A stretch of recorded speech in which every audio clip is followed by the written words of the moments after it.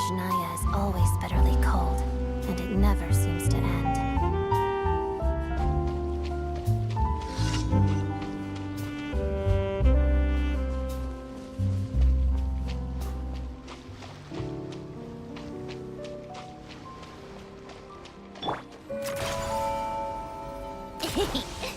Pick up the pace.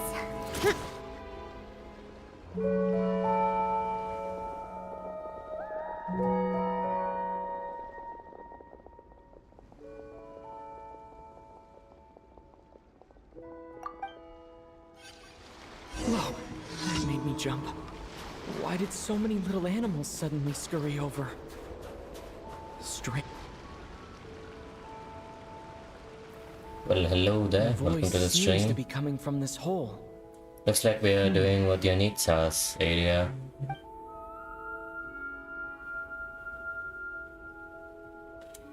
My ears, they're ringing non-stop. Why does this voice sound so familiar? Should I jump down? Who knows what sort of trouble could be waiting? Right. Let me test the waters first. Hello? Come out of there!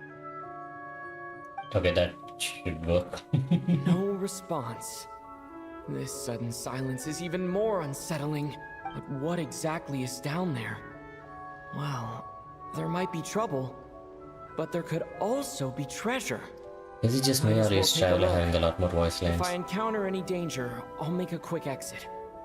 They just removed Paimon.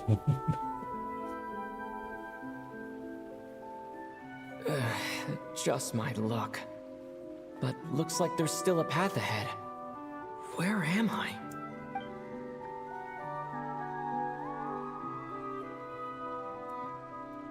This is the same singing as before.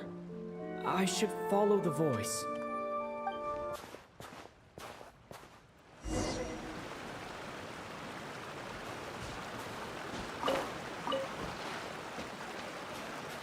There they go.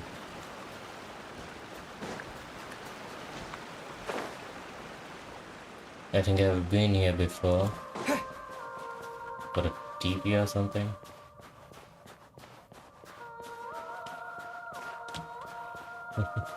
Walking as traveler like this into a cavern reminds me of the days where we went and gave Columbina some company. Anyway, greetings, good morning, good evening, and people having a nice day. So good.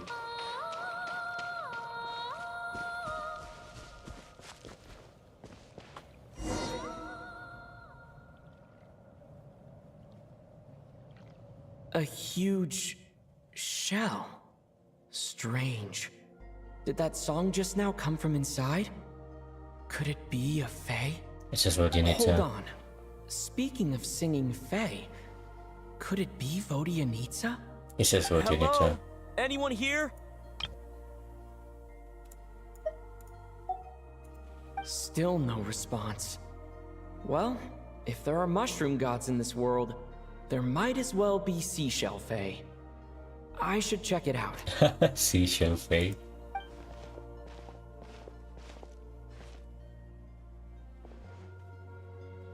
There's water in there.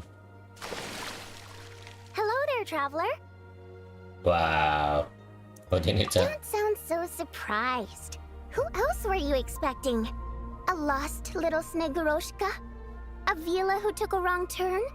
A Doma voice stranded in the middle of nowhere? Why would they have to be lost? Because my private practice room is so well hidden, obviously. No one stumbles upon this place on purpose. Wasn't Dad jumped down the cave? Oh, that. Yeah. I originally planned to channel some water over there and completely seal it off. Oh? But I asked a bunch of engineers, and they all said blowing up the cave's rock wall could cause landslides, avalanches, surface cracks, all kinds of bad things. Anyway, it'd be a huge pain. Plus, if the cave's original structure was destroyed, its acoustics would be ruined too, and then I wouldn't even be able to use it for practice. So, I gave up. And anyway, It's just like you said. Not many people would dare to jump down from up there. This is really where you practice your singing. I'm not answering that question, because you haven't answered mine. Who else were you expecting to see here? One person asks, the other person answers. Then comes the next question. That's how polite conversation should go. Should we tell her a shell fight? I don't think that's... It sounds so dumb. I'd rather just... I mean, we did expect her as well, so... Technically, we're not lying. Oh, I see. In that case, How did you know I that? heard your footsteps through the ice the minute you got to the entrance of the cave. You traversed the ice wall only to fall into the water at the last moment. I heard you sputtering from here. Now, I was considering letting you have a few sips of strong liquor to warm you back up. But on second thought, spirits that have been frozen lead to intoxication too quickly. So I thought this pill would be better. It's something hunters use to warm themselves up out in the frigid wilderness.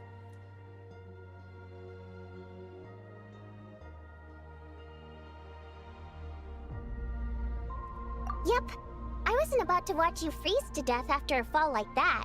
Go on, down it goes. Good. Now we can get back to your question.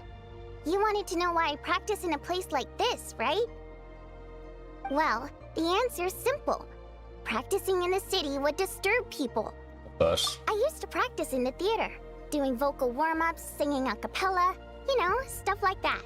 Letting some fresh air in always puts me in a better mood, so I would usually practice with the window open. And, well, do I even need to say how captivating my singing voice is? Every time I practiced, a huge crowd of listeners would gather down below, and they wouldn't leave until I was done. Honestly, the people were packed as tight as sardines down there. But it's not like I could do anything to help it. That said, there's another reason I don't really practice in the theater anymore. I don't exactly recall when, but one day, this young girl showed up in the crowd of people who had come to listen to me. She turned out to be quite smart. She studied my habits to the point where, at all times, she knew when and where I was going to practice. And sure enough, she'd always be there. Stop it. People would even pay her to show them where I'd be, so they could be sure to grab a spot. She made quite the sum that way.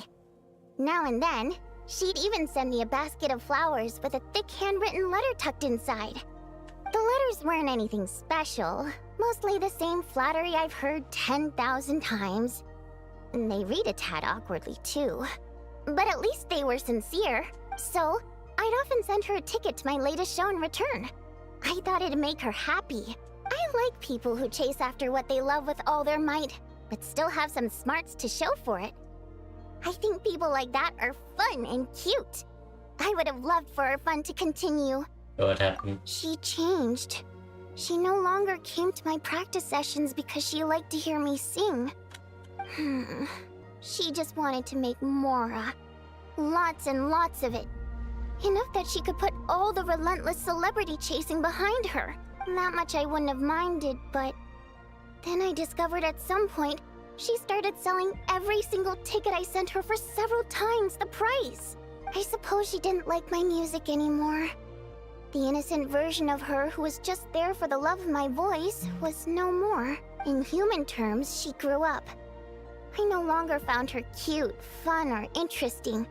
And I certainly didn't want to play with her anymore, so I moved to a different practice location. I won't meet anyone interesting here, of course.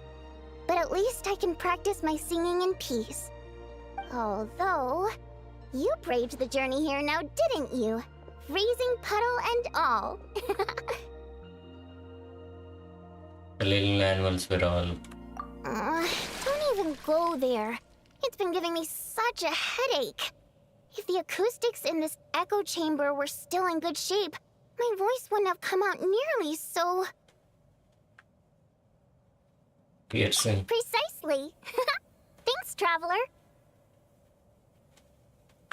What's the The problem? problem isn't the main cave structure, but the echo pillar's made of prime ice.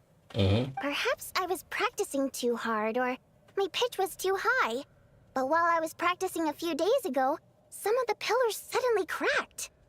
Honestly, all I need are a few simple prime ice pillars to replace the damaged ones, and this chamber will be pretty much back in working order. But alas, I'm terrible at making things like that. You're hinting at something, aren't you? Hinting? Goodness, no. I'm shamelessly asking for your help, of course. You did give me that No, pill. it's like I said. All I heard were footsteps at the entrance. It's not like I lured you here or something. I swear. Anyway, since I have you here, there's no time to waste. Let me tell you which pillars to swap. Actually, just telling won't do. I have a better method. What would that be?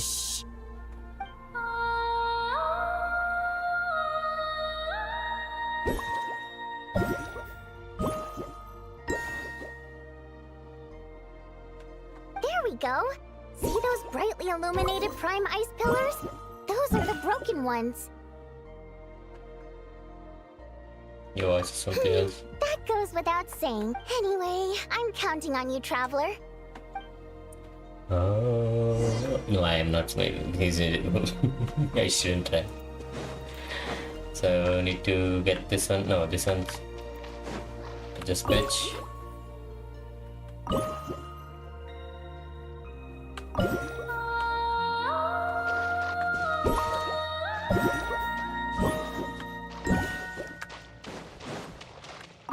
Perfect! This prime ice pillar is good to go. Oh, I knew I could count on you. It turned out beautiful. The positioning of these prime ice pillars is perfect. Now then, let me test them out.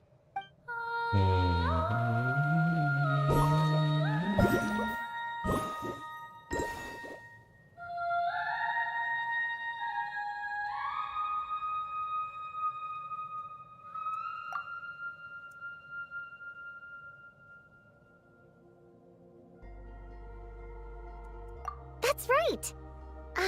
Looks like I can practice in peace for now. Since you helped me fix these prime ice pillars, allow me to sing you a little practice piece. Ear protection compulsory or optional. That's so rude. Unnecessary. My voice is all warmed up, so I'll do some a cappella now. I'm practicing here today, and in a few days I'll head over to Ronkova Zoria to do the same. I wonder if Odette and Alosha will be there. Anyway, sit back and relax. Oh, but don't close your eyes, or you might zone out and fall face first into the water.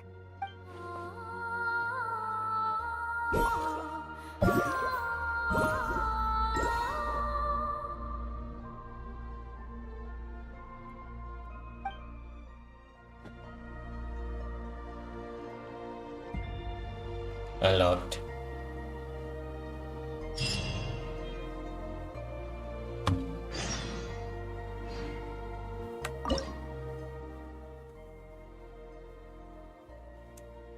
Contract.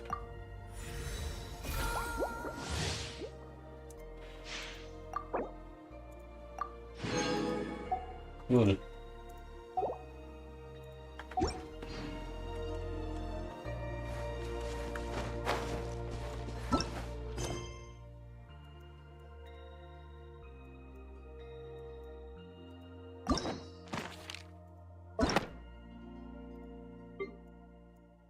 Meh. All of this is fine. There's no hurry, really.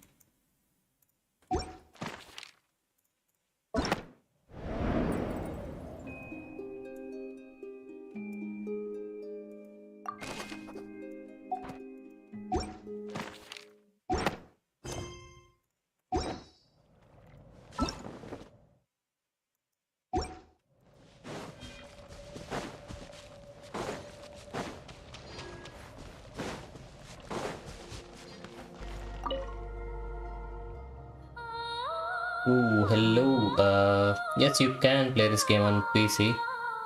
but you need specific specifications, I guess. I guess you can tell me your specifications and maybe I can try, or just Google it, I guess. It's really good. It's a nice game. You can try it out.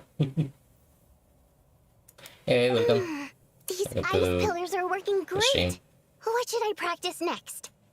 Oh, Traveler, you're just in time. Come on, give these ice pillars a try. Do I have to sing as well? Nope. Here, take this. It can make the ice pillars ring. Go on. I'd quite like to hear what song you'll play.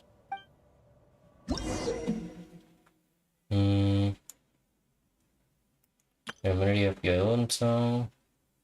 Yes, the resonant pillars back where they belong. Aha.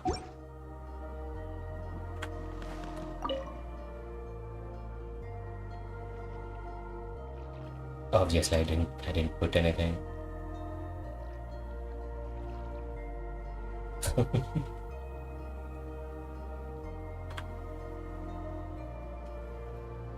What's my favorite games? I don't know. Like Genshin, obviously. We What do you have think? This Nemesis private 2, practice room of mine is Evanes. pretty great, right? We The song you have played just now was quite Valorant. original too. Marvel Rivals and other stuff, I guess. Rocket League, I play Rocket League sometimes. Don't have space for all of them on my PC, so just playing Genshin and Nemesis mostly right now. I do play other games as well, so.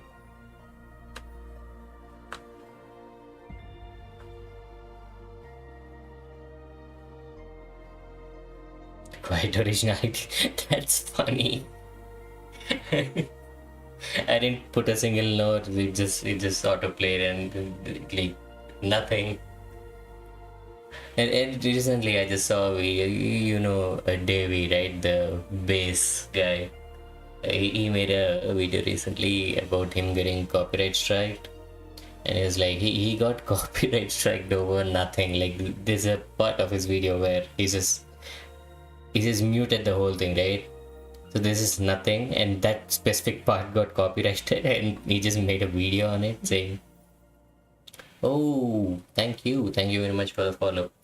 So he made a video on it saying how he was getting copyright striked over many other things which don't make sense, and now he got copyright striked over like absolutely nothing, like absolutely just mute. And just now even I played nothing and she's like, that's pretty original. Oh yeah, anyway, thank you very much for the follow. Cozy Lana, was it? Hope I pronounced it correctly.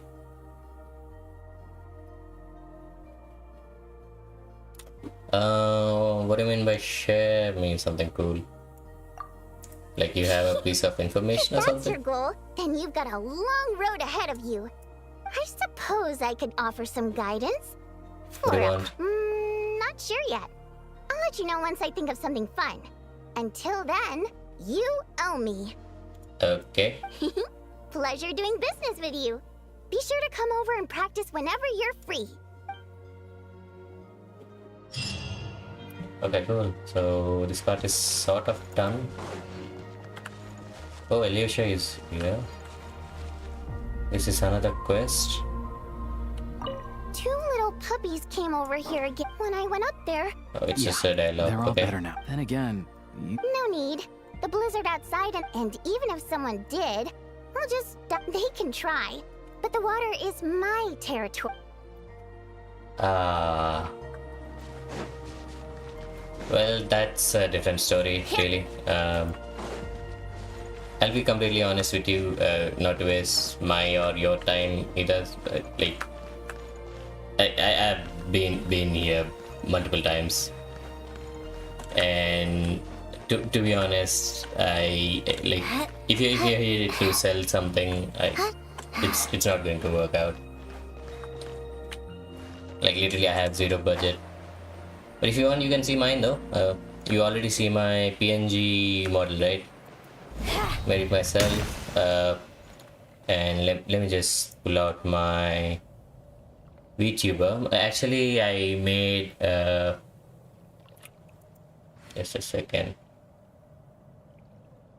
Yeah, I'm using VC face. So I made this model originally. If you can see. Just a second. I think maybe you'll be able to see this. Game capture. Oh yeah. Yeah, this thing. I made this model originally. This is a 3D model, right? So like I made this long ago. It's like been 6 years, and I've been using this model for a very long time. And then since VC Face uses a lot of GPU, I decided to make a PNG tuber next. Just made a 2D version of it. Looks pretty similar, I'd say. Just made the hair a little bit more shiny. Anyway, thanks for visiting though. I hope you find what you're looking for. Sorry, I hope you don't mind. Anyway, thanks for visiting.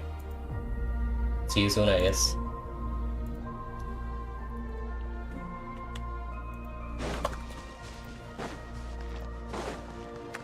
Do try out this game though, it's pretty fun. It does take a lot of time, the story. Rewards, pain. Okay, let's see. Words means probably Catherine, right? Welcome to the... So, yeah, dispatch characters. Them all. It's just one. Crazy how this thing is recommending me to go to the train for this. Okay, now we are at a pickle. We have to decide. This is the main story, right? This is Act 2. And this thing is the meeting chronicle point for, I assume it's for death. So we have to decide whether we are going to do this one or this one. And if we do this one, we'll have to change it. It's like we have to switch on focus mode, right? Let's do this first. Get this activated and we'll get the... Okay, it's automatically, it's just taking me there. Why is it saving? Oh no. Oh, yeah, it has started the story. I can't really do anything. Should I exit? It's fine. Let's just go ahead.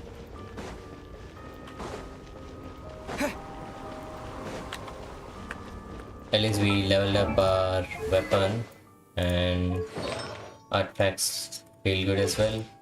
We have pretty good ratio.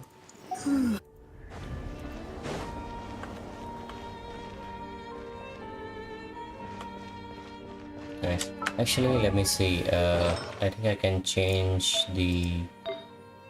It's on crit damage and I have... How did this happen? Why do I have 92? Okay, 33 from here. I guess a few more from refinements, details, view enhancements. Crit increase, crit damage increases here. Crit damage increases here. Okay, I have no clue where we are getting the crit rate from. Let's check artifacts. Okay, here we have plus 44.3. Is plus 33, so that's 77. Base is 5, so that's 82. And we're getting 10 extra from somewhere.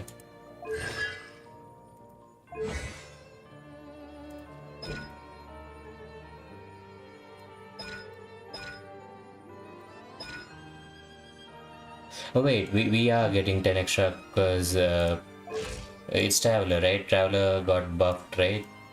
He got buffed for like each element, so yes, that makes sense.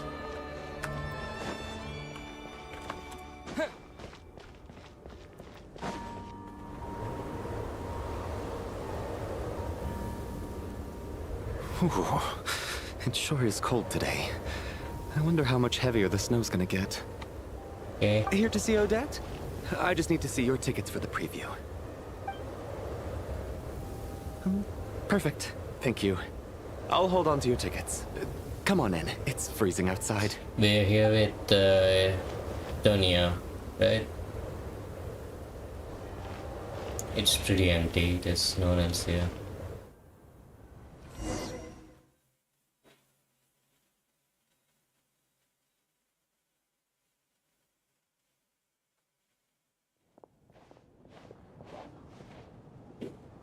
I think I'll leave the Lelic question until after the show's over. Then I'll go find Odette.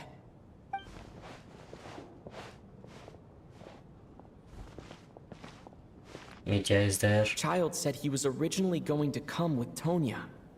So I'm guessing Tonya's already here somewhere. Is there anyone here who looks like a Tonya? Let's see. It's a small audience. Makes sense for a preview. But wait, I do see some familiar faces. Mr. Chuganov's back again by the looks of it. Oh, and is that Mitya? And that Fatui officer, Valeri. Guess he must be playing cat and mouse with Mitya again. What's up? Oh no, it looks like the show's starting and I still haven't found Tonya. Never mind. I'll just have to take a seat for now and see if I can catch her afterwards.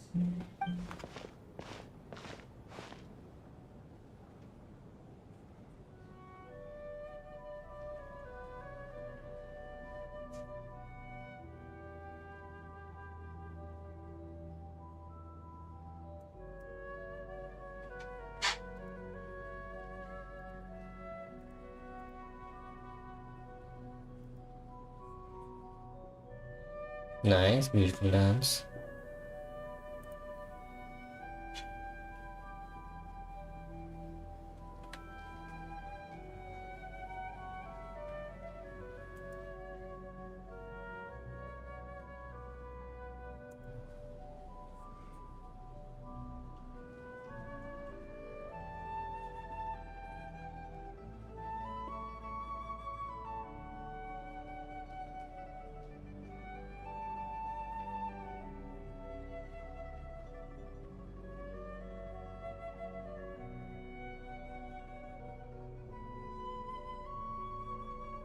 The hell is going on? Okay. Hello, members of the audience. I'm a staff member here at the theater. Today's performance was a very special one for us, as it marks the first attempt in a long time to revive the classic Snezhnayan ballet, Spirit Seeker. Okay. To commemorate this occasion, we would love to take a group photo of the cast, crew, and audience members present today. Could I kindly ask the audience to please come up onto the stage?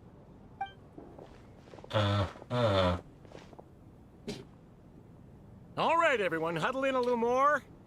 Now, Okay, so where look is at the Tonya? camera. 1, 2, 3. Cool. Wait, this is Tonya. Alyosha is here as well. Are you quite satisfied, Mr. Energy Scientist? I rather hope you don't have any other escape plans to add to my workload today. Just a second. We still haven't found... Yeah, okay, fine. What are you talking about, Sarge? This was simply my way of inviting you to watch Miss Odette's new show with me. And wasn't the performance spectacular?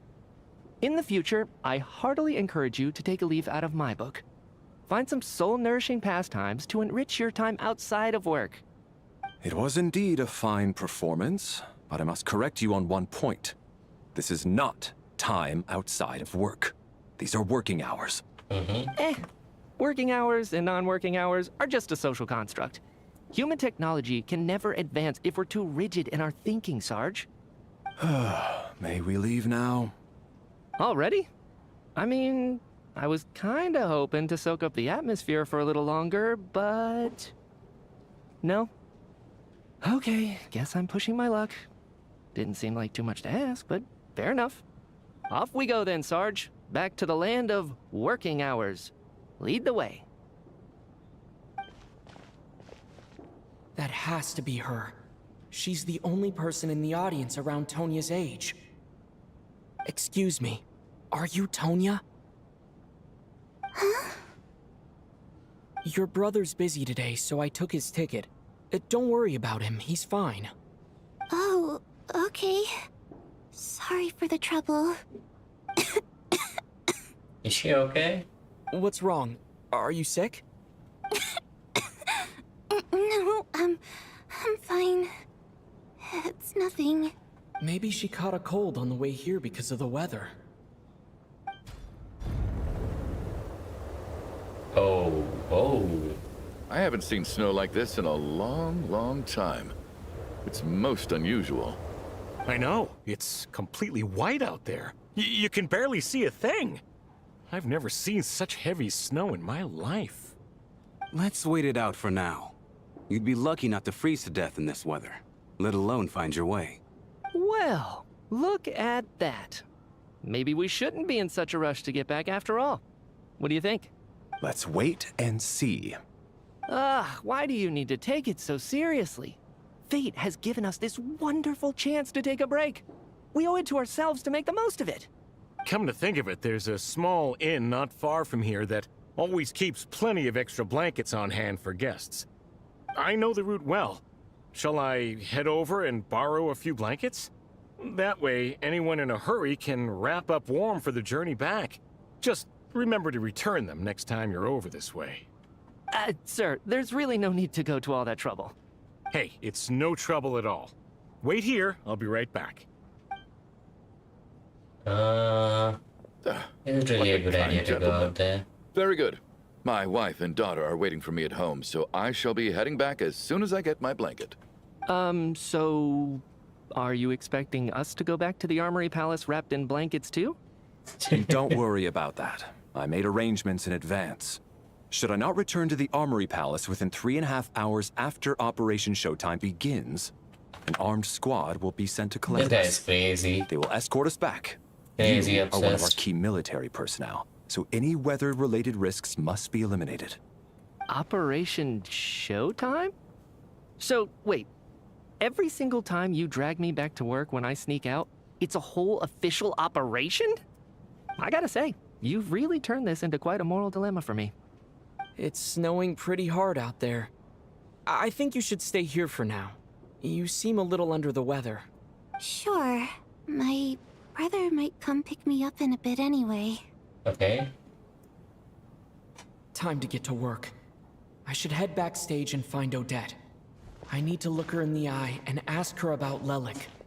He's just leaving Tonya here. Excuse me, are you looking for someone?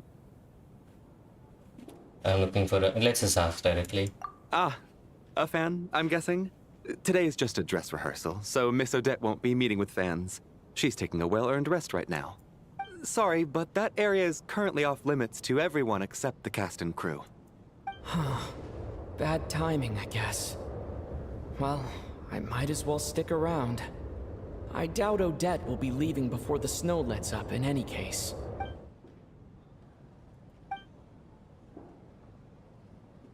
What happened to the gentleman who went to fetch the blankets? How has he still not returned? I was thinking the same thing. It's still snowing very hard. Do you think something might have happened to him? Whatever the reason for his delay, I must say I hate nothing more than people who make empty promises and fail to deliver. Oh. Well, I Shouldn't have be to treat my worried, though. employees like that on occasion, Okay. but that's different. Just trying to help.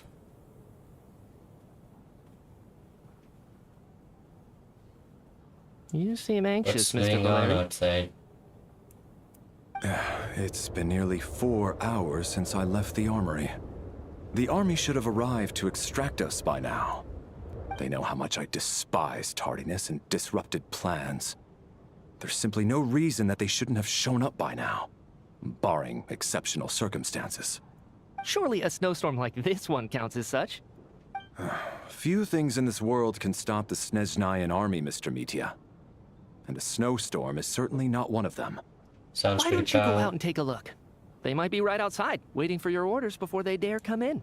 An absurd hypothesis. I have no intention of leaving your side for even a moment until I have escorted you back to the Armory Palace.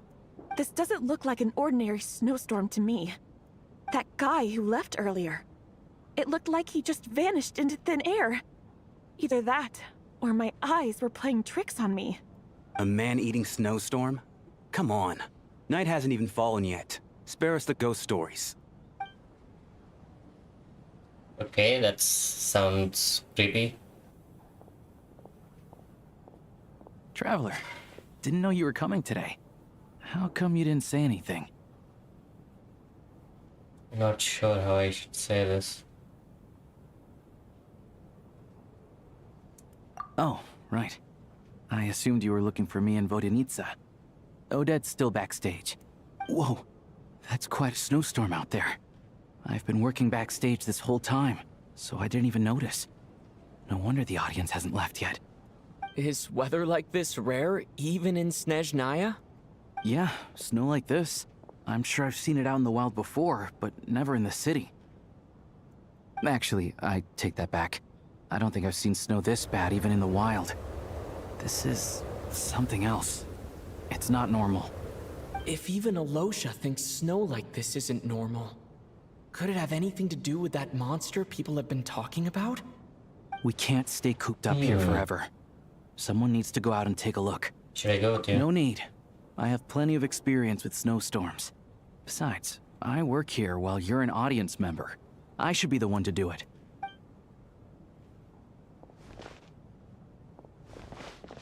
Everyone by the door. Careful not to let the snow soak into your shoes. In a snowstorm, you gotta look after your toes above all else. Heading out, my man? Be careful. I've been told the snowstorm eats people alive. Thanks for the advice.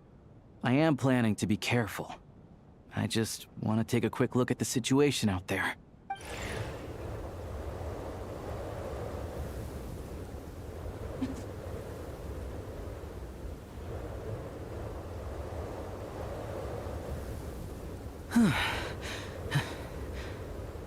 He's back! He's back! How was it? What's going on out there? Did you see any soldiers patrolling the area? Something about this storm isn't right.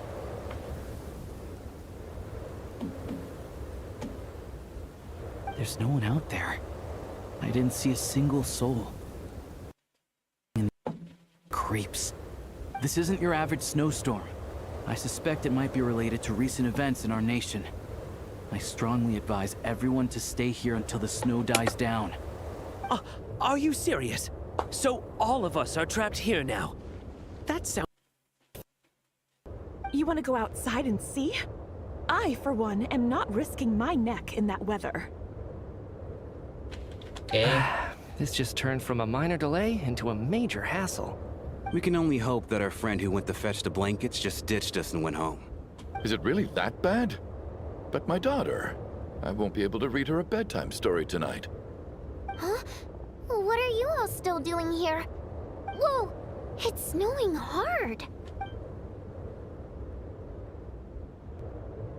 So now we're stuck here? Oh, this is terrible! Luckily, it was just a dress rehearsal today, so there aren't too many people here.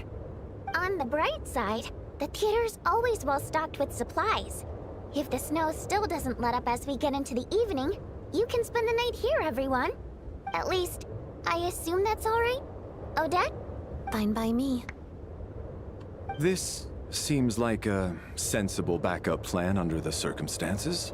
My thanks to the theater for being so accommodating. What are you staring outside and praying for, my man? You anxious to get home too?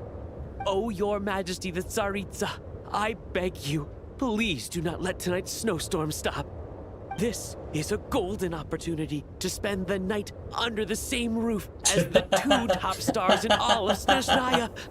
It's a This once-in-a-lifetime man, experience. this dude, I think I've changed my mind. Sir, if you this so guy much is as crazy. look at us funny, you'll be seeing stars in a whole other way. Behave yourself, or you'll be begging for that blizzard. It's getting colder. Yeah. We need to keep the indoor temperature up. Close the door and lock it tight. Let's head somewhere warmer. Yeah. I think that's the correct thing to do. So I wonder they didn't close the door till that point. Okay, come on up.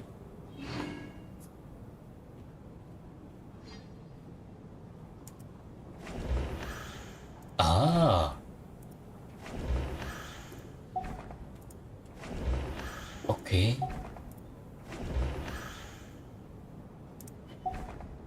This is no details on this person. These two are very first friend. Is this guy coolish? Staff member, right? No. No details. Chugunov, Tonia, Vajanitsa, Valerie, Mitya. Okay, he is a staff member, yeah. So these two are staff members, 3 considering Alisha as well. We know these people. This guy is technically a villain. We don't know this guy, we don't know these two. This guy is a pervert. This lady and this guy. Okay, fine. Right? I hope I didn't call the wrong guy the pervert.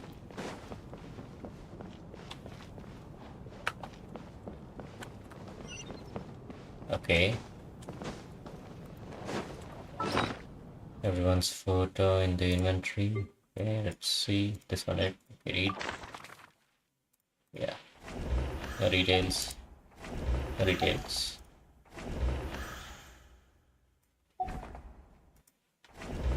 Yeah, I've pretty much clicked everyone there. Meet a Fortis and a traveler from beyond the stars. Yeah, sounds about right. Wait, really? It's still not ticked off? Okay, let's do it sequentially. 1, 2, 3, 4, 5, 6.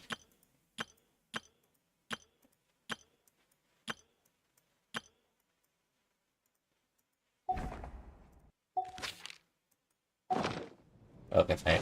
We'll just ignore that, I guess.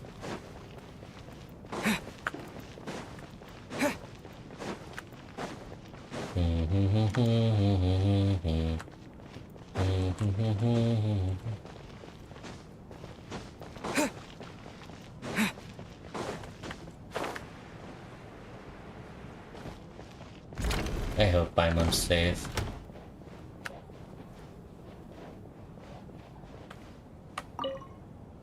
And then there's the aristocrats. Easiest of all to deal with. You don't need to use any force whatsoever. All you have to do is show them the rope you plan to tie them up with. Do you know why? I don't. Do tell. Because nothing horrifies them more than the thought of a cheap, coarse rope leaving creases on their precious million Mora coat. They'll do whatever you ask to avoid that fate. Unexpected, but funny nonetheless. Tell me another one. Well, look at that. I got myself a new listener. Hey there. Let me introduce myself. The name's Shram, and I'm a mercenary. The kind that gets paid to do odd jobs for rich folks. Okay. And I am Chugunov, an entrepreneur. If my name is unfamiliar to you, you will no doubt have heard of my factory, the renowned Iskra manufacturing plant. I'm Traveler. Enjoy your conversation. Are you really that famous, Mr. Chugunov? How come I've never heard your name before? Excuse me? Is that a joke? Or are you being serious? Oh, I'll have to ask my rope later. He's probably tied up more entrepreneurs than I've ever heard of. Very awkward. He made it awkward so quick. Tonya and these two, obviously. Sobolewa and Torgo. My husband has major trust issues. To him, I doubt even this snowstorm is a good enough excuse for me to stay out all night. That's the price of marrying into wealth. You'll get used to it. I'm not about to stop you if you want to leave. But don't drag me along. Hello? Can I help you? Okay. Cool. Cool stuff. So... Okay. So, Bolewa. And Torgo. Pretty much everyone, right? That's everyone. So that should be done, then still not done. Well, hello there, How are Tonya. you feeling, Tonya? I'm fine. Sorry to worry you. I'm used to it by this point. I take medicine for it. My brother usually helps to get it ready for me. Child must take great care of his sister. He's never mentioned Tonya's illness, though. You know, I actually find this whole thing kind of exciting. Stuck in a strange place thanks to a snowstorm. Having to spend the night with a bunch of interesting characters. It's I'm sure most of the kids share that cool, wish. don't you think? Kids, huh? My brother always says I'm not mature enough. Maybe he's right. She doesn't like being called kids. I think we don't call her kids again. I'm fine, really. Just got a little overexcited. Look after yourself. Otherwise, your brother will come after me. Poor little girl.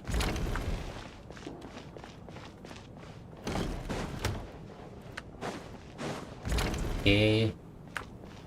We have 3 really interesting conversations going on. This is highly irregular.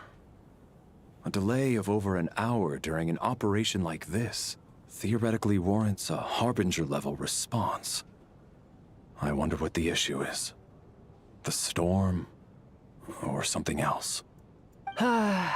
Sarge, the day you learn to let go and just enjoy moments like this is the day you'll finally understand the meaning of life.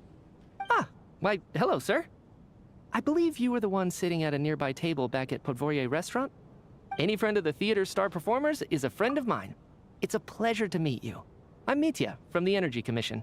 Okay, a quick question. Were you really supposed to reveal that, considering Valerie is just standing just on the side here? Greetings. Major Valeri, head of the Special Assignments Battalion. Armory Palace Royal Grenadier Guards, 1st Regiment. I am here to ensure Mr. Mitya's personal safety. Please let me know if I can be of any assistance. Delighted to meet you both. Mr. Traveler, I cannot help but notice that Miss Odette is stealing glances at me. Any idea what that could be about? No clue. I've racked my brains, but I can't think of anything I might have done to offend her. Perhaps she noticed me spacing out during her performance? Keep racking those brains, you'll figure it out. What? You mean I really did do something to upset her? Well, thanks for letting me know. Oh no, that's not what I meant. Mr. Mitya, is your work related to Project Snezhnaya? Yes, that's right. The higher-ups in the Fatui transferred me from the Energy Commission to the Armory Palace because they wanted me to... Really? I can't even talk about that? Pretty sure it counts as part of my private life. Okay. All right, I won't say anything. Sorry, Traveler. As you can see, I'm afraid this pleasant chat will have to end here. Good enough. Cool. Okay. Janita. I don't think it's ever been this lively backstage before. I didn't know you were coming today. Hey, have you seen Chuganov? I heard he was coming today. Have you spoken to him at all? Not really. I'm with you. This could be just the chance we need. Yeah, I gotta figure out a way to coax some more intel out of him. I want to know why he suddenly changed his stance on Project Snezhnaya. What exactly happened before the most recent Vetcha vote? For the Rokad, or just out of personal interest? Shh! There are other people around. Hard Don't say word. the R word. Hard word. The hard D. Okay, and we have 3 employees. Well, hello I there. have to say, even though today was a rehearsal and there were some hiccups along the way, Miss Odette's performance was one of the best I've ever seen, even compared to an actual show. I couldn't agree more, especially considering the weight of the subject matter. It takes a truly seasoned professional to do justice to a theme like love and regret. Do you think we were coming on too strong? Odette's ignoring us again. What about you? What did you think of today's performance? Actually wasn't paying that too much attention. Yeah, that's true. Consider me a new fan, Odette. Oh my, that's very flattering of you. Thank you. I'll make sure to save a ticket for you when the show's performance ready. This doesn't seem like the time or place to bring up the subject of Lelik. I need a chance to speak with her in private. So unfair. Talk about double standards. And now it looks like I've been spotted.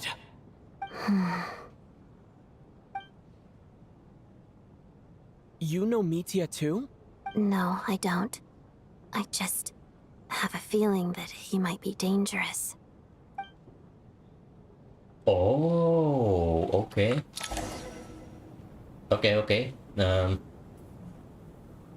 How's it looking, Alosha? Not good. No change from this afternoon. Heavy snow with no sign of slowing down. May I have your attention, please? The storm is unlikely to stop tonight, and it'll be even more dangerous outside at night than it was during the day. We at the theater owe everyone here a duty of care. Therefore, we strongly suggest that you stay on site overnight and avoid going outside unless absolutely necessary. In a few short moments, we'll give you a tour of the theater's various quarters. You can choose to sleep in the VIP room, the office, or backstage. Or on the stage if you'd prefer. We won't mind. I'll pass on sleeping on the stage. What if the snow is stopped by tomorrow morning? The early birds in the audience might think we're part of some experimental new show. A drama about sleeping? That could be fun. Maybe we could come up with a title for the production. Slumbering heavenly principles. Sleeping Beauty and... What? Gotta admit, I didn't get that one. Anyone who doesn't wish to sleep on the stage, please follow me. I'll show you to the rooms.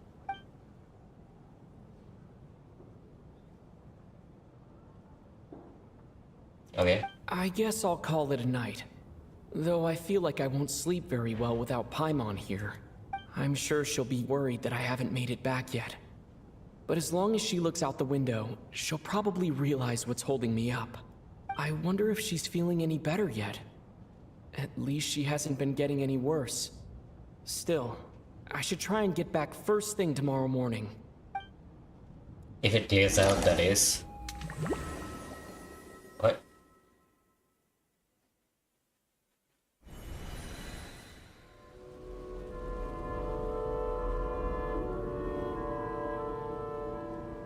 You woken up with a headache? No, we woke up somewhere else. Ah, finally. Welcome back to the world of the living, lazy bones. I was about to wake you. The black mist is almost on us. What? Black mist, where are we? Still waking up, huh? You know, the black mist.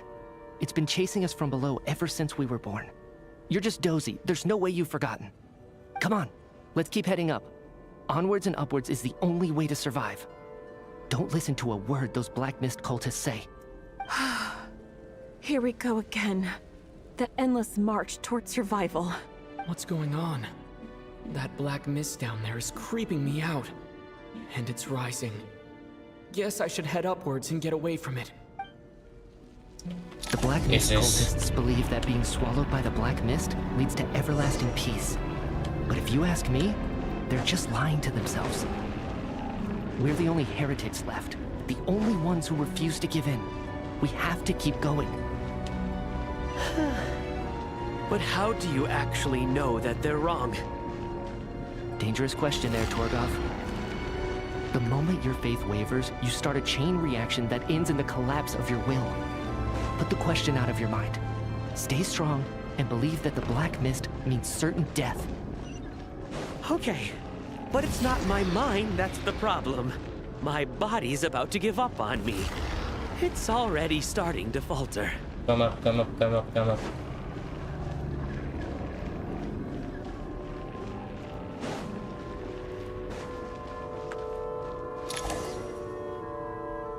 I can't do this anymore. I've had enough of being forever on the run. What's the point of it all? All this will pass eventually, I promise. Keep fighting. It will be worth it. You accuse the Black Mist cultists of being liars. But you're lying too. There is no end to this path. It keeps going up forever. There was never any hope to begin with. The cult of the Black Mist has poisoned your mind, Sobolova. Are you thinking of giving up as well? I am. I think I'll take my chances with the Black Mist over this perpetual torture. As much as I detest the Black Mist cultists, I'm just too weary. Then I bid you both farewell. Let me put my personal opinions aside for a moment and say, I hope that you both find peace within the Black Mist. So we're just gonna give up on them? Fate always appears so impossibly complicated. But at moments like this, its raw simplicity is laid bare. Their fate was sealed from the instant they entertained doubt. From then on, the outcome was both inevitable and irreversible. Let's go. That's a crazy philosophy, man. I mean, it bears some meaning. It does make Torgov some and sense. Sobolova are gone. I never thought the day would come when even they would be swallowed by the Black Mist. It's just you and me now. Is it just me, or has the Black Mist stopped moving? Yes, it looks like it's satisfied. For now. This happens from time to time. But it won't be long before the Black Mist starts chasing survivors once again. No one knows how to stop its advance for good. Well, we should make the most of the precious moments of rest that those two bought for us. Huh? Are you really that sleepy, traveler? What the hell is happening?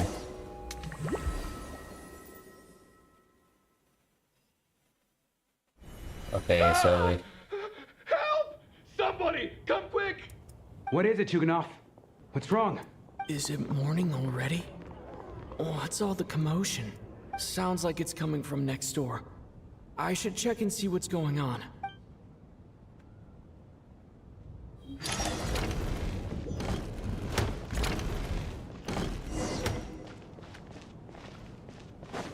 what the hell is happening?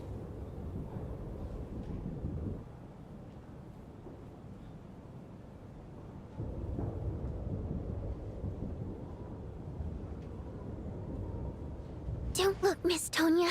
Stay here. Okay. What happened to them?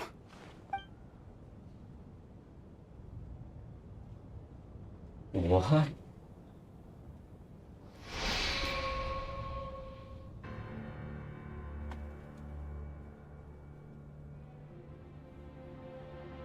These two people have passed away. And the strange thing is that somehow, I knew this was going to happen. I knew that they would be the ones to die. Have I seen this moment before? Or did I have some kind of premonition? I can't remember what it was. Let me take a look.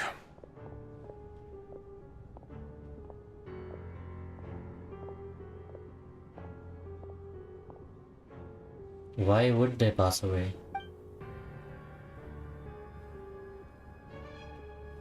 Certainly not because of our dream, right? No vital signs in either of them. They're dead. The cause of death, however, remains unclear. No wounds on the bodies, no signs of a struggle. and no skin discoloration caused by the buildup of toxins. But just last night, they were chatting and joking away. This is so sudden. Could they have had pre-existing medical conditions?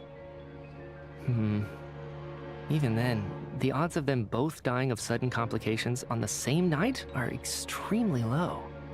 It's hard to believe that they died of natural causes, nor does this appear to be a suicide. I just think they were murdered.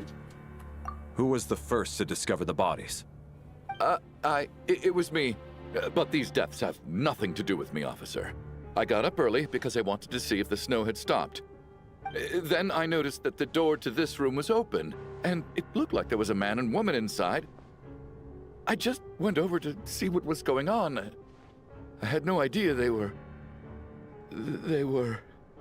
I can corroborate this. I was doing my morning exercises near the stage. When I saw Mr. Chuganov heading this way, I followed him. I can also confirm that I didn't see a single person approach that room before him. The snowstorm was raging all night, and it's still going now. There's no way someone could have come in from outside, correct? You mean an intruder? No, not possible. I slept by the door last night as a precaution. There's no way I wouldn't have noticed if anyone had tried to open it. Everyone, split into pairs and search the theater for anyone in hiding, or any signs of suspicious activity. I'll follow up with a full search of my own shortly. Go. There is no time to waste. Mitya is suspicious. And I think Alyosha? Why is he silent though? I was expecting him to take up a lot more aggressive stance. Nothing on your end either? Backstage is clear. No signs of suspicious activity. We checked the basement. Also clear. I don't think there's anywhere here that a living person could hide. I didn't find anything. Are we either. certain that the theater doesn't have a back door? Or any tunnel or passageway wide enough for a person to fit through? No, there's nothing like that. If people were sneaking in through some secret tunnel to avoid buying a ticket, we'd have sealed it off ages ago. I also checked the windows. All of them are locked from the inside, and there's no sign of anyone entering or leaving. It sounds like we can safely rule out the intruder theory. If anyone came in during the night in this weather, there'd be no way for them to avoid leaving footprints or water stains. This can only mean one thing. It's like one of those murder mysteries you see in novels and plays, isn't it? The ones where the killer is... one of us. One of us. We can't quite jump to that conclusion just yet. They could have died. They could have killed each other. Right? It's hard to imagine something like that happening in real life. Set in a theater during a snowstorm, a murder takes place, and the killer is among us. It's such a classic trope that it seems unbelievable. Looking at who the killer targeted, and the clean entry and exit, it all adds up. I know what this is. It's obvious now that I think about it. What is They're acting. What have you figured out? You think it's a Both play? victims were wealthy, well-known local merchants. And the door was deliberately left open so I would discover the bodies and witness the crime scene first thing in the morning. Such ruthless methods. This was your doing, wasn't it, Lelik? Lelik? Okay, he just revealed that that is Lelik, right? You mean Lelik is among us? And he's the killer? Lelik. I know this code name. Member of the Rokot, anti-Project Snezhnaya. Always works alone. I've read the case files at the Armory Palace. Walk me through your reasoning, Mr. Chuganov. What do you know about Lelik? It's Miss Odette. What now, huh? What now, Lelik? What more do you want from me? I already voted against Project Snezhnaya at the Snezhnograd. You snuck into my house the other day while I was asleep. Left a threatening letter. And I did all that you asked. But Project Snezhnaya he doesn't cannot know. be so He easily doesn't shaken. know. Not with the rooster in charge.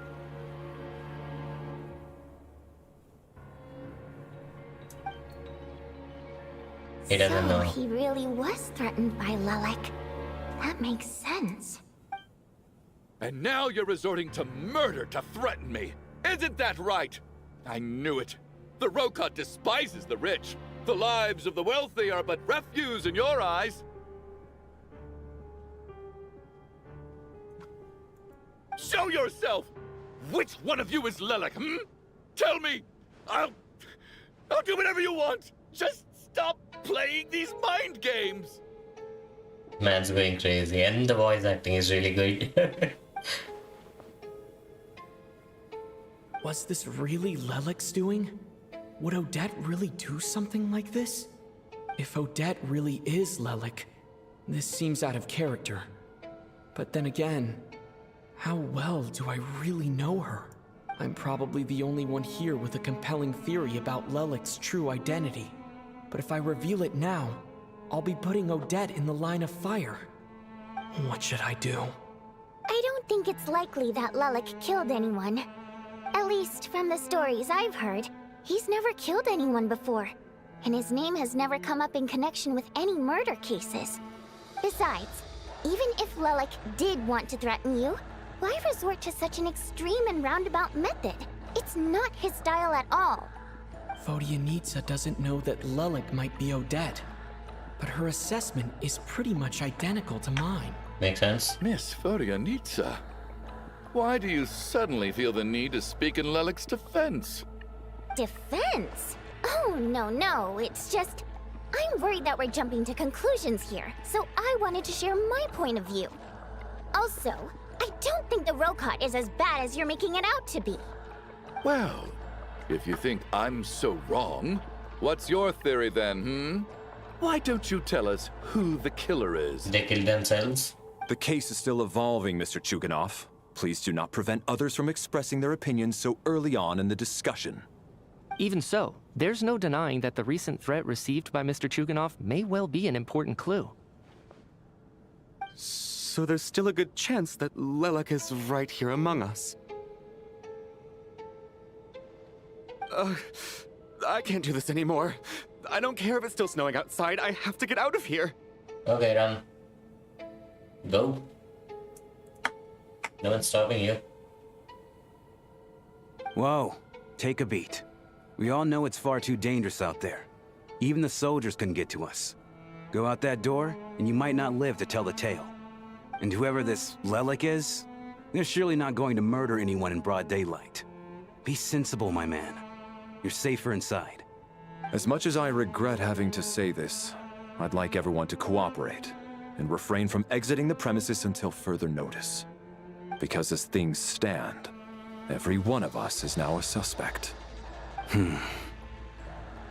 Unless anyone has further information to share, let's adjourn for now. Feel free to keep searching for clues, but make sure you don't go off alone.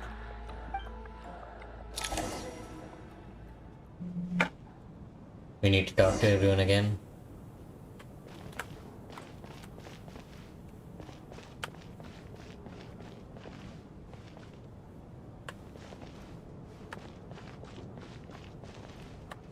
You seem to be very comfortable taking charge, Major. You took the reins as soon as things went south. I simply made an executive decision that someone needed to take control of the situation on the Okay. military's behalf. No, quite the opposite. We feel much safer for it. By the way, what does Major mean exactly? Okay. Okay, man. There's intel on here. Let's see. There's a picture.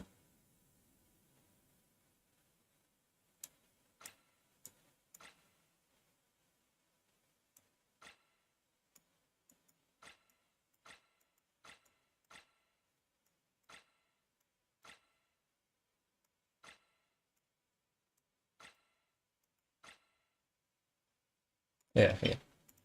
Lead. Oh yeah, oh.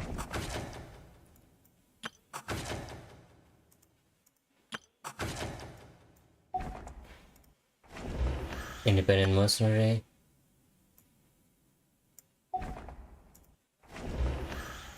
Oh no. What if there are two imposters among us?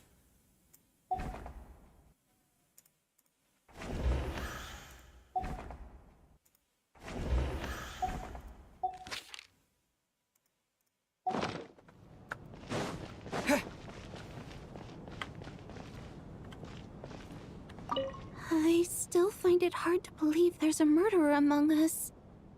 Just last night, I imagined we were like classmates out on a hiking trip. There's no guarantee that you can trust your classmates. Especially not when you're locked up together. Why did they do this? Was it for money? Even then, they could have just kidnapped the people. They didn't have to die. Well, guys.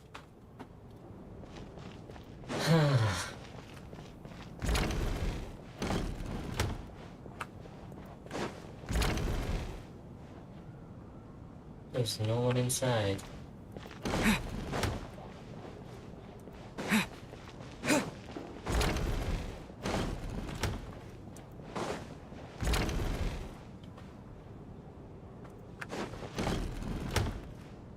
You're right. That was my bad. It was a knee-jerk reaction. I didn't think it through. Luckily, no one suspected my identity. Hello. Oh, phew. It's just you. I thought someone was eavesdropping. Since Vodyanitsa and I were on the same page earlier, I think I should share my thoughts with the Rokot members first.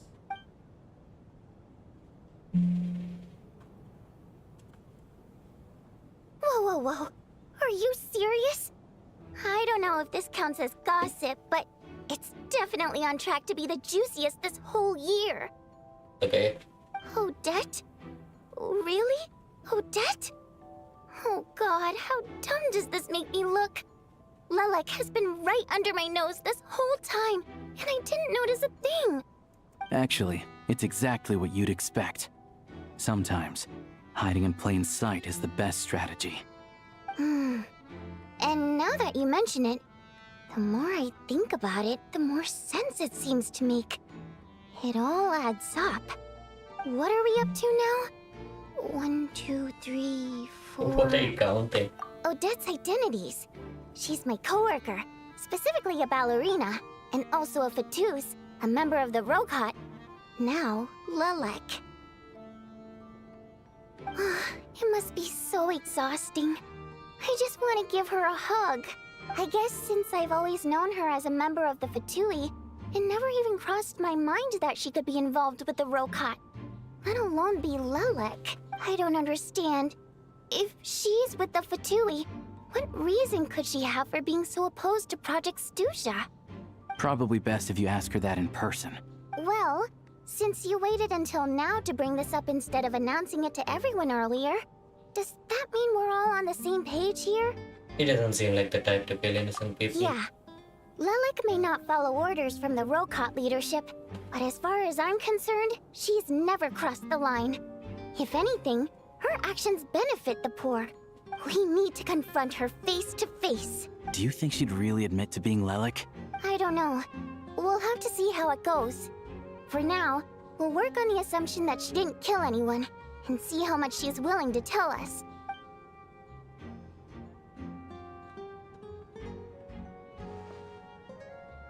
Now's our This is so chance. funny. Odette's This is so alone. funny. Let's go. Hey, Odette. What is it, you guys? Shh. Keep your voice down. We need to talk. So, you're Lelek, aren't you? All right, fine. You don't have to say anything or explain yourself. Just hear me out first.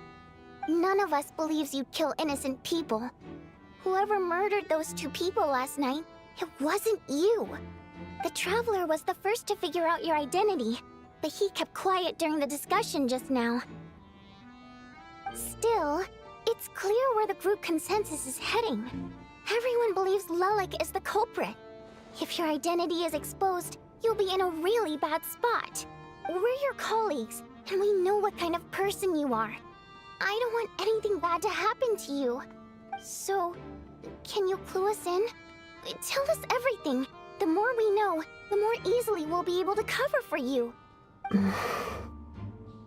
right. Yes, I'm Lelek. And no, I'm not the murderer.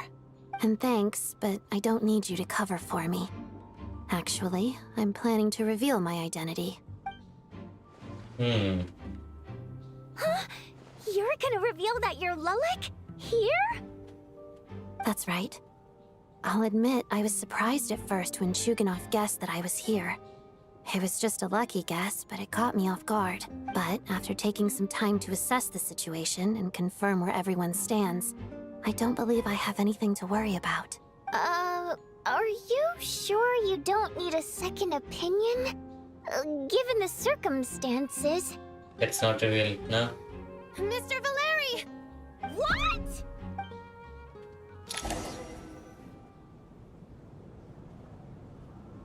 Oh man, she just announced it like that. So... Odette is Lelik? I don't know what game you're playing, but you've got a lot of nerve. It's just one identity. So what if it's exposed? I can disappear and adopt a new identity anytime I please. I made my peace with this when I chose to become Lelik. But more importantly, I promise I am not the murderer. Which means that someone else is. So, if anyone still insists that I did this, you'd best produce the evidence now. Otherwise, I suggest that you bite your tongue. Because if you really believe I killed 2 people without making a sound or leaving a trace, pointing fingers at me would surely only make you my next target. Is this really the truth, Miss Odette? That's confidence, all right. I believe you. A real no-nonsense attitude. I can see why Marionette said that she's on track to inherit the title of the Fair Lady. Are you seriously buying this? Hey, officer! She just admitted to being Lelik. Aren't you going to do something about this? Not right I do now. have one question, Miss Odette. Why have you chosen this moment to come forward and reveal I'd your love to identity? know that too. If I didn't say anything, everyone would be focusing all their efforts on finding Lelik. And that is exactly what the real culprit wants. I don't want to be the scapegoat who lets the murderer get away with this crime. Despite all the accusations, she made the smart choice. A remarkable display of rational thinking under pressure. Clearly, Odette's talent extends far beyond the art of dance. She thought so far ahead. Ugh, why do I always feel like I'm one step behind her in everything? You've convinced me. Dealing with the murder case remains the top priority right now. Let's put the name Lelik and all related incidents aside until further notice. Nevertheless, the group still considers you the prime suspect. I assume you have no quarrel with that, Miss Odette? I understand. You're welcome to keep an eye on me around the clock. I have no objections. Mr. Chuganov? For my wife and daughter's sake, I'll let you off the hook for now. But don't think you're forgiven for breaking into my house and threatening me. Just wait till we get out of here, Lelik. We'll settle the score then. Okay, cool. Are we not letting Mitya know about our dream? Good that we work, had? Lelik guard team. And Lelik too. Here, have some hot water. Turns out Valeri knew about my exploits. So now I've been told I have to guard Lelik with him. Oh. Shouldn't you be facing my way if you're guarding me? At the moment, it looks more like you're my bodyguards. If the true culprit is indeed still at large, as you have claimed, we must keep our guard up against them also. Don't worry, Tonya. We'll get through this. Once the snow stops, the officials will step in. The investigation will get easier, and then we'll be safe. Cool. But... once the snow stops, won't everyone just leave? You're gonna miss us, huh? Well, some of us work at the theater, so we'll still be here.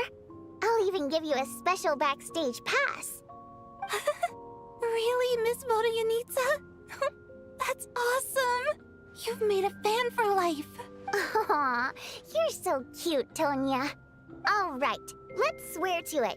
I promise to give you the pass, and you promise to never change your mind about being my fan. Promise. Don't indulge her, Tonia. You don't have to swear an oath over things like that. You really do get carried away sometimes, don't you, Miss Vodyanitsa? Hey! Mind your own business!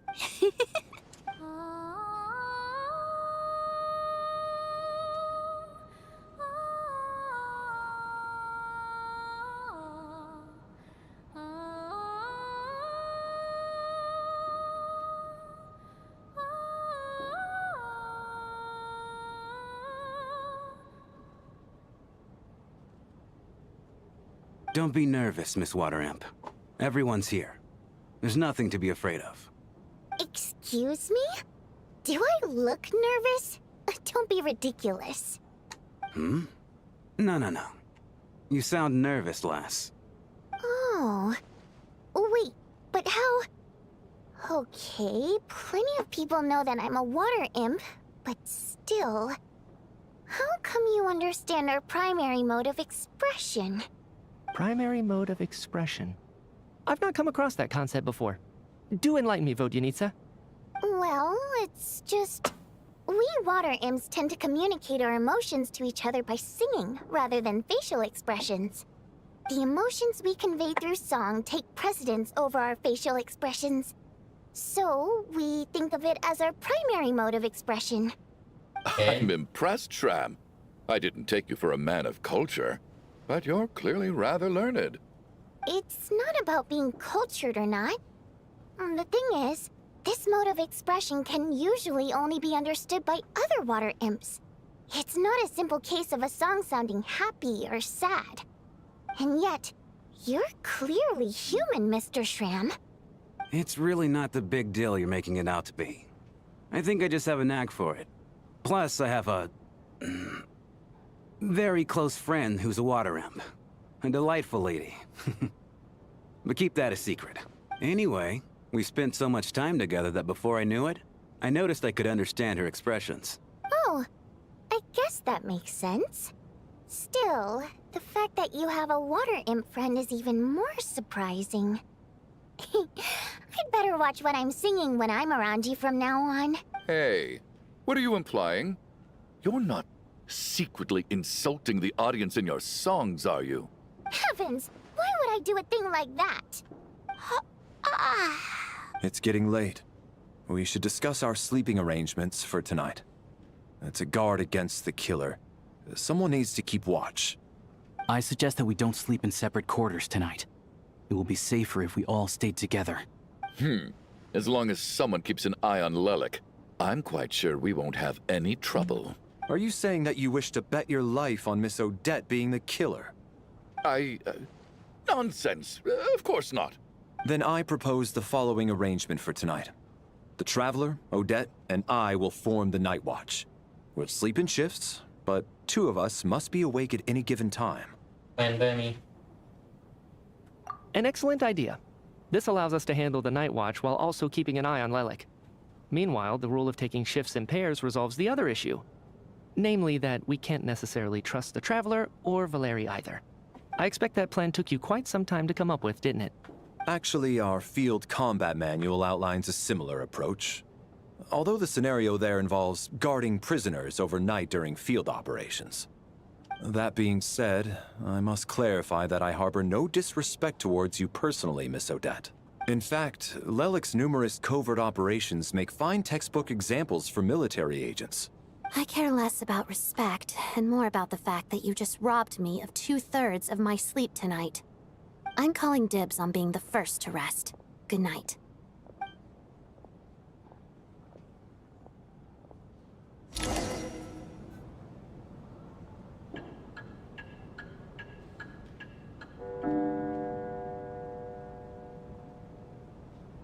It's almost time.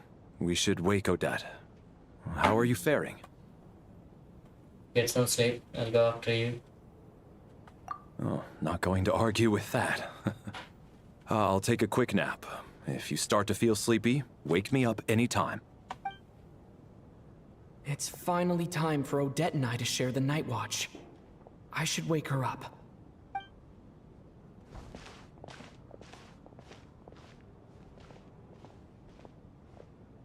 I came here to get information from her in the first place.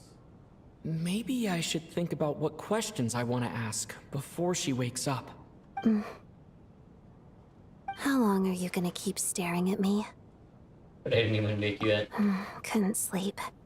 My mind's been running haywire. Plus, there's something I've been meaning to talk to you about. You too? I had a hunch that you wanted a conversation too. Let's take this chance to clear the air, shall we? Yep. Nice. I just had a simple question for you, really. It's, Rosaline. In her final moments, did she have any last words or anything? Was it, animals, all of you, something? No. She cussed out something else. Yeah, but all of you was definitely last words. Not that I remember. I see. Well, that was all. I have no other questions. If you do this, the entire Fatui will come after you. No. She was utterly ruthless in pursuing her goals. That kind of person should be hard to miss. Okay. And yet, even though I never approved of her methods, and she was an abrasive person, the fact remains that I am indebted to her.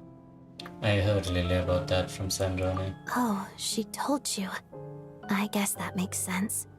I think she and Rosaline were on pretty good terms. Still, she didn't know the full details. Yes. Rosaline wasn't the kind to gossip about this sort of thing. Not that it's any huge secret to me, though. When I was a child, I had to join the Fatui for the sake of my mother and me. I trained under Rosaline. It was extremely grueling. And it didn't exactly come naturally to me. All I could do was try to ignore the biting cold and practice. I was a newcomer who'd managed to make a good first impression on a harbinger.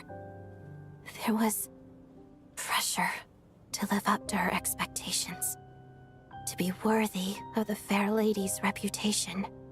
Every day was a struggle against the cold, pain, and fatigue. And most nights, I struggled to fall asleep. After enduring all that, I've become almost immune to the sensation of pain. I suppose that was the cost of survival.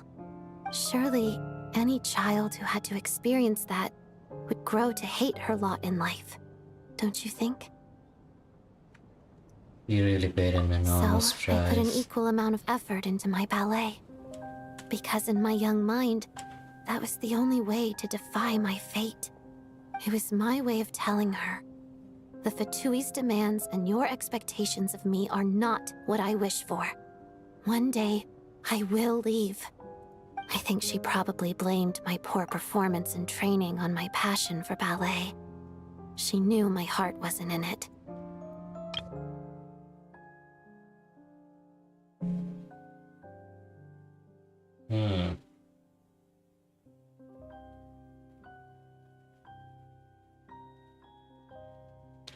So, she is not going to inherit the Harbinger's seat. One time, when I was secretly practicing a dance at night, she suddenly showed up. I knew she was there to catch me red-handed. I told her, "You don't deserve to watch the dance I learned from my mother." She looked stunned. I guess she was surprised that I lashed out first, before she had the chance. But strangely enough, on that occasion, she wasn't fierce with me like she was during training. Instead, she fell silent for a moment, and then left. After that, Virgo she never probably just interfered came with to my watch. dancing or asked me how it was going. She never came to watch me dance again either. Not even once. She was a very proud person. She was. But even now, whenever I take out this core Ignis, I can't help but think of that night. Of the look on her face. So this was a gift from her? Sort of. Although gift might be too kind a term. This is her flame sealed within ice.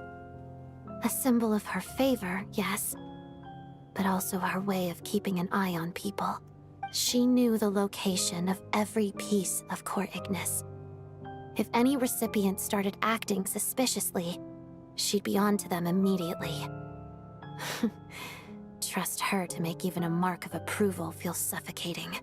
So, when news of Rosaline's death reached Snezhnaya, many people immediately crushed their Core Ignis. It gave them a profound sense of relief, like they'd broken free from her shackles. But I kept mine. With my sensitivity to pain being as dull as it is, the warmth from this Core Ignis is one of the few things I can still feel clearly. I still wonder, did she really come to stop me that night? I wasn't sure, but I was scared, so I said some really awful things. I guess she didn't leave anything behind. Not that I expected her to. It's fine. It's just a bit of a shame that we couldn't settle our differences before the end. Wait, but Sanoni told me you had settled things. She did. Are you sure she was talking about this event? You said Alipina gave Rosaline some advice and that Rosaline went to see you. Huh. No, she didn't. I didn't even find out that she'd gone to Mondstadt until a while after she'd left. Wait, in that case... I think you should go and see the name. Okay, I will. Thanks for letting me know. There's something I'm trying to figure out. I'm beginning to suspect that Paimon's mystery illness is being caused by the energy research behind Project Stuja. Paimon's very important to me, so I have to get to the bottom of this. I figured that since you're Lelik, you might know something about all this. The ultimate goal of this energy experiment is to create a weapon for the final battle. The weapon's construction was completed in Nodkrai. Now, all that remains is to arm it with a sufficiently powerful energy. So that's what they're doing at the Experimental Design Bureau. Yes. The weapon's development and all the related experiments are overseen by Lord Piero, the Jester. And the lab is located deep within the Armory Palace. I'm not sure why this experiment would be making Paimon feel unwell, though. The best way to get to the bottom of it would be to go there in person. Once we get out of here, I'll help you apply for an entry permit. Just I forget that you're also a platoon. And I'm hardly the organization's proudest member, as you know. You answered my question about Rosaline. I want to do you a favor in return. It's that simple.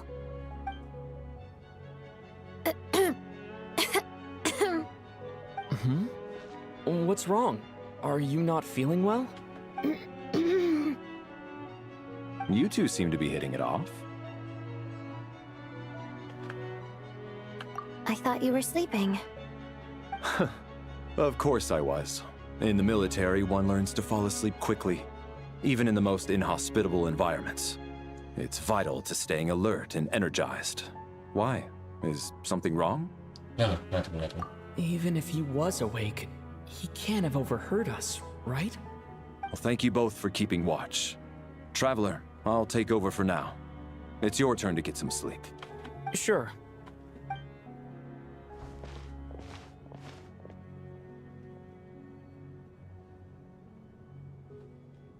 This is our second night here, but at least I found out a little more about Paimon's condition. I hope she's been sleeping well the past couple of days. Why do I feel like I'm being watched?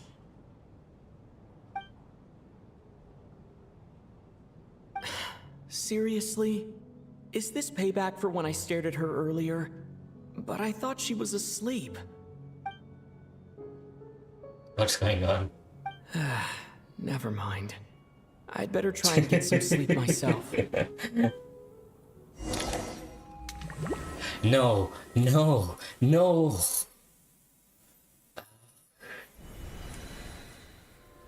Not this again. Hey, what are you spacing Not out these for? two. Are you reaching your limit too? How long have we been walking for? Do you remember? Time's lost all meaning. Ever since we noticed that thing above our heads. What was it called again? A star key? Or key star? Anyway, the person who named it was swallowed by the black mist. Whatever it's called, ever since we noticed it, we've been walking up and up, hoping that as long as we reach it, we can find a way out of this place. But it seems like no matter how far we walk, we never get any closer. Well, we've come this far. You never know. Maybe we're almost there? Come on, enough moping. Let's go. The black mist is catching up.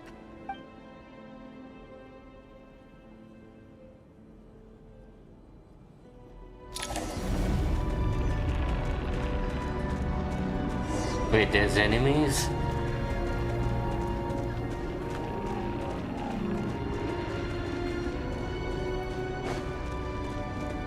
We got ourselves a straggler. Monsters! Watch out! Fine. Not again! I've lost count of how many times we run into them. Be careful.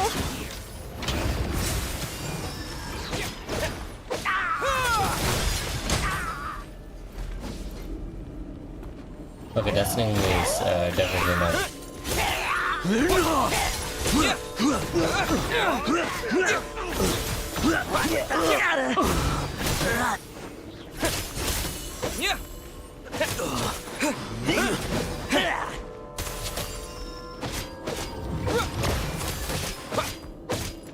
Backup is here. Fighting frog! Shut up. Run faster.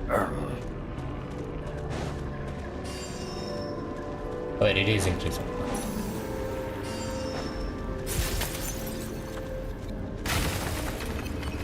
The hell? Can we escape?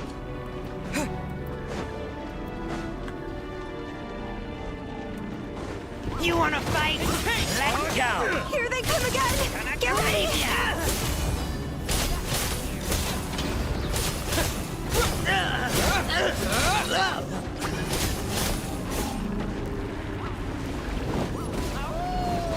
Get a lot of this!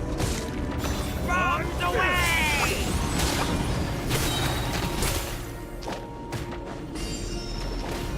Condense!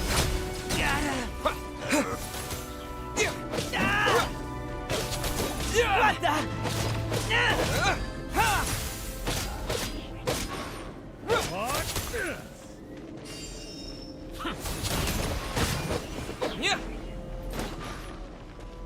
Run.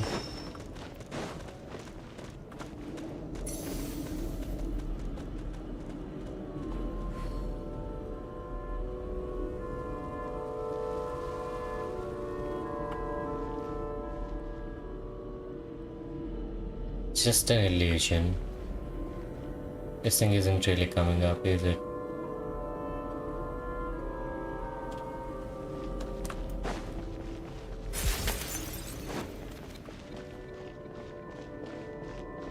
Yeah, as I walk up, it's coming up. Monsters ahead of us. Fine. The black mist behind us. It feels like there's no escape. Don't die, please. In case!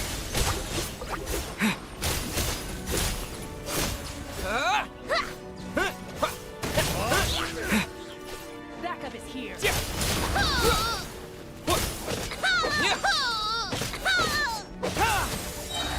Condense!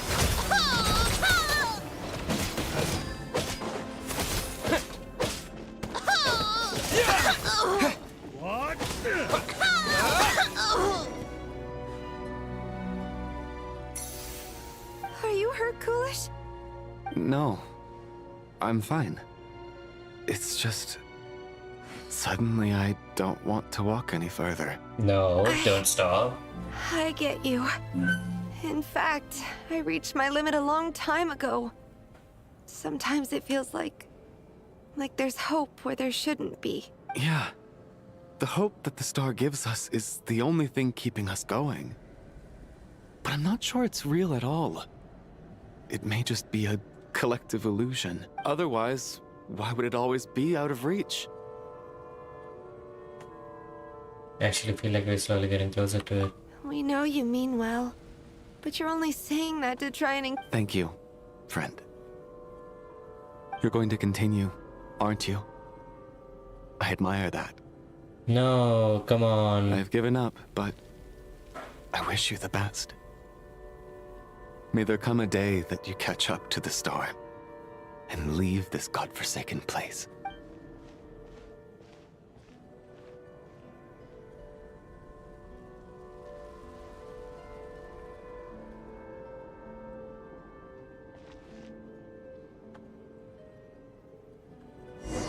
It's not an illusion. We really are getting closer to the star. Where are they?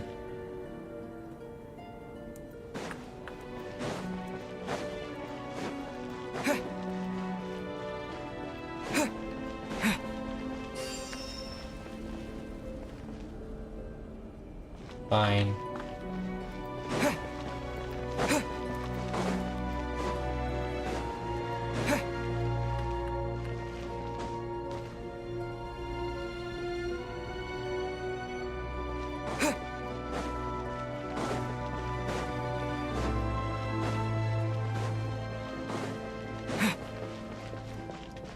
But that is here. Congratulations. You're the first person to make it here.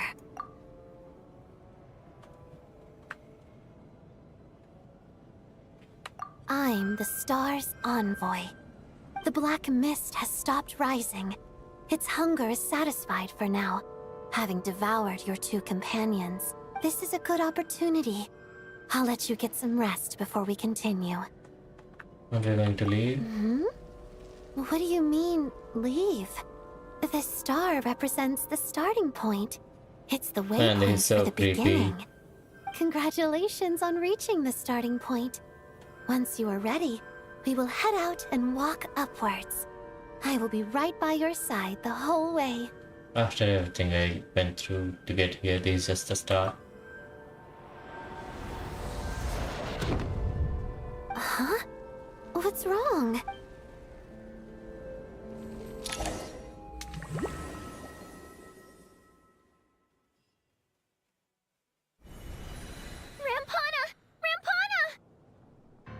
Is that Vodyanitsa's voice?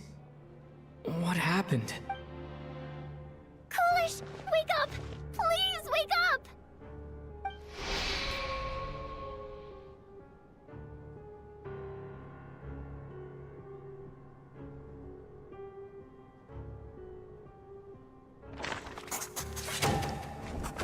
Oh no.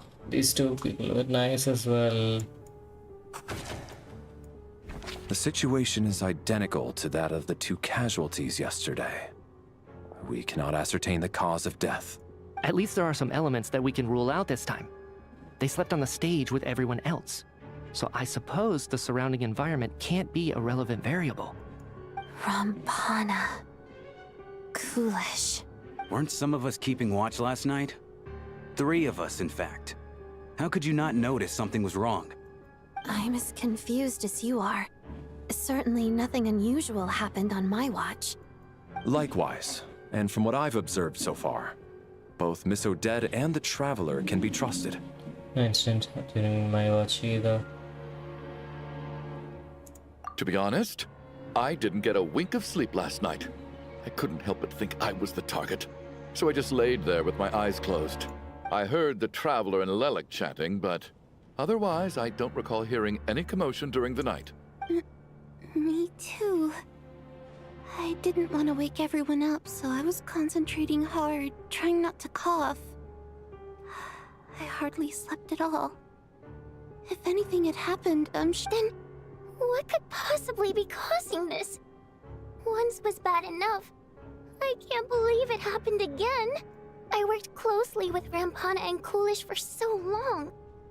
I never imagined that one day they'd...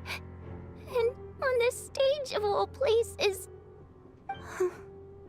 Florianitsa. 4 victims in just 2 days. And we still don't have a single lead. I need to get to the bottom of this as soon as possible. And above all, keep Tonya safe. I'd never be able to look Child in the eye again otherwise. Still snowing? Yes, I just checked. Still no sign of anyone outside either. So we only have ourselves to rely on. If you ask me, this killer can clearly strike whenever they please. The Night Watch was a useless endeavor from the start. Lelik must be an expert in poisoning. Clearly she used some poison that can't be detected on the corpse. Here we go again. Listen, I was already thinking to myself last night, was Lelik's reason for revealing her identity the real story? Well, now I have my answer. It most certainly was not. She's been playing us for fools. You get off on this, don't you? Revealing your identity, only to carry on with your killing spree? That's a hideous thought. One that only a hideous mind like yours could dream up. How dare you? That's enough. Yesterday, you named Lelik as a suspect because the victims were both wealthy merchants. Lelik might have had a motive then, but today's victims were just ordinary people. Not to mention that they were colleagues of Odette and mine. What reason would she have to murder them? Let me guess, just to scare you? Who knows? Maybe you don't know her as well as you think. I implore you all to ask yourselves, how many people are there really in this world that have what it takes to kill another person? Not many, I'd wager. Lelik is well known to be a ruthless operator, and now she has revealed her identity. How could it be any more obvious? Everything you've said so far is still just conjecture, which doesn't constitute a concrete lead. You need to back up your claims with some evidence. How can you defend her, officer? What did she say to you while you were on Night Watch? Maybe I shouldn't be so surprised. You military types are always colluding with criminals to target the rich. All so you can get your grubby paws on our hard-earned fortunes, then tell us to fall in line. The Fatui, the Druzhna, and the Rokot. Thugs, the lot of you! Don't you dare! Sir, but... You were the one who told us not to stop other people from expressing their opinions yesterday. 4 people have already died. Only yesterday I was chatting with Mr. Coolish. Then we woke up in the morning and he's... Turning against one another is the last thing we should be doing right now. Little girl. Even if Mr. Chuganov is a puffed-up, pig-headed windbag who doesn't have a clue what he's talking about. He's still one of the victims here, isn't he?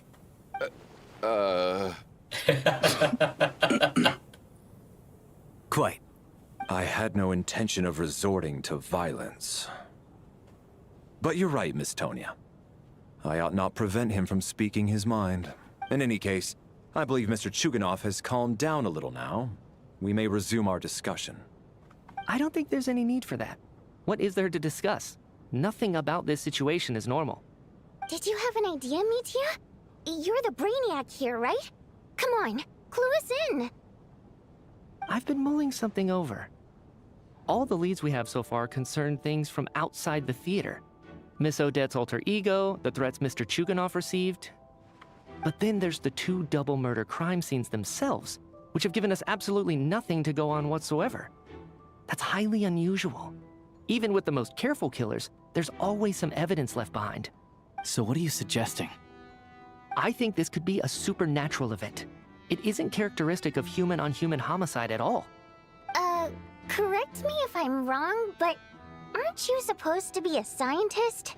That doesn't sound like a conclusion someone like you is supposed to make. I got into scientific research because of my insatiable curiosity. But if the present situation defies all known scientific explanations, I don't mind shifting my curiosity toward the paranormal instead. Now that you mention it, I remember when I first came to the theater. I heard rumors about this place being haunted. Haunted? Yeah, I think I heard the same thing. But I mean, they're only rumors, right? We've worked here for years. Surely we would have noticed any spooky goings-on by now. Well, this has taken an unexpected turn. A haunted theater? If Paimon were here, she'd probably be hiding behind me in fear right now. Why don't we take this opportunity to look for clues again with a more open mind? Maybe a different perspective will help us see something different. Very well. Whether it's criminals or ghosts we're looking for, the same rules apply. Everyone needs to tread carefully. I'll move the bodies into the same room for now.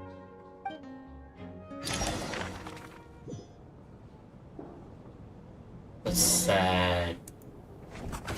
I liked these two. I mean, according to logic, it would be these two next, right? Oh no, this guy's a villain, so... No way, no, please don't kill Tonya. Come on.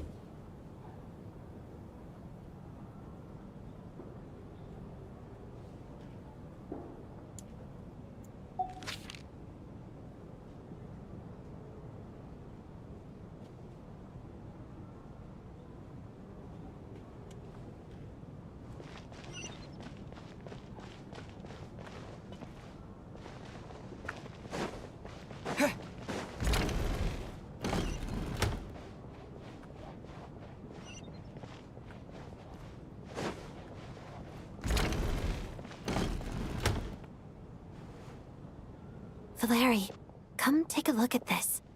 You too, Traveler. Some sort of notebook.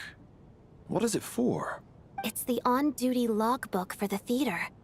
Kulish was the main person to use it. He mostly used it to record any unusual incidents during a show, audience numbers, exit times, and so on. Yes, he'd always have this logbook with him when he checked tickets at the entrance. This should confirm a lot of key details about the recent show. So, you find anything unusual? Yes. The number of people. I've checked and double-checked, but the numbers just don't match what's recorded in the logbook. Okay. Apparently, we have an extra person among us. Are we certain that logbook is accurate? Could someone have sneaked in without buying a ticket or something? Unlikely. Kulish took his duties very seriously. I've rarely seen any errors in his work. Not to mention that this was a dress rehearsal, meaning smaller audience numbers and tighter ticket restrictions than usual. Everything would have been well within his control. We no longer have our tickets with us, do we? They got collected on entry. I assume there's no way we can check them again. Unfortunately not. The theater recycles tickets. Once people are in the door, they don't tend to leave until the show ends, so we collect the tickets at the point of entry. If he was still around, we could just ask him. Still, I'm inclined to believe that this discrepancy in the head count is significant somehow. Did an extra person just materialize out of thin air? Wait. Oh, wait. No way. I just realized something. It's Tonya. Why? Why do you do this for you? Of all people. Tonya. Seriously? That poor girl is just... Okay. Traveler. Wait, Alyosha wasn't Since here you're either, right? Come Okay, take a look that at makes this. sense. Alyosha found it. We're both curious to hear your perspective. It appears to be an investigation report. And the focus of the investigation was the rumors of haunting we heard about earlier.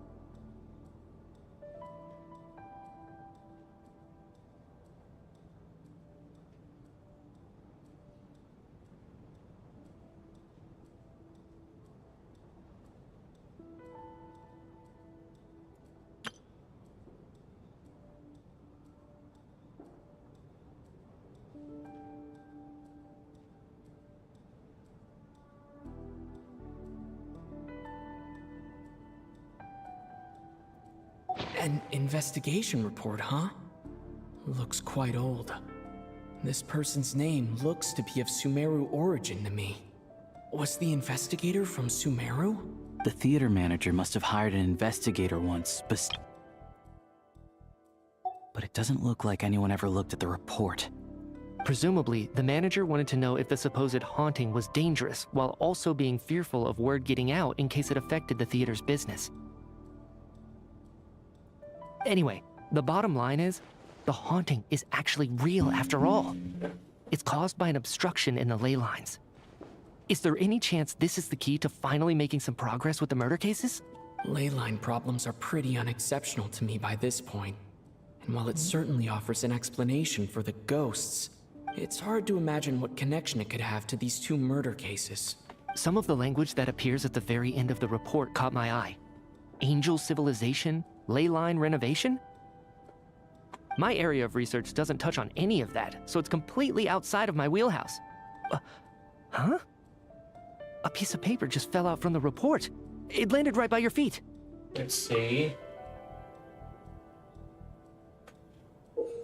Oh. Oh, holy. How unnerving. It was tucked inside the report, so it must be a note left by the author. Death is near. Is that supposed to be what's going on here? With us in the theater? But if so, how did the author foresee it? Could he predict the future somehow? Maybe things are more complicated than we thought. No, wait a second. If we take the report and the note at face value, they completely contradict one another. The report definitively concludes that the hauntings in the theater are harmless and cannot affect the real world. But the note seems to be warning of potential danger. The question is, what exactly does the note mean by death? I think it's the perpetrator, right? The various ways we could interpret this keyword lead in completely different directions. Let's pause our analysis here for now. I think we need more information.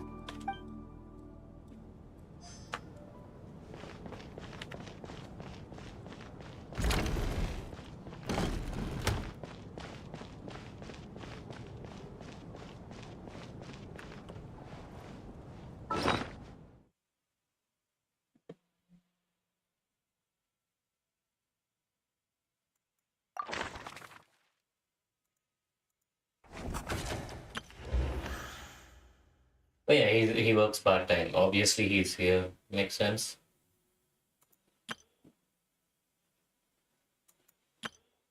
He was here before. I don't know about her.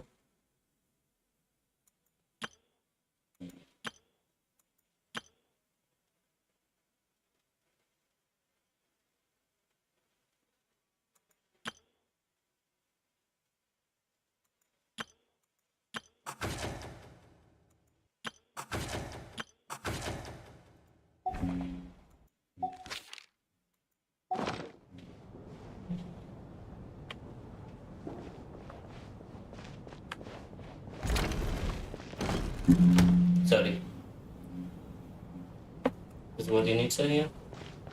No. Sonia, yeah. Tonya, did you find anything? Not yet. Still looking. So... Are we supposed to be looking for something paranormal? I think I'd prefer teaming up with you than looking around on my own. Okay. This looks like somebody's notebook. Shall we read it together?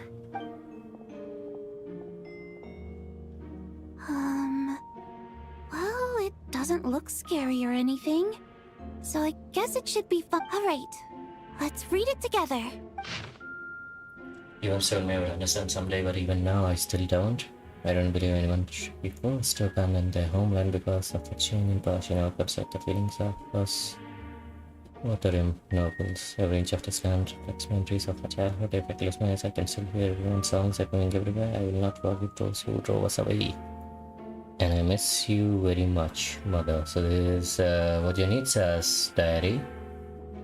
Written to her mother in a way. Often mother missing that just doesn't the whole word clean.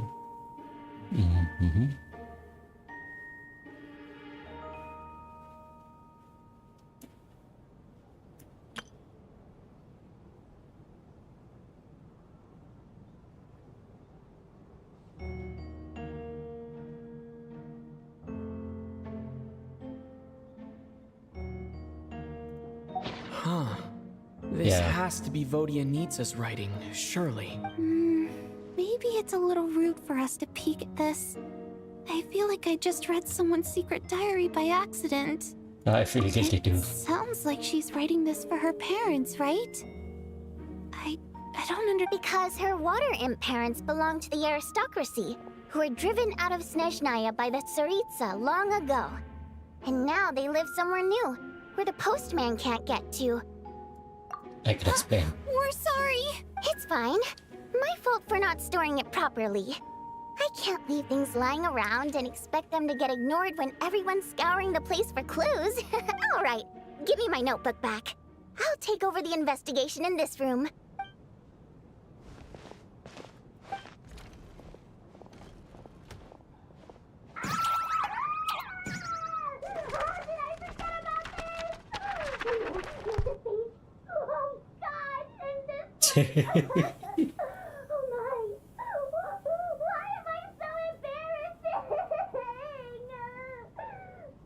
That's really cute.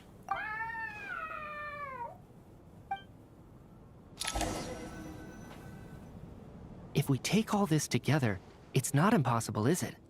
If anything, it's the natural conclusion. Oh, I beg to differ. This sounds to me like a product of a researcher's vivid imagination.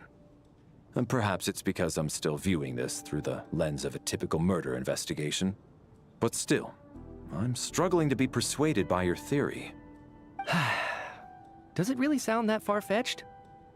Alright, well, let's treat that as speculation for now. I do agree with what you've said, so let's go with your idea for now. Good.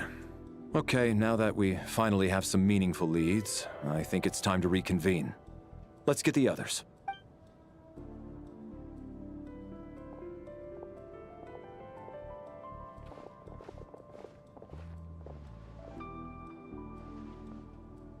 So, that's about everything we've discovered so far. I'll share my theory first. Based on what we've learned from the logbook, I believe the extra person among us is most likely the killer. If the killer had simply bought a ticket, it would have greatly increased the risk of their identity being exposed. I expect he or she either hid in the theater ahead of time, or found a way to slip past the ticket inspection. They then blended in with the group and waited for an opportunity to strike. What about the note found in the investigation report? Any thoughts on how that fits in? The killer may have simply planted it there as some sort of sick joke. I've seen my fair share of psychopathic killers. They love playing cryptic mind games. So... What?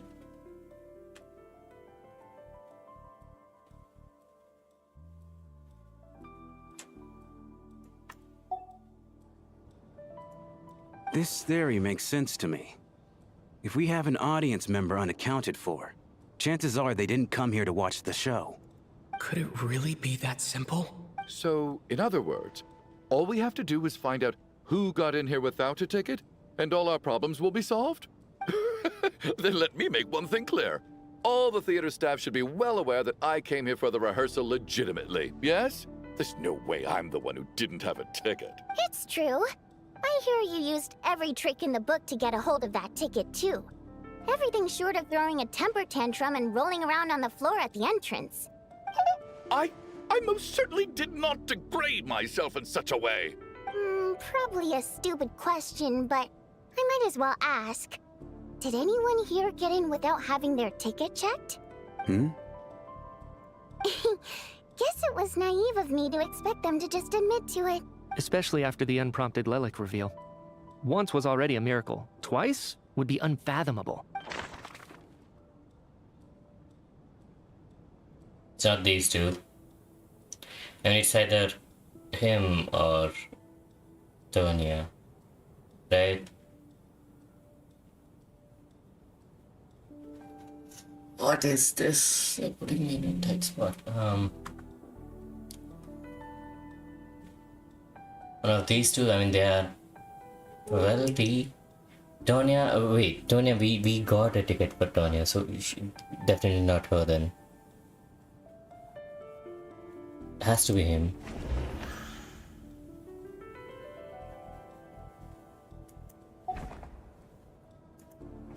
It's what? I mean, do I just get this first try? It's either Alyosha. No, Alyosha, he works for the troop. So it's definitely none of the staff members. Has to be him, right?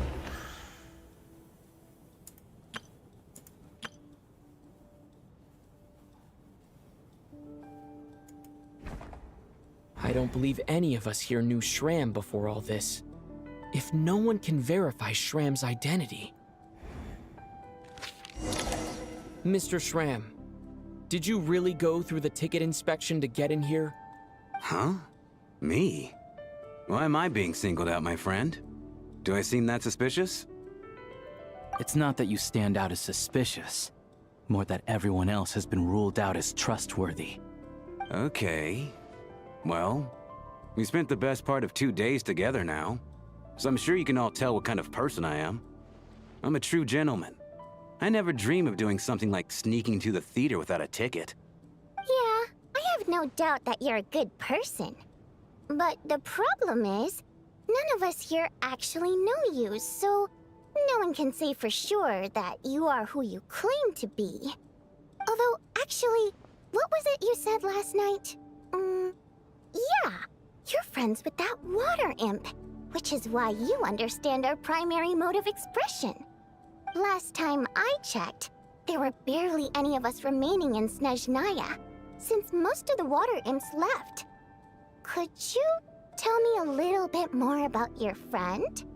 There's a good chance I actually know her. And I suppose it's also kind of a way for everyone else to get to know you a little better.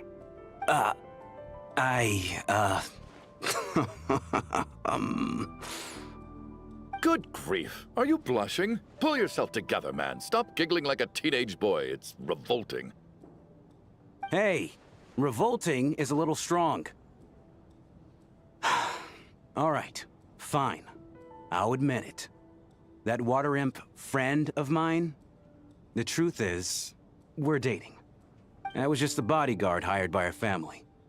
But the stars must have aligned, because sparks began to fly between me and their daughter. Never in my wildest dreams did I think I'd get so lucky. We don't need details. Just get to the point. Okay. I'm just a little hesitant to reveal her name, that's all. You know how it is. These are delicate times, even with me to protect her.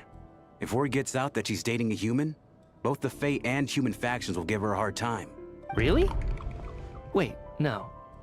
That can't be. Huh? Shram, what the devil are you talking about? Why is everyone looking at me like that? Surely you can understand where I'm coming from. Delicate times? Factions? Yes? You know, the Civil War? Last time I checked, the Fae and the humans were still at each other's throats. If I'm not mistaken, the last significant civil war in Snezhnaya history was over 400 years ago, when Her Majesty the Tsaritsa had just taken the throne and was consolidating her reign. What do you mean, 400 years ago? What's going on here? Is Shram from the past? All right, Mr. Mitya, you win this round. As far-fetched as it is, it appears that your theory may be correct. I'm just as amazed as you are. I didn't even believe it myself, to be honest. Is someone going to explain what's going on here? From the look on your face, you figured it out too, haven't you, Traveler? The ley lines. Oh wow, we have to do this now?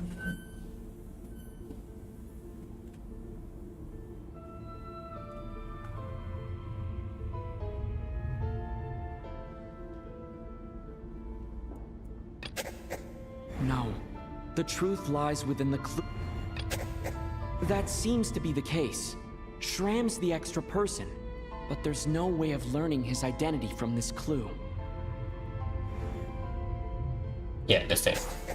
The theater's ley lines have been modified to block souls within its grounds from returning to them. Some souls can even wander this place forever. Mr. Shram's statement proves he is from hundreds of years ago. And according to the investigation report on the theater hauntings, Mr. Shram is very likely a lost soul wandering the theater. Makes sense.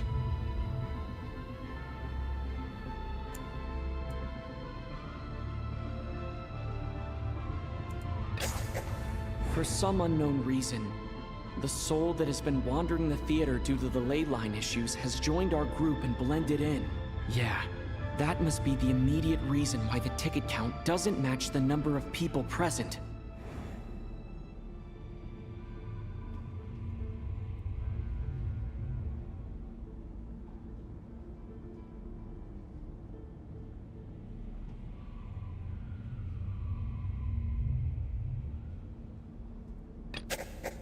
The death of those victims is an irrefutable fact. It is the outcome of... The contents of the investigation report have been verified. There are indeed ley line issues and wandering death is near. That must mean that there's a dead Yeah, the logic is clear now. The investigation report said that there would be souls stuck wandering around the theater because the ley lines were cut off. Mr. Shram must be one such soul who died in the theater a long time ago. In which case, that also makes him our extra person. So when the note said death is near, it must have been referring to death as in the deceased, people who died a long time ago. Someone who died a long time ago. In short, there's a dead person among us. The extra person we've been searching for is a ghost from the past. You mean I'm a ghost? No. Don't make jokes like that, my man. There must be some mistake. But even if I was dead, I know for a fact I didn't kill anyone these past 2 nights. Yeah. Even if all that's true, the report also said the souls inside the theater can't affect reality, right? They're harmless. Then what if the problem isn't the souls at all, but the ley lines themselves? The ley lines have a powerful ability to attract and devour souls. Let's say that the ley lines are like a black hole, constantly seeking to engulf souls. But the souls that don't want to return are trying to avoid being sucked in. Huh. Why does this analogy sound so familiar? What happens when the black hole can't achieve its goal? I'm only speculating here, but what if it ended up swallowing innocent souls by mistake? Or intentionally taking other souls to compensate? That could explain why we weren't able to determine a cause of death. If you're right, and their souls were devoured by the ley lines, it does make some sense. It does seem to explain a lot of the things we couldn't make sense of. Does that mean it's true? Except there's no concrete evidence. Mitya's relying on a lot of logical leaps. Still, it seems like the best explanation we have under the circumstances. All right, so How could Shram not know that he's dead? Seems a little unlikely that he hasn't noticed anything unusual even after several days interacting with us. On the contrary, it's perfectly normal for a soul to wander the theater for centuries without questioning their existence or reason for being there. It's simply what's natural for them. You know what, Mr. Brainiac? I think you might actually be right after all. I'm trying to remember and... even though my head feels like it's going to explode, I think... it's all coming back to me. I was the one who didn't want to remember my own death, so I forced myself to forget. Well, I'm sure those are painful memories. My lady and I snuck out to go on a date one day. We bought tickets for the theater. It wasn't really my thing, but I was just happy to be together. All of a sudden, a group of people burst into the theater, shouting for all the water imps to get out, performers and audience members included. It was clear the conflict between humans and Fae had reached a boiling point. This time, the extremists were even coming after the water imps who had nothing to do with the war. I thought I could pull one over on them. So I took off my jacket, draped it over my lady, and tried to sneak out amid the chaos. But I got caught. They started shouting, calling me a traitor to humanity. But I was going to do whatever it took to buy her a chance to escape. No matter how many people stood in my way. I had to. Both as their bodyguard. And out of love. It's all right, friend. You can stop there if you want. You don't need to dig all that up again. It's just... even now, I'm still struggling to accept the truth. How could I be dead? I'm sorry, everyone. If I'd known I was a dead man walking, I wouldn't have dragged you down with me. If I'm the cause of all this death, then punish me however you see fit. But, Mr. Shrim... No. I refuse to be a burden. I know what I have to do. You said I've been wandering the theater for centuries, right? I guess it's high time I got a breath of fresh air. Out there, I mean. I'll leave this place, and take all this death with me. Go out on my own terms. Mr. Shram, I'm sure we can figure out a different course of action. My good sir, we both know I'm not supposed to be here. I should have accepted my death long ago. One way or another, this has to end. Unless you're saying this goes against another one of your military principles somehow. No, I'm speaking on a personal level this time. Let it go, man. Oh, wait. One last thing. Miss Water Imp. My lover. Her name was Litia. Litia Ozarova. Do you know what happened to her? Ozarova. Oh, Auntie Ozarova. That's what we all called her. I remember her as a very kind elder. She had a bunch of kids, too. I'm so glad she survived. And she had lots of kids? Good. That's... good. I could hardly expect her to stay single just because of what happened to me, right? As long as she went on to be happy. That's all that matters. Besides, I'm dead. This is just so sad. My soul's been wandering around here for so long because I was worried about her. But now, I can go without regret. There's no need to see me off, my friends. I've enjoyed our time together over these past few days. Perhaps we'll meet again in the next life.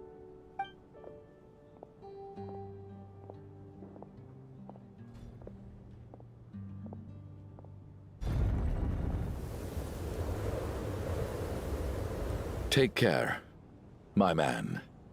I knew Mr. Shrim was already dead, but... I still feel so sad. Death is cruel, no matter how we might try to make sense of it. So, was the conflict between Fae and humans really that bad back then? I was only little, so I don't remember much. It's terrible to think that so many innocent people had their lives turned upside down. Even the historical records about that time period don't say much about it. All people know is that the Tsaritsa founded the Fatui, drove out most of the Fey aristocracy without explanation, then used her terrifying power to suppress the humans. It seems to me like the Tsaritsa chose to make herself the enemy. She downplayed the conflict, directing whatever animosity both sides had for each other at herself instead. That's also why, despite how brutal the conflict was at the time, there hasn't been much lingering tension between humans and Fey since. Things have been fairly harmonious for the past few centuries. So, the Tsaritsa banished the Fey to protect the Fey living in the city?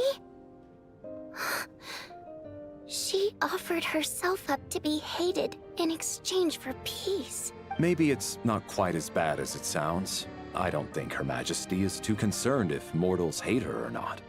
And besides, there are very few who truly do. All this time, I had no idea. All right. If Mitya's theory is correct, then I think we can consider this matter settled. Let's all take a break. Ugh, if only this blasted storm wasn't still raging on. That's so sad.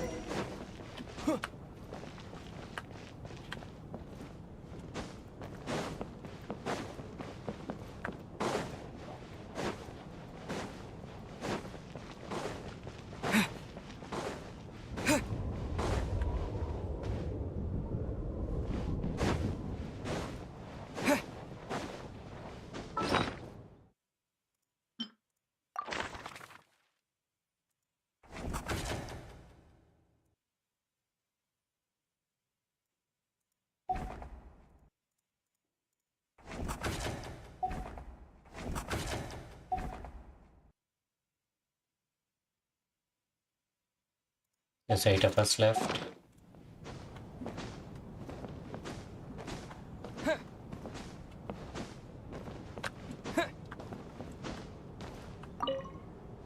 At least the lingering regret that kept him here has been put to rest. That's not necessarily a bad thing.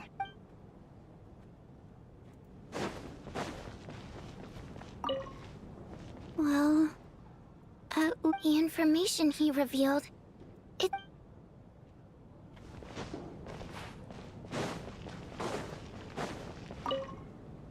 I was actually planning on hiring him as my bodyguard after we got out of here, you know. Oh, poor guy.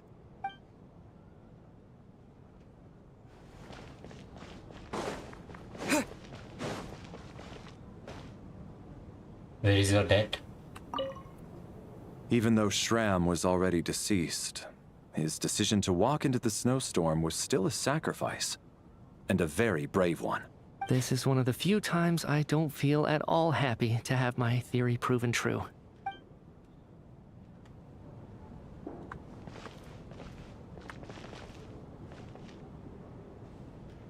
Super tall.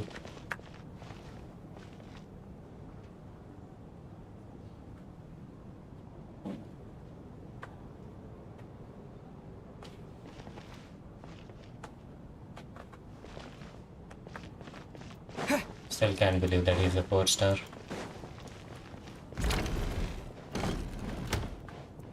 Where's Odette? Odette?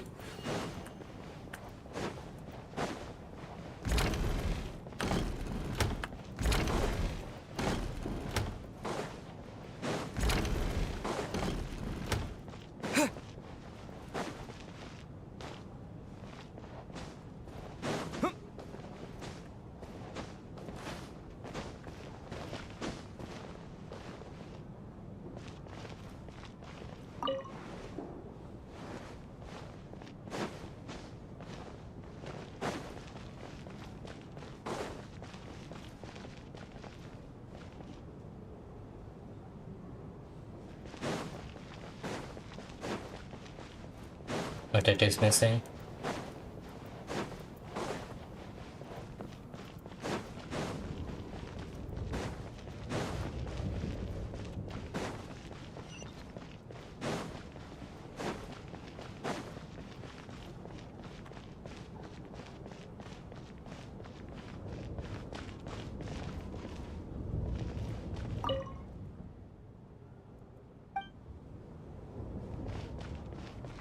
Oh, oh, it's okay. Didn't understand it at first, but yeah. And that room is the one next to it.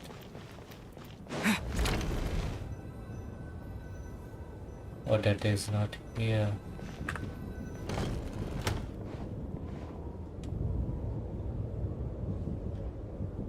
Looks like now we can just rest until the snowstorm stops. I still can't believe Shram turned out to be a ghost who'd been in the theater for hundreds of years. To think he was dead this whole time. What a strange turn of events. Knock, knock. Hello. Huh? Knock, knock.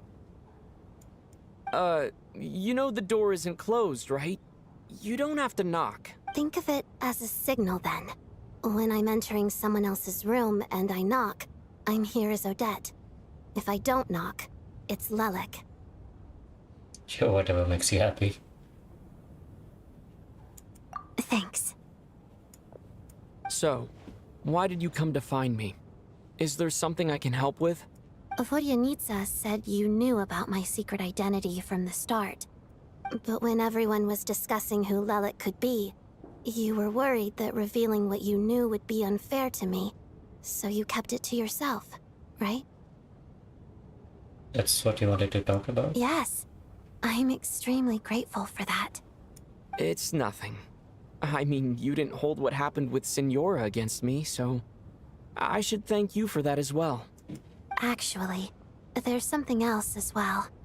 I found myself in a situation similar to the one you were in when you helped conceal my identity.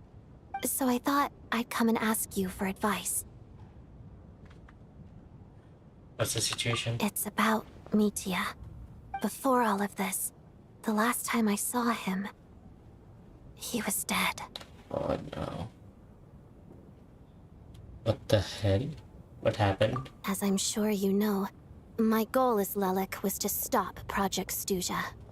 Well, when I found out the tech lead for the experiment behind Project Snezhnaya was Mitya, I immediately started planning to track him down and threaten him to back out.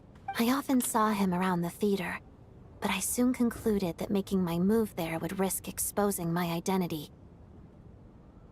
So I decided to infiltrate the Armory Palace and go directly to his lab.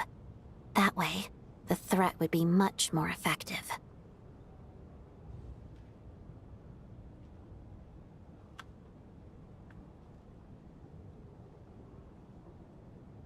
You really do have what it takes to be a harbinger. Well, I suppose there was a bit of luck involved. But I am a Fatus, so I already had some familiarity with the building's layout. But when I finally made it to his lab, Mitya seemed to be dead. Are you sure he wasn't just dozing off? I checked his breathing and his pulse. He had no vital signs whatsoever. I'm certain of that. I thought maybe another anti-Project Snezhnaya activist had beaten me to it, and chosen a much more brutal method. So I made myself scarce. That's why you were so on guard around Mitya that first night here. Yes. When I saw him sitting in the audience during the performance, I could barely contain the shock. To me, it was a miracle. Somehow, he'd come back from the dead. But then, the murder started happening and things got so complicated that it wasn't really at the front of my mind. That is, until Mitya himself said there must be a dead person among us. Then, I couldn't ignore it any longer. And yet, you thought that bringing it up right away would single Mitya out. Just like when everyone was suspecting Lelik. Exactly. I thought there could be something I was missing. Besides, we soon figured out that Mr. Shram was a ghost. And we knew there was only one extra person. So we thought he had to be the one. But now, it seems like there's another candidate. I understand why you kept it to yourself. There was so much information being thrown around during that discussion. Bringing up Mitya would have just introduced more confusion. So, what do you think we should do? Let me confirm one thing first. When was it that you found Mitya dead? Around a week ago. Sometime in the afternoon. A week ago? That's earlier than I thought. I saw him just a few days ago at a restaurant. That definitely would have been after you found him dead. He seemed completely normal to me, chatting with Vodyanitsa, trying to avoid Valeri. So he was definitely alive on that day. Huh. Well, all I can say is I know what I saw. Here's a thought. The reason we even suspected a dead person could be among us was because of the problem with the theater's ley lines. But Mitya's death happened inside the Armory Palace. The ley lines affecting the theater shouldn't reach that far. You're right. I guess he doesn't fit the profile of the person we were searching for. I think the chances of it being him are very low. Surely he can't have died for real in the Armory Palace. Unless... Unless what? Unless he really did come back from the dead. You're right. Do you think we need to disclose this to the others? Huh, what's this? A private meet and greet? Where do I line up? That's not what's going on here. Well, I was just making the rounds. Thought I'd try to lighten the mood a bit. Vodyanitsa's handing out food if you're hungry. I think we should let him know, right?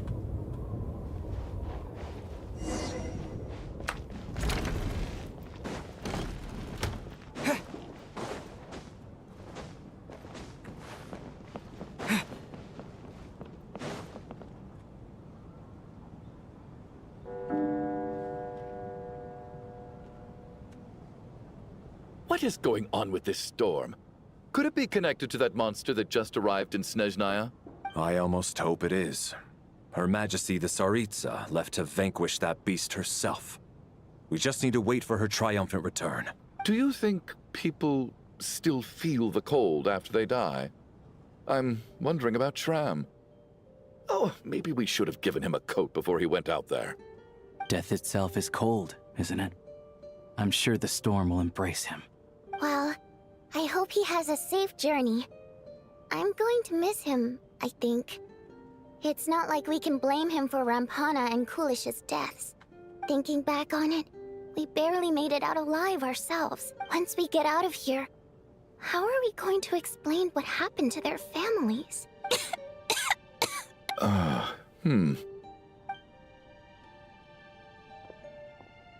Are you okay?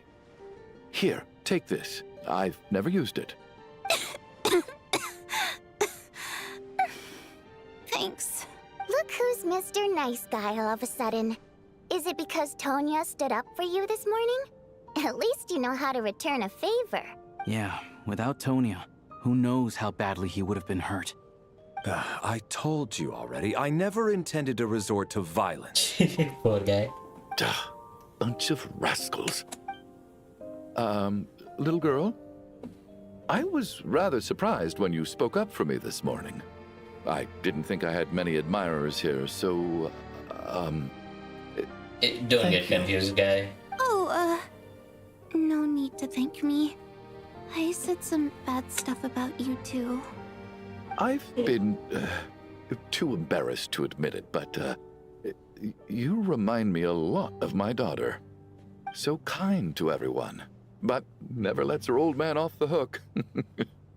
Unless my wife and I are having a fight, then she's always on my side. Especially when she was little. Guys. Every time I took her out. Guys. You guys see what they're doing, right? You know what's happening. Like, surely everyone realizes that this guy is going to die next. Right? Like, they're making him into such a nice person here. Yeah? Oh man. So, why Hoyo? Why are you doing this?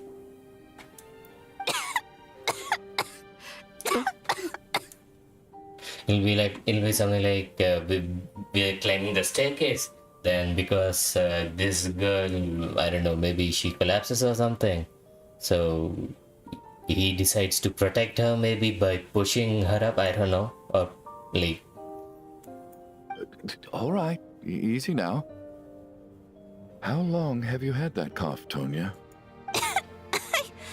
I don't know. It's probably been a while.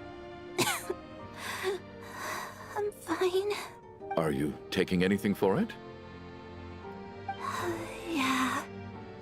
But everything is going to be fine because the storm ends tomorrow. We just Some go. frost fairy flower leaves and brew a tonic for me. I'll feel much better once I drink that. I see. That's good to hear then. We should probably discuss arrangements for tonight. Now that the deceased has left our midst, there shouldn't be any more incidents. However, out of an abundance of caution, I'll keep watch. Shouldn't we take shifts? I can take one if needed. No need. I managed to get a nap in earlier, so I have plenty of energy right now. After all the tension of the past few days, everyone else should just focus on getting a good night's sleep.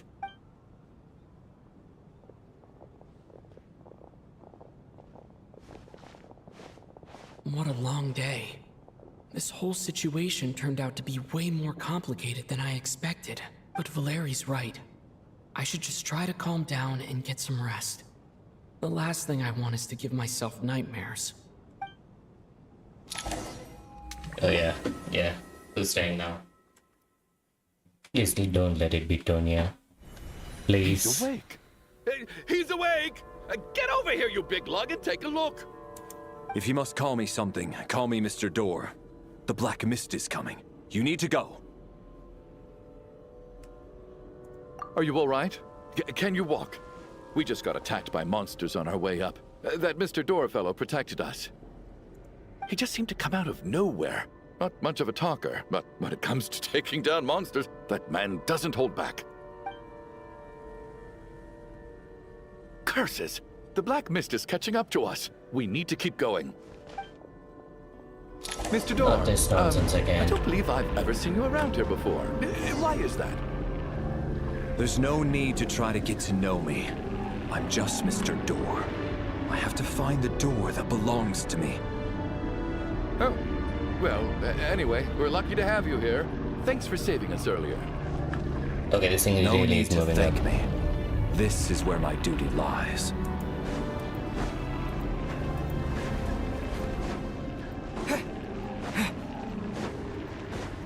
Who goes looking for trouble? Quick, get rid of them! I can just push these ones off.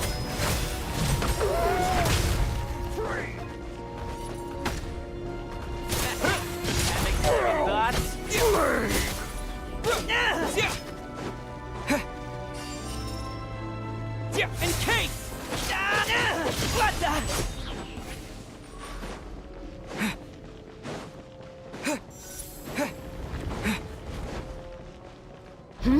Halt, so we're doing this the hard way! Ready to taste my fists? Condense! I curse you!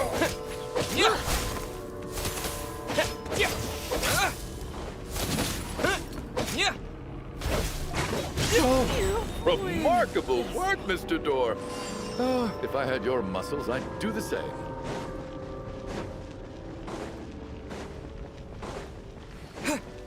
You gotta get Mr. Chugano out of this place. Are none of these doors the one you're looking for? No.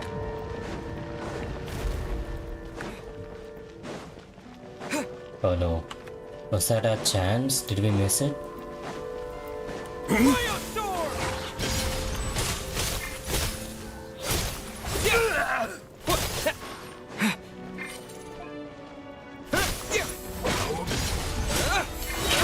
Fighting frog!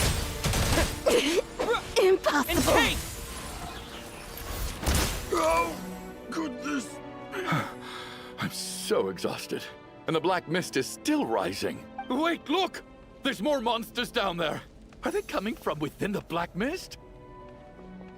No, no! They're gaining on us! Quick, keep going, or they'll be at our heels any second!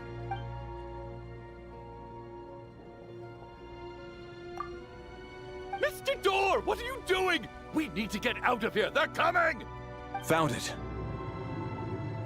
This is my door. What? You mean you're going to stay here? I am a door. This is where my duty lies. No! You saved us. We can't leave you behind. You must keep going. A door can only keep things out for so long. You must make haste. But... Oh, you're right. Let's go. We can't let Mr. Door's sacrifice be in vain.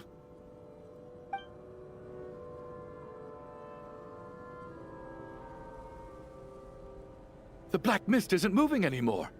Looks like both the monsters and Mr. Door are gone. I didn't just imagine all that, did I?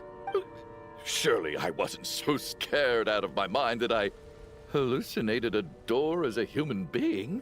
I remember Mr. Door too. Okay, good. There's no way we both hallucinated the same thing. Getting sleepy?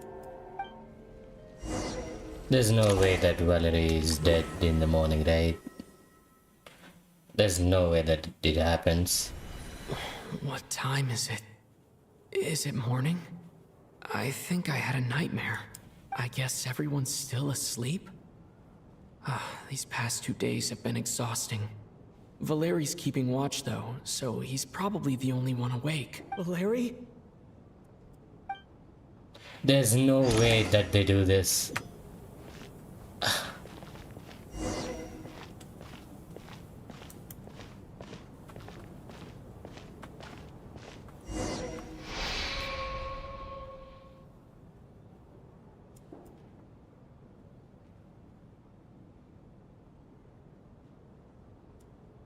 Wake up! Everyone needs to wake up! There's no way.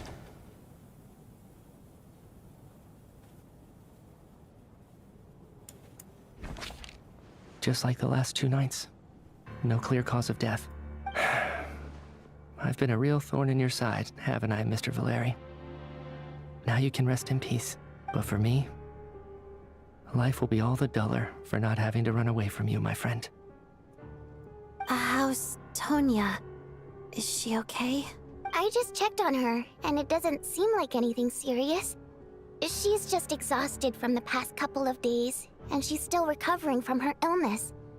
We should let her sleep a bit longer. That means Valeri was the only one who died last night. If Valeri was awake and keeping watch, it would have been impossible to kill him without waking everyone else up. That much is certain. This is so frustrating. Why has nothing changed since yesterday? I thought we already dealt with the dead person causing all this. Actually, one thing has changed. There's only 1 victim this time, not 2. Does that mean...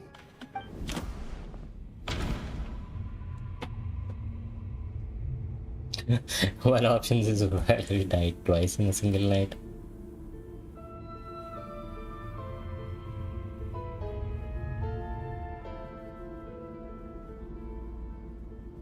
I mean, I assume this was a possibility. I mean, option 2 was the other thing. After the deceased Shram left, it's a reasonable conclusion. The number of people who die each night is equivalent to the number of dead among us. That's your theory, right? Exactly. We identified Mr. Shram, and the night after he left, the death toll dropped from 2 to 1. By that logic, there must be 1 more dead person left among us. Another one? But there was only 1 person unaccounted for in the ticket checks, right? The head count should match up now.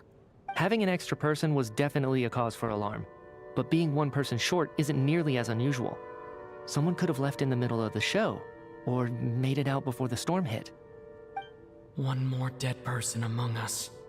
If Mitya's theory is right, then what Odette told me, it's just, at the time, we had no reason to think there was more than 1 dead person. If only we'd taken it more seriously as a possibility. Maybe this could have been avoided. I'm sorry. This is my fault. I had information that could have been helpful, but I held back. I should have brought it up right away. I'm partly to blame as well. I was too quick to dismiss Odette's concerns. Why What is this about? What have you two been getting up to behind my back? Sounds like there's some big news you've been keeping from the rest of us. Well, we're all ears.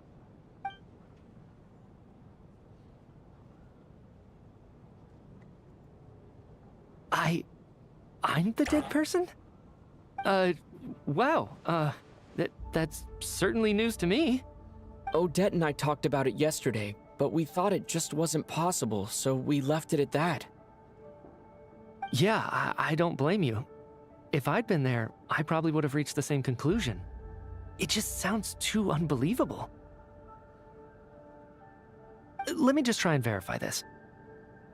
I just scoured my memories trying to think back to the afternoon Miss Odette mentioned. But I honestly have no recollection of dying. That's where I'm different than Mr. Schramm.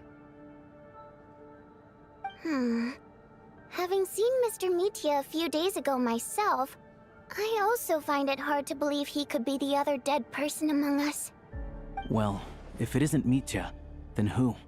Do we vote on it? What? No. If you don't mind me asking, Traveler, I believe you mentioned that you know Tonya's brother. Had you ever met her before all this? No. No, never. Wait, are you saying... Now, just 1 minute. I know where this is going. You can't just randomly point a finger at anyone you want. You're in the hot seat, and all of a sudden you want to divert our suspicions onto somebody else? Trying to pick a fight, Mr. Chuganov? Whenever you open your mouth, all you do is attack people, and I've had enough of it. If you don't want to engage in a civil discussion, you can shut up. You little brat! Did Mitya ask about Tonya because he suspects her? I suppose I only identified her by age, and nothing else. Could that mean... I'm just saying, you're going around casting suspicion on people for no reason. How could Tonya be dead? I can vouch for her, if nothing else. I've seen her before. She's the sister of that Harbinger, isn't she? The one called Child. Oh, really? You're telling the truth? Since being here, I don't think I ever mentioned she was Child's sister specifically. Does Chuganov actually know her? If Chuganov can vouch for her, then it can't be Tonya either. In which case, it seems unlikely that there's another dead person among us at all. Miss Odette, could you go over that afternoon with me one more time, when you found me dead? No problem.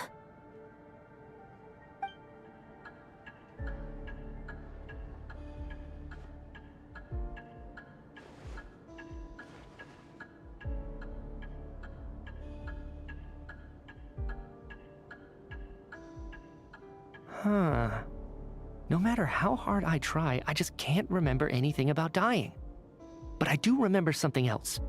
Miss Vojanitsa, during our last meal together, I told you how some of the researchers were suffering from temporary memory loss. Do you remember that? Oh, yeah. You said it was hindering the progress of your experiments. You thought they were just under too much stress or something. Right. And even though I don't remember dying that day, I'm pretty sure I experienced something like amnesia.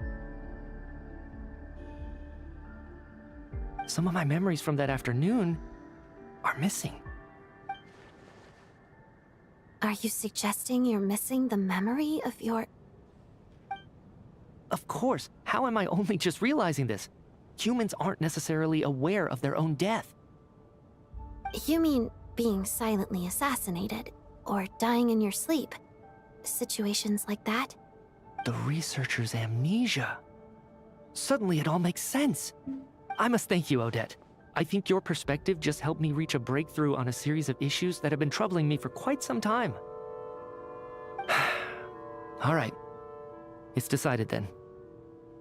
I'll be the one to leave today. It's so sad. Oh, leave?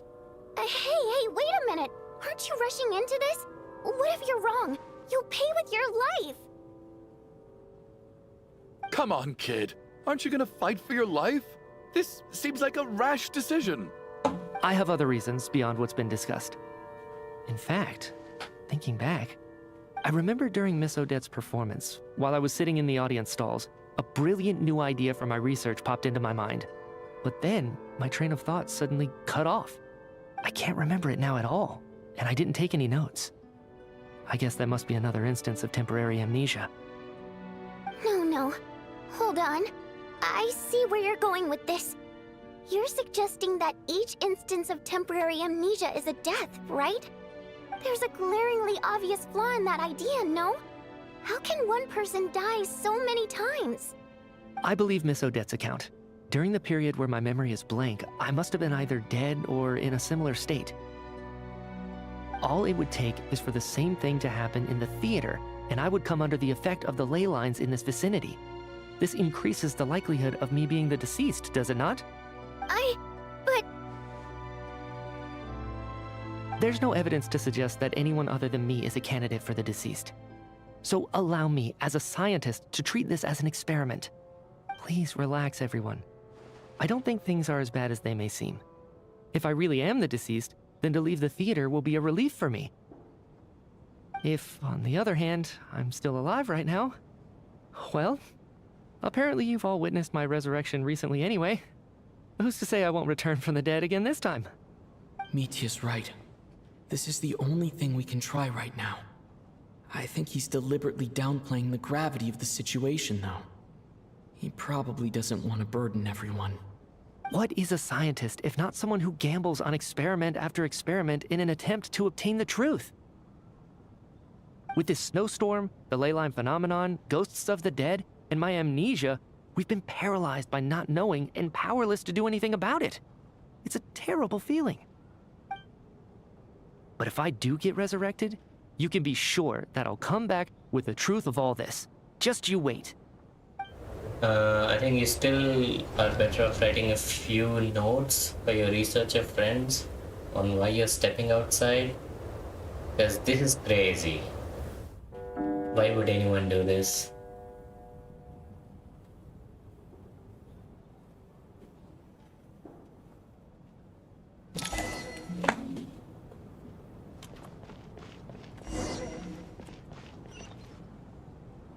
Poor Mr. Mitya. I didn't even get to see him one last time. Maybe it's a good thing that you weren't there to see it. It was a hard thing to watch. I hate goodbyes. Why does it feel like everyone around me is slowly disappearing? Not just in here, I mean. In the outside world, too. Maybe it's the realization that, at the end of life, everyone has to face it alone. Come to think of it, the main reason we're still alive right now is pure luck. Each morning here, for every one of us, there's the chance that we might not wake up.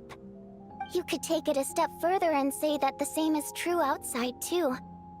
Who can ever be 100% sure when they drift off to sleep that they'll open their eyes again in the morning?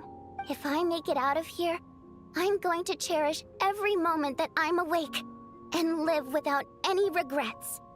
Without regrets. I feel like a strange sense of anxiety has been quietly growing inside me over the last 2 days.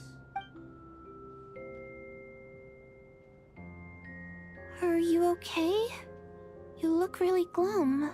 If something's bugging you, let's talk about it. There's only a few of us left here now. After everything we've been through, what's the point in keeping things bottled up? I have a travel companion named Paimon. Alosha and Odette have met her before. She's been feeling unwell recently. You're worried about her, aren't you? That makes sense. We've been trapped in here for days. To be honest, I used to feel like I was just a spectator in this world, watching everything that happens from the sidelines. Maybe it's because I'm a descender. A descender? But with Paimon by my side, over time, I slowly felt my connection to this world growing stronger. She loves eating, sleeping, and having fun, but she's also a great guide. It's her authenticity that makes this whole world feel more real for me. Over the last few days that we've been apart, I've often caught myself wondering, What would Paimon say if she were here right now?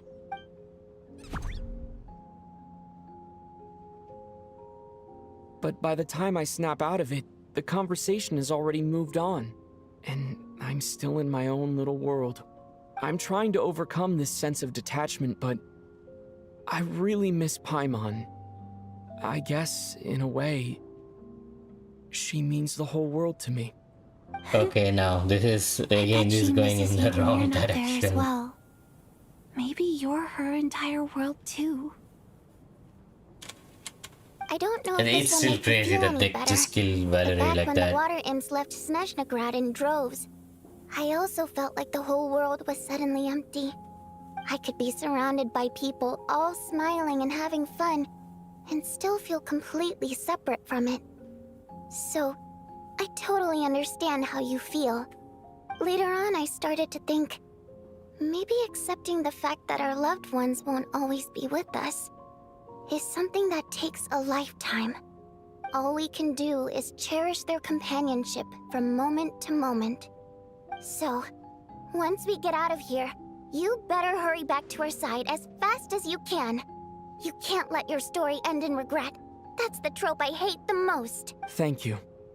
That's exactly what I needed to hear. But Vodyanitsa, if you hate goodbyes too, why didn't you leave with your people? What? That's just the choice I made. I used to regret it. Oh, okay. But I don't anymore. Like I said before, singing is a water imp's primary mode of expression. It's how we convey our emotions. Our songs have echoed through this theater for hundreds of years. Each one a story pieced together through moments of joy and sorrow. But does a story exist without someone to read it? To me, the answer is no, so I made the choice to stay. That way, there would still be someone left to sing these songs and listen to their stories. Otherwise, they could have been lost forever. Could you teach me how to understand your people's songs sometime? I want to be able to truly hear them, like Mr. Shram. A fan after my own heart. Thank you, Tonya. How about I sing something for you, and you tell me what you hear? Okay, I'll do my best.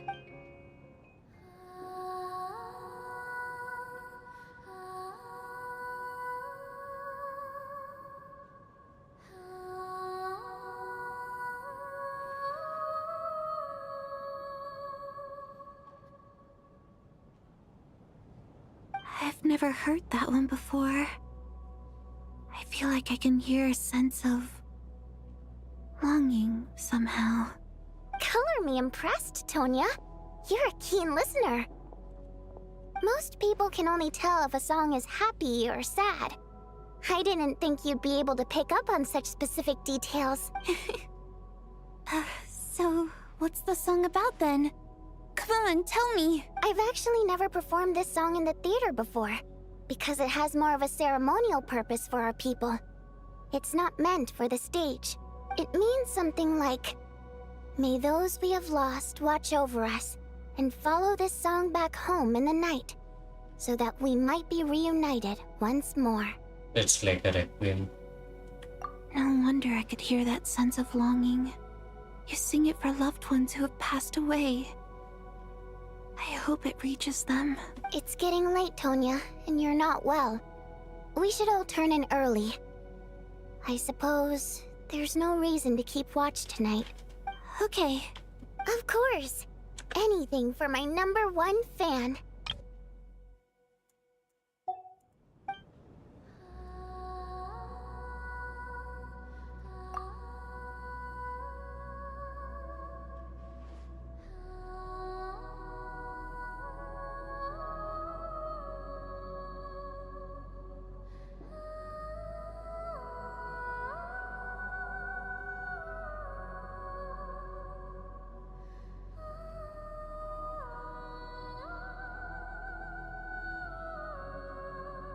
Once I get out of here, I definitely don't plan on ever coming back. But I guess that means I'll never get to hear Vodyanitsa sing again. That's a sad thought. Before I fall asleep, I should cherish this moment of companionship while it lasts.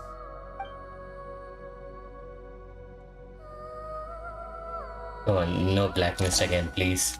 No! Who is it this time? Where am I? It's so dark in here, and I feel kind of dizzy. Wait, am I alone? Is that...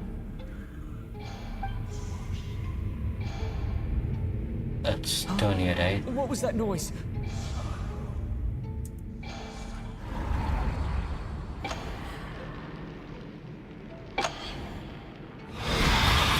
It's horror. Was it Linnea or something? Or was it just Tonya? Oh, spirits, fulfill your oath of protection.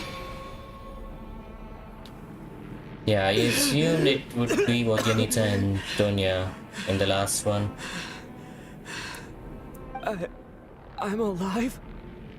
What just happened?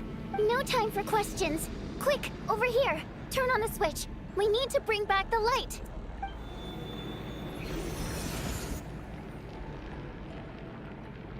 All right, we're safe. The spirit just now is called Night Prayer. The light subdues her, but she'll attack without a second thought in the dark. Sort of. I know it's hard, but you can't let this place go dark, or she'll kill you again. She really just killed Yep. me? Luckily, I was here to resurrect you. Otherwise, that'd have been a real bummer. A bit more than a bummer, I'd say. Wait, so you have the ability to resurrect people? Sure I do. I'm your guardian spirit after all. I Right. specialize in soul recall. Oh, it's nice to meet you, by the way. Thanks. It's nice to meet you too. All right, there's no time to waste. The black mist is already catching up. We need to avoid it at Night Prayer at all costs. Come on, let's go. We need to reach the next switch before the place gets too dark. If we bring the light back, Night Prayer won't be able to get to us. Sweet, sweet light! It's back! Now that's a sight for sore eyes. Shh! It's Night Prayer. We need to move quick, but don't let her notice you. Look out!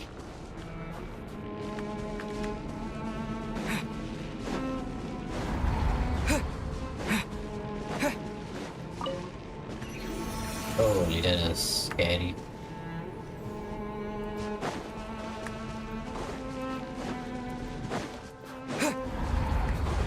The next switch is over there.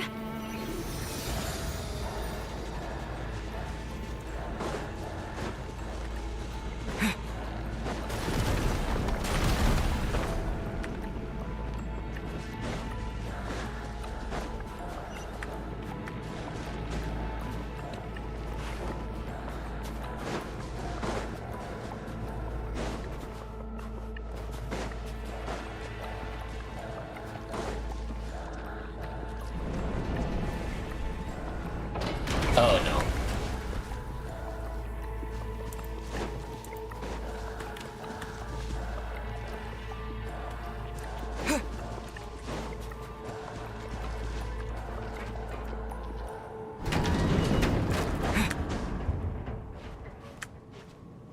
Hey.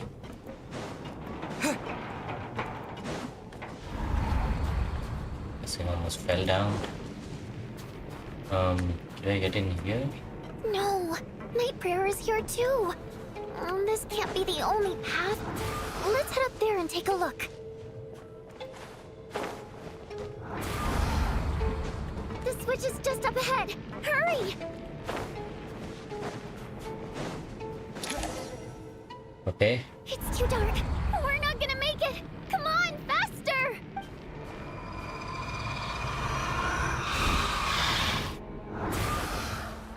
Traveler! I won't let you die like this. Not on my watch.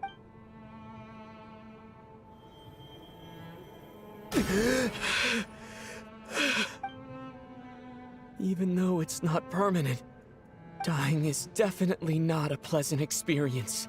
Great. You're back. Yeah, thanks to you. Time for you to get out of here. Quick, before the light runs out. You're not coming? What about you? You're not coming with me? I can't. I've already been used up. What does that The mean? Guardian Spirit's skills are finite. I can only resurrect someone so many times. I might not look any different, but my essence has been exhausted. Now, I will slowly start to fade away. I can go no further. The black mist is where I belong. It's okay. Why didn't you tell me sooner? Because it wouldn't have changed anything. That knowledge would have just burdened you. And a Guardian Spirit's He's role... so stupid. But... Go. Now, before it's too late. I already hear Night Prayer approaching. Just pick her up, carry her, just kidnap her. What the hell? No. Why? Why have we left her behind?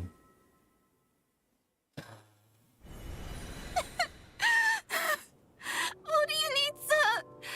How could this happen? What do you need, sir? Okay, now I know they're all coming back. Because that's how this thing works. It's I like guess there's no need to inspect the body. it's like Avengers Infinity Wars.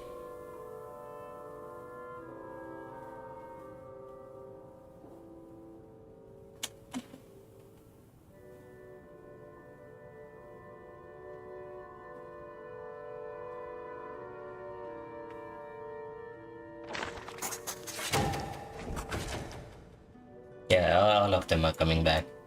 This wasn't supposed to happen. You lied to us, didn't you, Chuganov? You've been lying from the start. Take a long, hard look at yourself before you go around accusing other people. I suspected you on day one, Lelik, and now look where we are. By some strange coincidence, you've never been targeted. You just happen to have survived this long? No, you should be the prime suspect. And you, little hunter, ever so content with staying on the sidelines. Yet you were the one who stopped us from leaving from the start. Why are you trying to keep us here? Now you're just lashing out indiscriminately. That's either a sign of anxiety or a guilty conscience. Where was all this passion and bravado before? Decided to fight until the bitter end. Is that it? Is that a threat? Fine, bring it on. You think I'm afraid to die after all this? You want to kill me? Go ahead. I'd like to see you try. After all the trauma of the past few days, everyone's been pushed to the breaking point. Valeria and Mitya aren't here anymore. Someone else needs to step up and take charge. But first, I need to think this through. Considering everyone left, who's the most likely candidate for the deceased?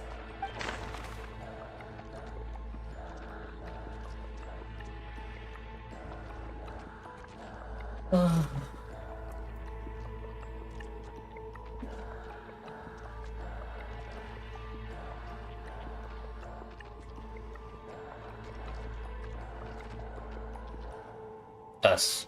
We've died like 4 times. My memories are perfectly coherent, even... It's not us. Okay, then let's go through everyone. Can be Alyosha. He's arguably the first friend we made after arriving in Snezhnaya.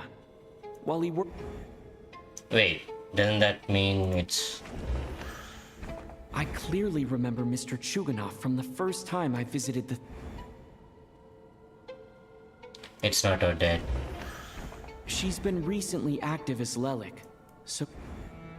This is so sad. I don't want to do this. Of those who remain, the only person we've never met before is Tonya. People are easily misled by first impressions. Now that I think about it, Child's sister was in fact a label I imposed, but Mr. Chuganov vouched for Tonya's identity yesterday.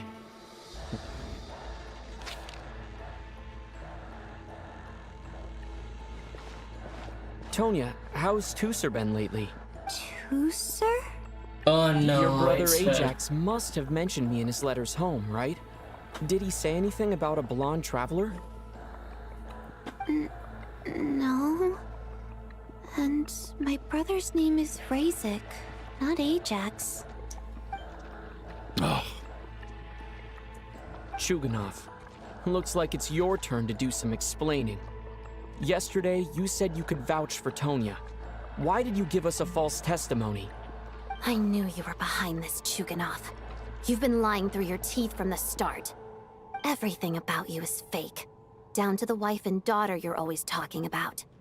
Your entire family man persona is a charade, isn't it? That night, when I infiltrated your place as Lelik, I noticed you were home alone.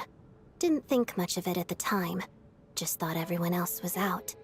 But thinking back on it now, that doesn't seem very likely. My guess is, you live alone, don't you? Even that was a lie? But why would he lie about having a family? The curses! Oh, why is there no end to this blasted snowstorm? If it would just stop! I think I remember now. The reason I'm always coughing is because I got sick with frostbite. The locals usually call it the snow cough. It's not a very common illness. It's partly genetic and partly caused by the cold climate, but it can be fatal. They sent me to the hospital as soon as they found out I had it.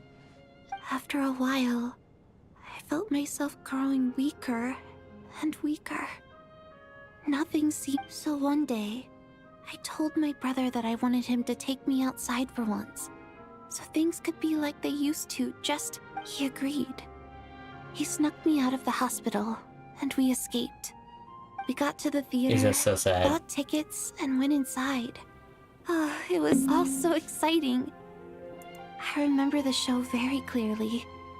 It was amazing. But I found myself getting sleepier and sleepier. Oh, Tonya.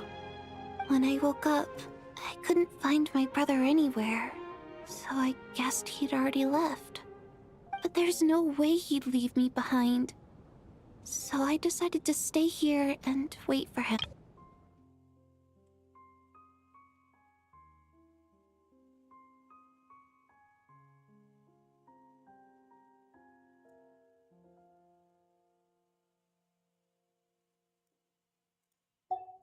Tonya, it sounds like by then you'd already... Yeah, I know. I understand now. Dead, aren't I?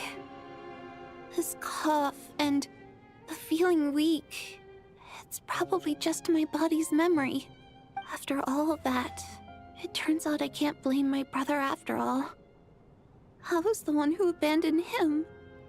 I'm sorry, everyone. I realized this much too late. It seems like... Your name probably isn't even Tonya, is it? Didn't that ever strike you as odd over the last few days?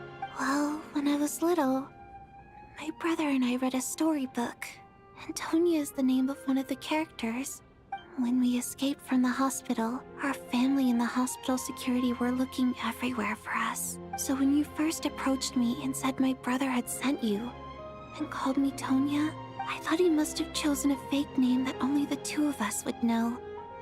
Because he was afraid of getting caught. No. It seems like that was just wishful thinking. At least your memory of death isn't painful. That is a small comfort. Now it's your turn, Chuganov. Talk to us. I believe no lie is ever told without a reason. You're right. I was lying. I happened to know that the Harbinger child and his sister Tonya managed to get tickets, so I lied to you and pretended I knew them. And yes, I was lying about my family too. The truth of the matter is, I lost them a long time ago. I just refused to accept reality. That's sad. My daughter's name was Iskra.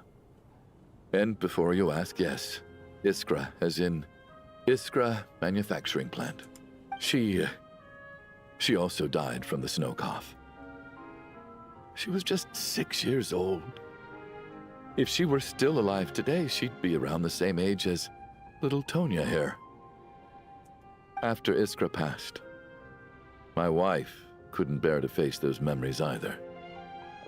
So she chose to start a new life without me. One day when I came home from work and saw the empty room, I felt like I couldn't breathe. Subconsciously, I started to imagine that they were still there. I soon discovered that this was the only thing that made me feel any better, so I just embraced the delusion. Nothing more than a pathetic means of escapism, I know. But at least it's not a crime. So explain your false testimony then. The night before last, when I was chatting with Tonya, she mentioned that her brother would brew medicine for her from frost fairy flower leaves. Combined with her various symptoms, I suddenly understood everything, including the fact This that is she was crazy. deceased. The man, The snow this cough used to be dude. an incurable illness. I would pick frost fairy flower leaves to brew medicine for Iskra too.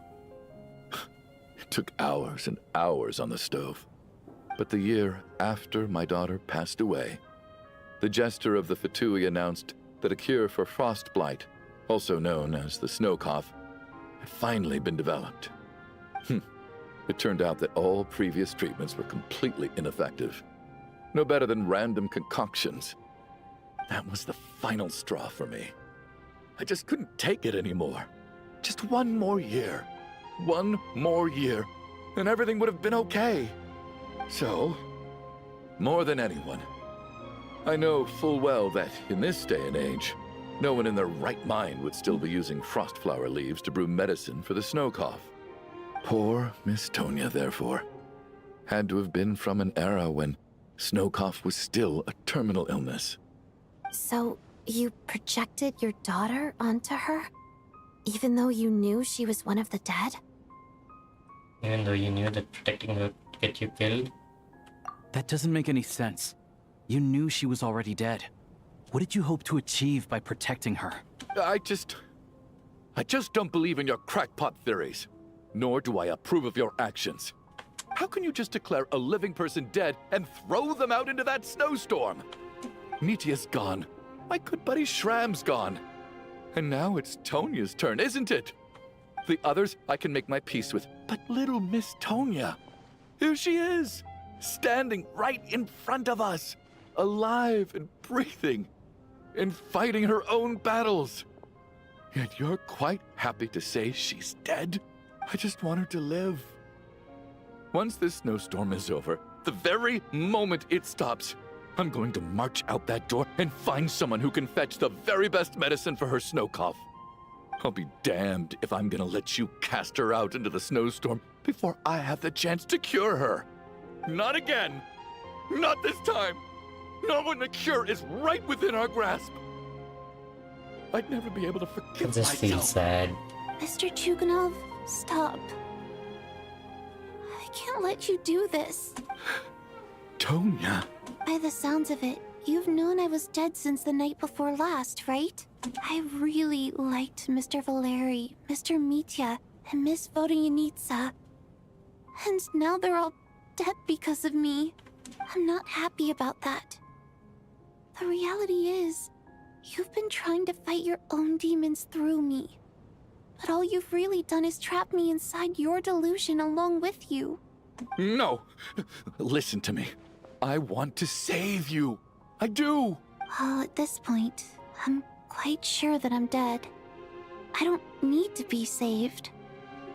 The time I got to spend with all of you is more than enough for me.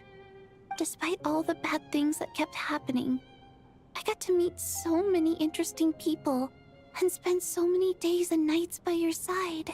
Since the day I escaped that hospital until now, this has been an adventure I never even dared to dream of. I'm very fond of you all. If it were only possible, I'd trade my soul to bring back the ones who died. If it meant things didn't have to end like this. And that's why I'm not fond of you at all, Mr. Chuganov. I'm sorry. It's them that you owe an apology to, sir. Not me. Well then, I suppose this is it. It's time for my adventure to end. I've caused enough trouble. You're leaving already? It's still early. Don't you want to stay a little longer? No thank you. Oh, and by the way, my name is Patoshka. It was nice meeting you all. Feels strange that we're only being properly introduced now that it's time to say goodbye. Patoshka? Hey, where are you going? What are you doing, Chuganov? Are you crazy? Let me leave. I can't keep lying to myself anymore. In your dreams. Don't think you're getting off that easy when you had a hand in the deaths of so many people. The Fatui have honed quite an array of enhanced interrogation techniques since they were founded. Once we're out of here, Lelik will personally give you a taste of every last one.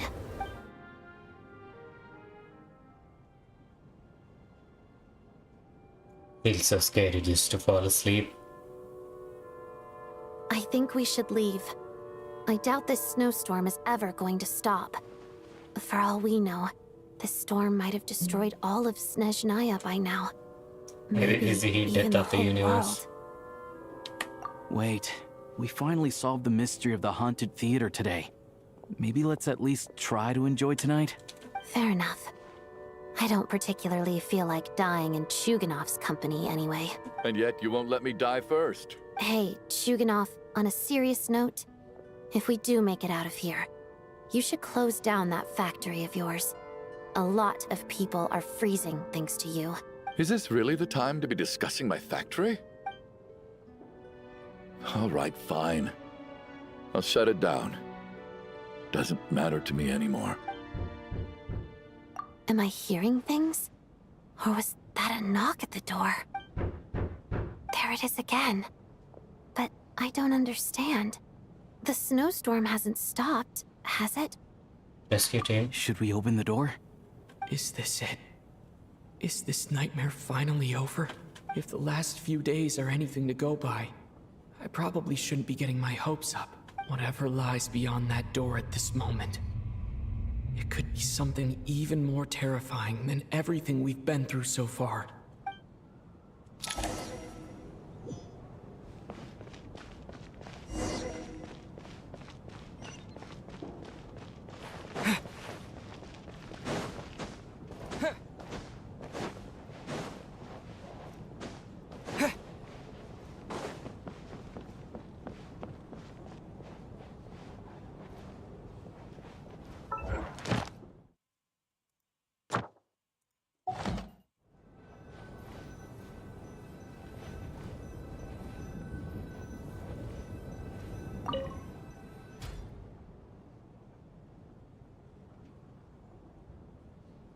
Oh.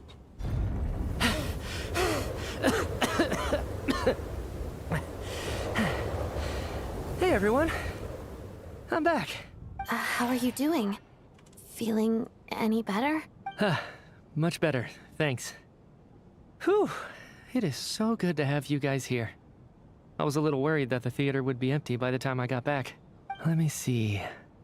Tonya and Vodyanitsa are missing, which means Vodyanitsa died last night. And then you discovered that Tonya was the other dead person. Am I right? Not Tonya. Patoshka. First, tell us how you made it back here. Given the conditions outside, no one should be able to return alive. You're right. The thing that got me back safely was a song. I heard someone singing. After walking into the snowstorm, my mind grew hazy. I don't know how long I walked through the storm before my mind completely slipped away. Then, suddenly, I heard the sound of singing. The voice instantly brought me back to my senses, and I regained consciousness. So I followed the voice, searching for the source of the singing. I searched and searched, until finally, just a few moments ago, there was the entrance to the theater right in front of me. I've actually never performed this song in the theater before, because it has more of a ceremonial purpose for our people. It's not meant for the stage. It means something like, "May those we have lost watch over us, and follow this song back home in the night, so that we might be reunited once more." That must have been Vodyanitsa's Requiem. Who knew it actually worked? That song is meant to guide the souls of the dead. Mitya, that must mean that you... Huh. No kidding. Huh, seemed like I guessed right then. This is what I've been so desperate to tell you about. When I first stepped out of the theater, I was still quite lucid. My memory of it is still pretty intact. I remember the outside world being completely different than what I'd expected. It was like this was a world where only the snowstorm existed. There wasn't a trace of any humans or buildings ever having been there. I don't know how else to describe it, except to say that it just didn't seem like the real world. And as for the Requiem, if I was guided here by Vodyanitsa's song, it can only mean that I must already be dead. And this is my soul, not my body. But I didn't experience a clear moment of death while I was out there. Nor do I feel any different now than before I walked into the snowstorm. You don't seem any different to me either. In fact, this is something I've been wondering about for a while now. If souls aren't physical, shouldn't they lack tangible form? Both Shram and Patoshka were clearly deceased, and yet their souls didn't look or feel like ghosts at all. They were visible, tangible, no different than you or me. This raises a truly terrible thought. Is that really what Mitya is suggesting?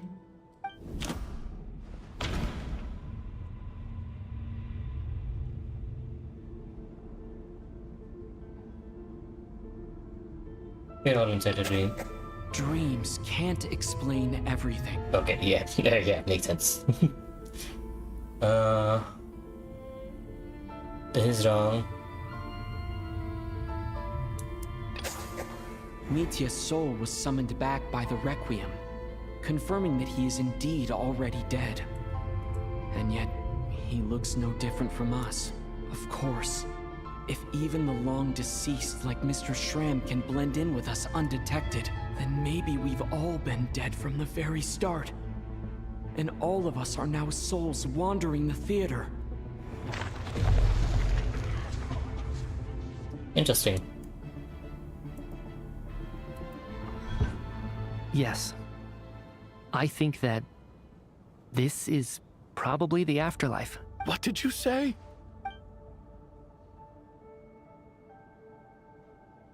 You heard me. We died in the theater. All of us did. But due to an obstruction in the theater's ley lines, our souls are trapped here, while an endless, infinite snowstorm rages outside. It's ironic, really. All that time, we were working so hard to figure out who the deceased among us were, when the truth was, we were all deceased. The only difference being some of us died more recently than others. Do you remember that note, "Death is near"? Seems like we misunderstood what it meant after all. Death was nearer than we wanted to think all along. The note simply meant that all of us were already dead. So all our attempts to survive, our search for the deceased, it was all for nothing? Hard to say. At the very least, we hoped 2 lost souls find clarity and go to where they belong. The presence of those 2 is probably what caused our souls to be drawn in by the ley lines. In which case, the deaths we've awoken to over the past few days were just souls returning to the ley lines for good. If what you're saying is true, doesn't that make us the lost souls now? Huh, no wonder. This afternoon, when I was moving Vodyanitsa's body, I noticed that the other bodies in the room hadn't decayed one bit after all these days. That's further proof that those aren't physical bodies at all, but merely our shells here in the afterlife. Am I really dead? This doesn't feel real to me at all. No, that's impossible. This cannot be how it all ends. I still find it hard to believe that all of us are dead. How exactly did we die in the real world? None of us have any memories of dying, right? Not even knowing how we died is preposterous. Good grief. Surely there has to be some reason. Exactly. It's hard to rest in peace when you don't even know how you died. It gave me lots to think about as I strode out into the snowstorm. I racked my brains trying to remember the cause of my death, the exact moment I died, the root of all of this, right up until my consciousness faded. Wait. Hold on. Right before I lost consciousness, I think I saw something. I can't remember. And I think I lost my notebook and pen. Mitya, your hand. Is that blood on your fingers? Huh? You're right. There's blood on the fingertips of my right hand. Looks like it's already dried. When did that happen? What the? Oh no. Oh no. I guess this was what I saw. This is I must have Ranoa. desperately drawn it in my own blood right before losing consciousness. What's wrong? Do you recognize the symbol? It's Renova, the ruler of death. Alosha, do you still remember that Snezhnayan folktale you told me about? It was about the Grim Reaper. When someone's about to die, he appears as an incarnation of someone familiar to guide their soul into the afterlife. And as soon as you recognize his face, your life is over. I heard a similar tale when I was little. You think the Grim Reaper in this story refers to the ruler of death you mentioned? That's right. In which case, death is near could also mean that the Grim Reaper is here disguised in a familiar form. Death, the deceased, and the Grim Reaper? So it's a triple entendre. When I first saw this note, I thought it contradicted the investigation report. But now it seems like that was the whole intention. So the Grim Reaper deliberately misled us. Then, we started suspecting each other and searched for the deceased while they hid in plain sight.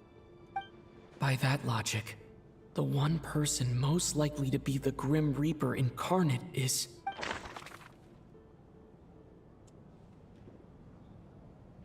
I mean, it's not Odette, obviously. It's not Nitya. Has to be Alyosha. I mean, Identifying the Grim Reaper is a major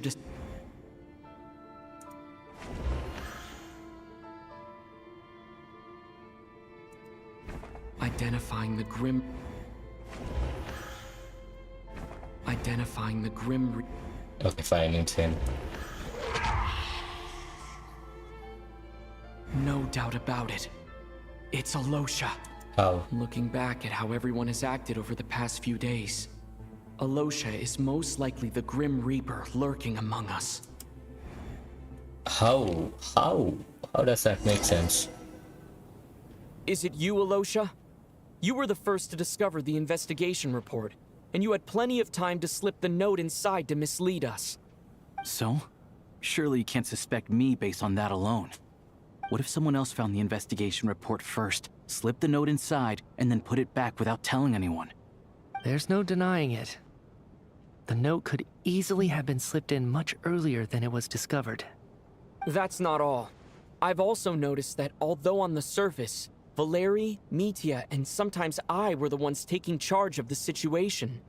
Looking back now, even though you didn't say much, you were always subtly guiding everyone from the sidelines. What do you mean? You were the one who emphasized how dangerous it was outside and insisted we all stay here. It was also you who suggested that we all sleep in the same place. And earlier today, you tried to convince Patashka to stay. I don't understand why, but it was out of character. So, you didn't understand my intentions, and now you're assuming the worst. Seems pretty unreasonable if you ask me. He still won't admit it. Fine. Let's see how he responds to the most damning evidence of all. The biggest question I have right now is, if the Grim Reaper is impersonating Alosha, Then where's the real Alosha? When did they switch? Oh yeah, where is...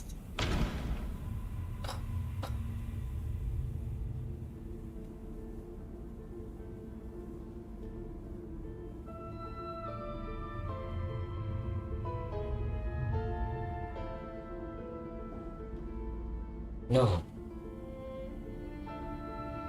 No, where's the little doggy, right? The little doggy is important to Alyosha.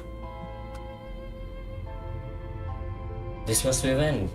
This is the earliest thing. That's right. This was the moment, right at the start. Before any victims had even emerged, Alosha was switched with the Ruler of Death while everyone's guard was still down.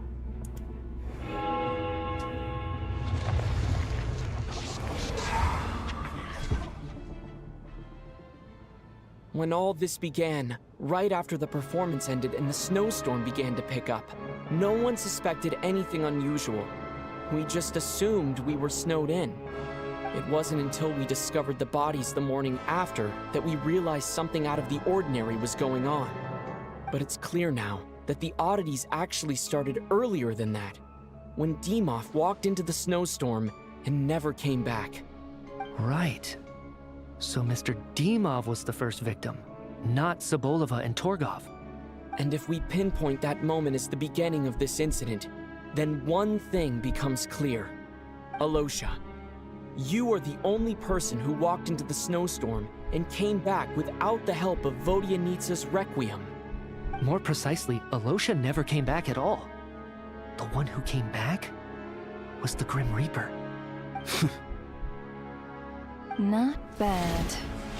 Well, since you've backed me into a corner, I suppose there's no point in keeping up the act anymore. Alosha? You're the Grim Reaper? I am no such tired cliché. Mortals should address me as the ruler of death.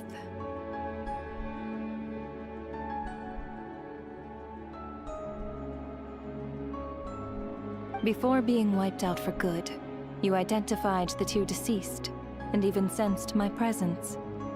A commendable achievement. Far beyond what I expected. I heard you can ferry souls. Those deaths each night. Were they your doing? Your initial conclusion was correct. Due to the existence of the two deceased, the ley lines yearned to reclaim those long-lost souls. Every night they devoured an equal number of souls to fill the void. This required no intervention from me. Though of course, ferrying souls is indeed my authority.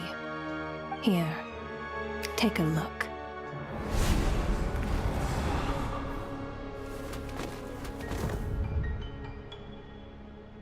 What are you doing? That takes care of today's too. Don't get so worked up. You are already dead, and your souls must return to the ley lines. I know we're already dead.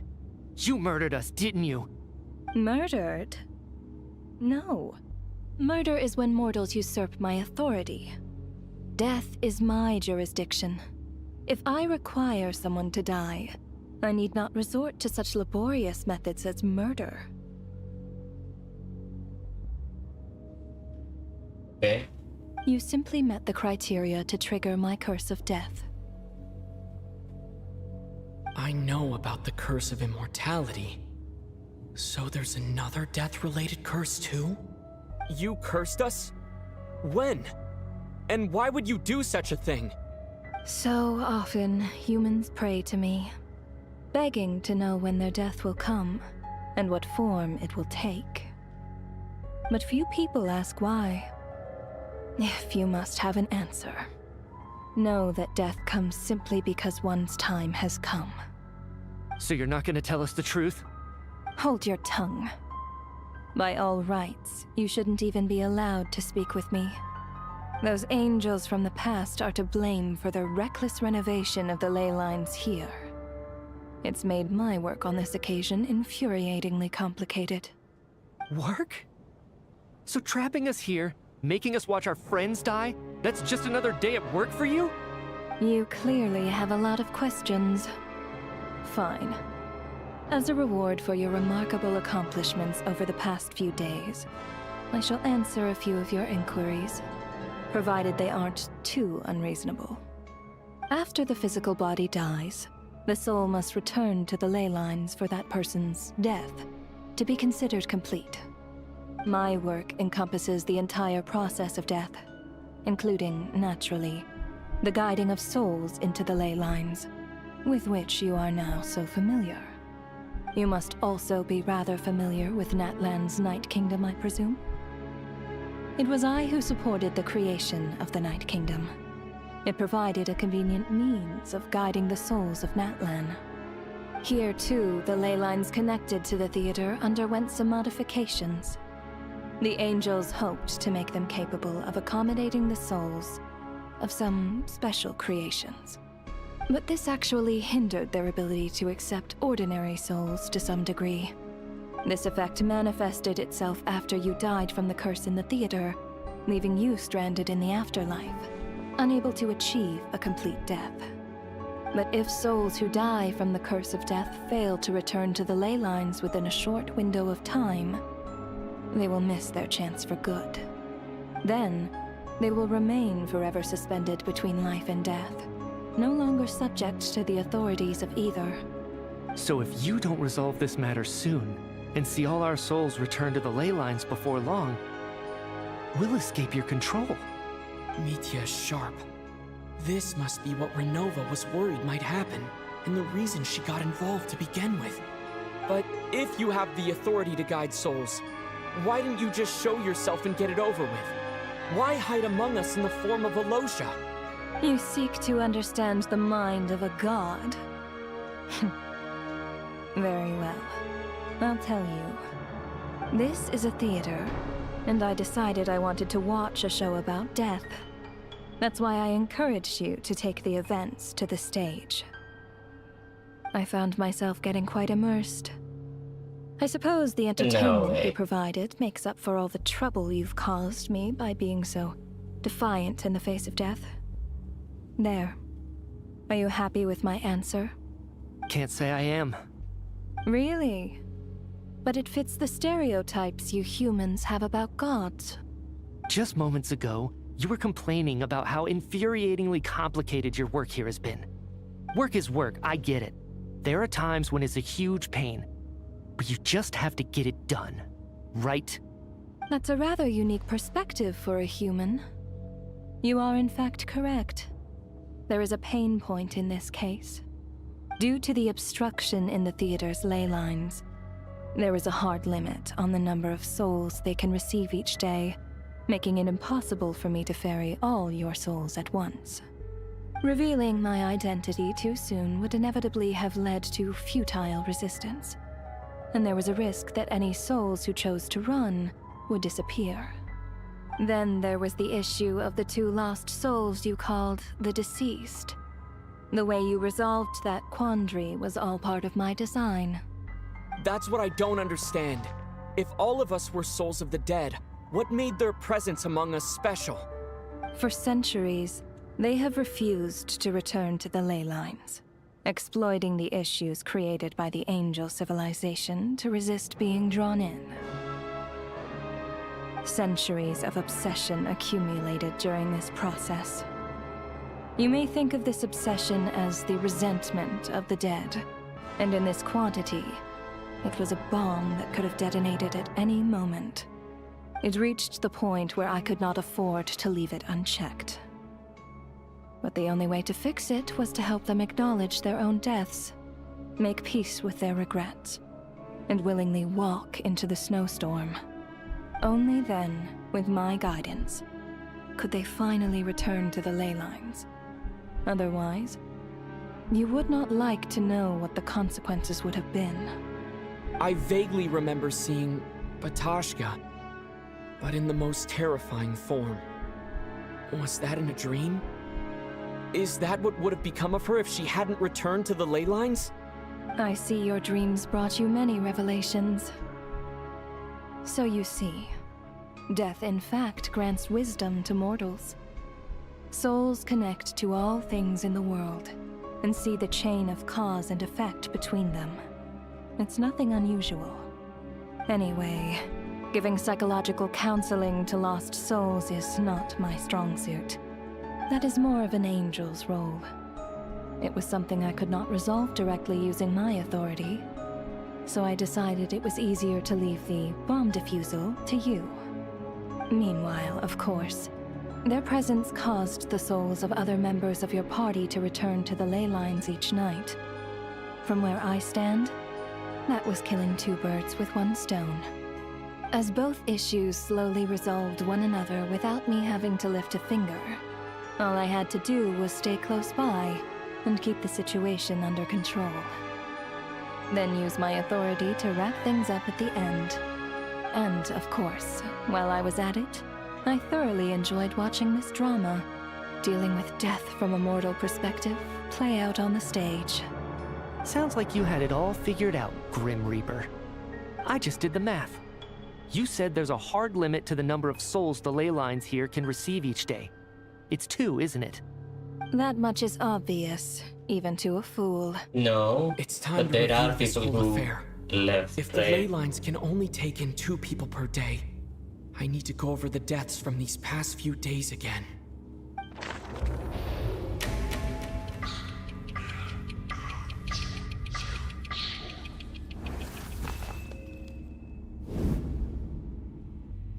Looking back now, none of us had the faintest idea at the time. From the moment that staff member named Demoff walked into the snowstorm, the incident had already begun.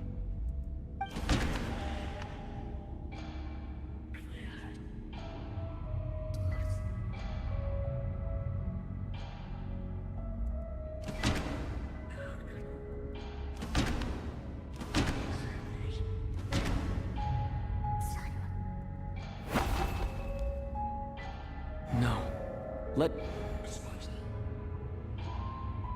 Wait, what? Did I miss something? These 2 died on day 1, right?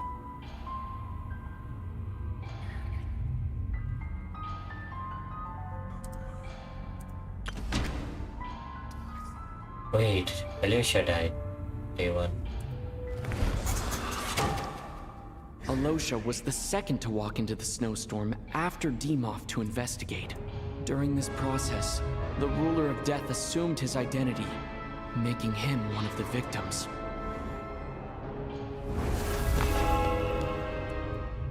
During our first night in the theater, everyone was caught up in the novelty of it all. No one could have expected there would be victims the very next morning. Despite all the confusion, and with the help of hindsight, we finally began to realize that something was amiss with the snowstorm.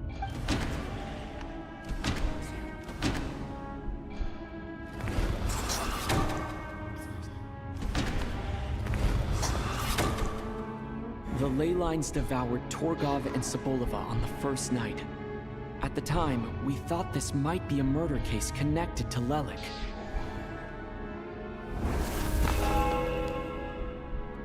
Odette and I spoke a lot that night. 3 people were on watch, but in the morning, we discovered that someone had fallen victim all the same.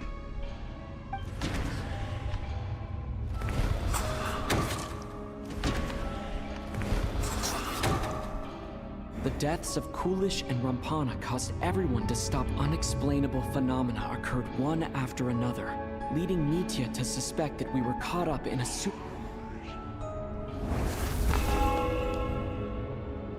Later, we discovered that there seemed to be an extra person among us, and subsequently discovered the existence of the deceased.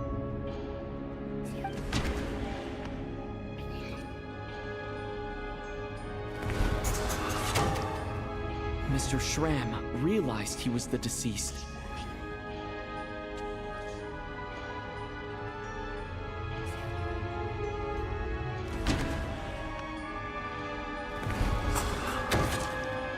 He thought it was all over, but Mr. Valeri's death was a rude awakening for everyone. The ley lines consumed him during the night regardless. A lot happened today. Mr. Valeri's death led us to discover the connection between the number of deceased and the number of victims during the night.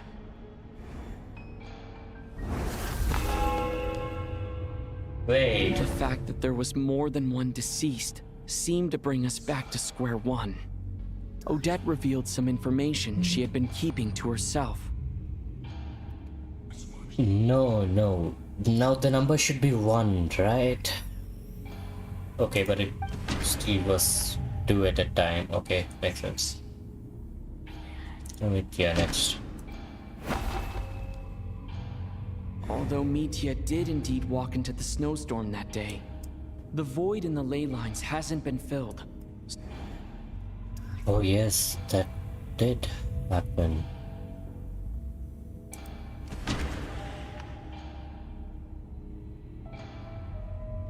Vodyanitsa and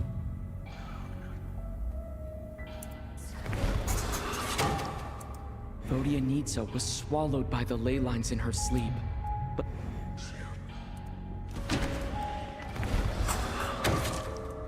as it happened, Patoshka filled the girl I thought was child sister Tonya. Come to think of it, Patoshka was about to walk into the snowstorm at that time.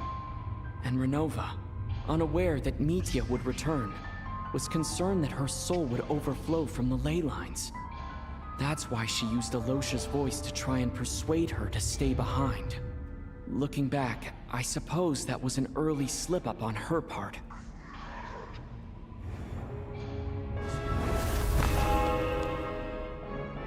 No one could have expected anyone who walked into the snowstorm to return. But just after nightfall, Mitya returned, bringing crucial information with him. Various truths began to surface, including that all of us were already dead, and that the ruler of death was here among us. Then, after revealing her true form, Renova callously claimed 2 souls.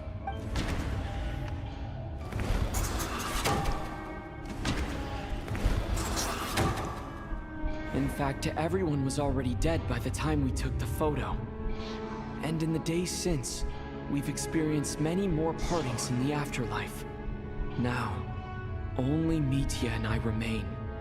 And the true culprit behind everything still stands before us.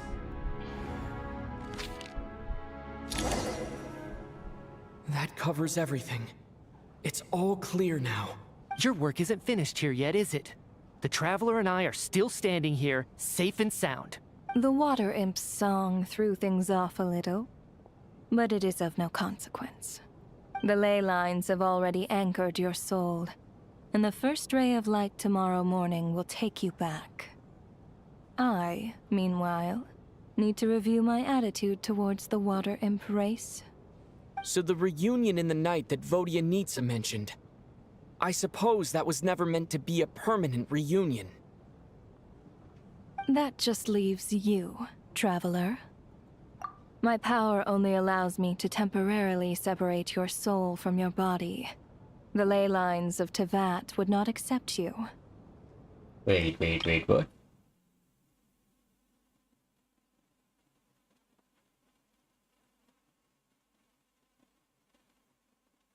What reunion? Am I forgetting something?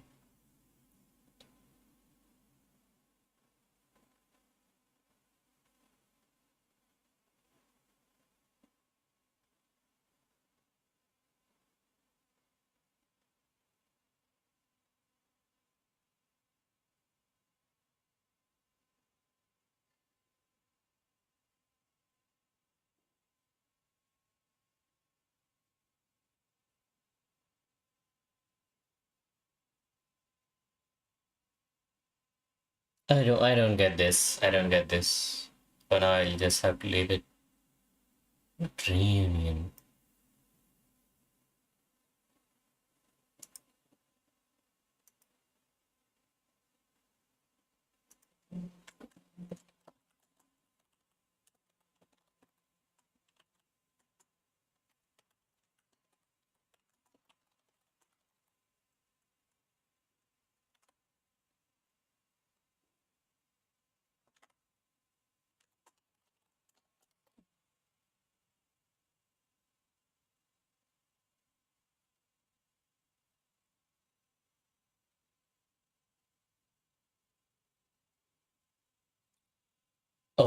okay, yeah, the people reuniting, coming back from the dead.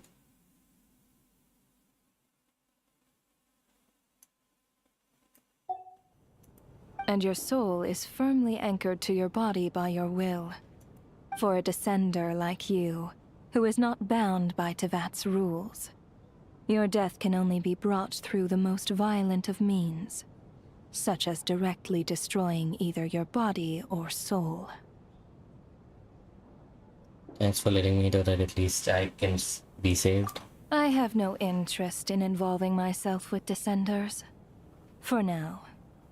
Although, this may change if Asmodee remains missing, or you insist on interfering with our affairs. One last question then.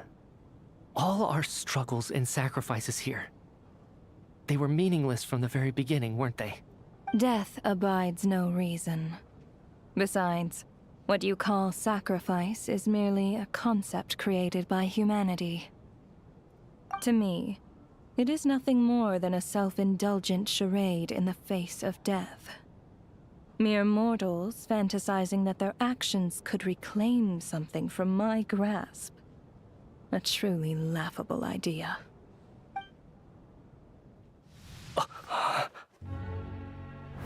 Grim Reaper, you really know how to get on my nerves.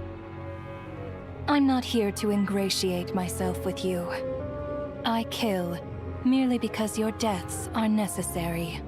Oh, you've made that quite clear. But humans don't take well to being scorned. Not even by the gods.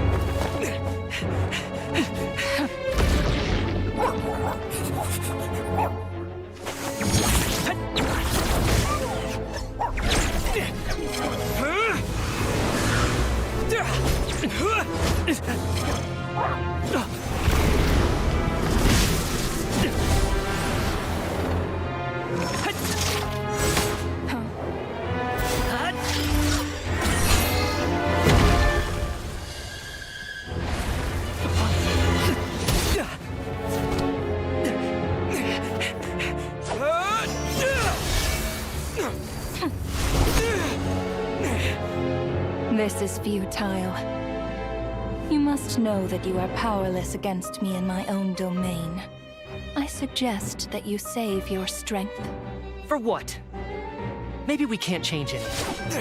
But if nothing else, we can at least teach you to have some respect for the dead. Audacious.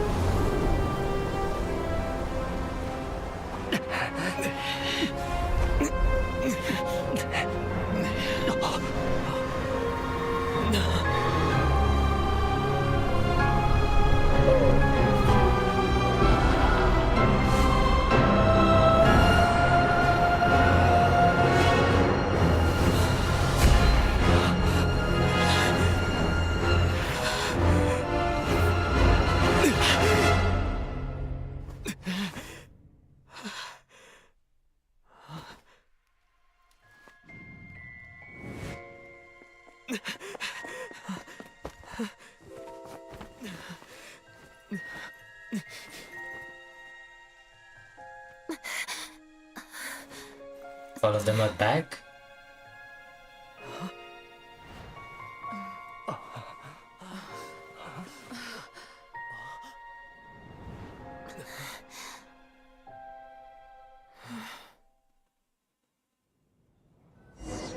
The hell was that dream? At least looks like they're alive again. Oh. This thing is so heavy.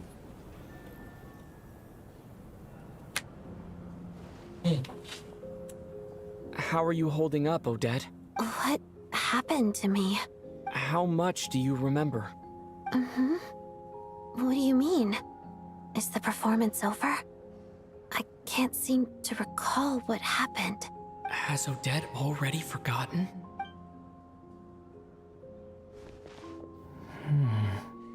Mitya? Hmm? Oh, I'm sorry. I guess I spaced out there for a second. Remind me who you are? Oh, no. Don't you remember anything?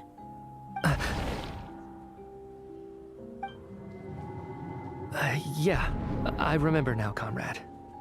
Looks like we guessed right.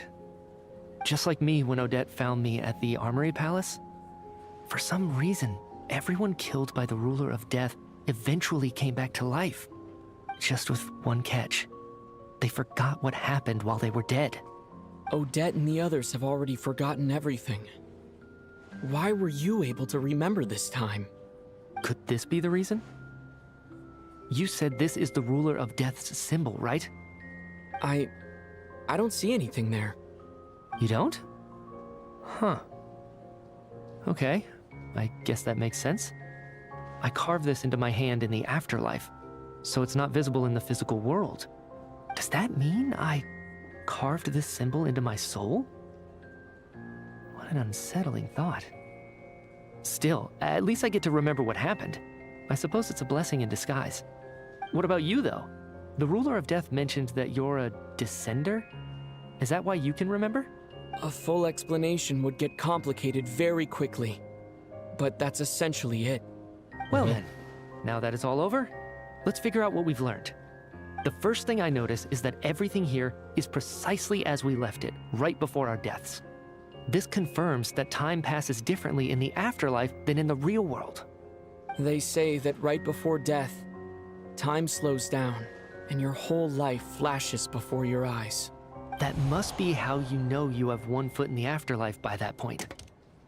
Anyway, clearly the few days we spent in the afterlife probably only amounted to a few short minutes in the real world.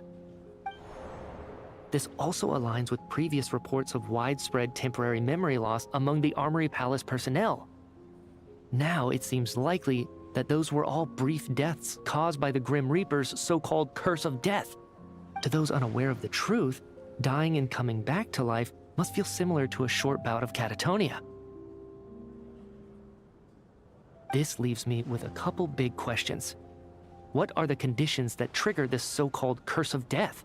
And why are we resurrected after we die? If nothing else, I think it shows that killing us wasn't her ultimate goal. We still don't know her true reasons for subjecting us to death.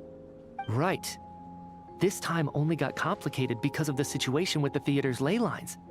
That's why she had to approach it differently. If the previous incidents of amnesia among the researchers are anything to go by, killing us is usually a pretty routine matter.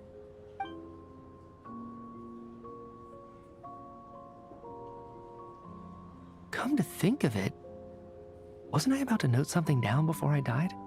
I can't remember what it was, but I think it was something related to my research project. Sorry, Traveler. I'll catch up with you again later. Right now, I have to make a trip back to the Armory Palace.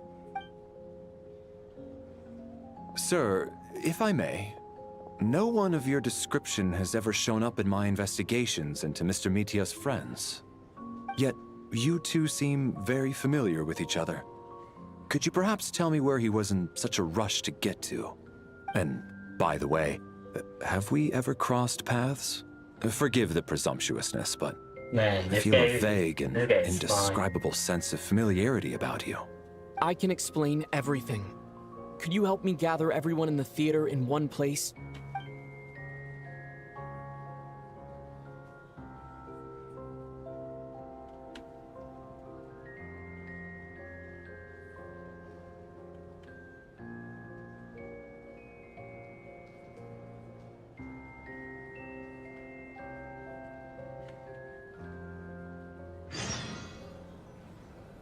Oh, wait, so you remind... Okay, fine. I don't know why you would tell them of such a bad experience. So Chuganov really is going to shut down the factory. I guess this theater incident actually did us some good after all.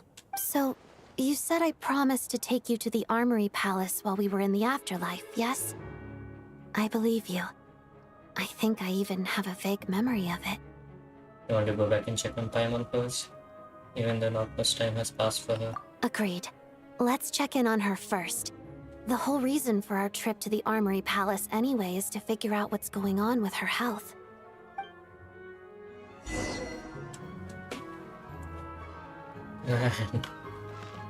That was so crazy. What the hell happened there?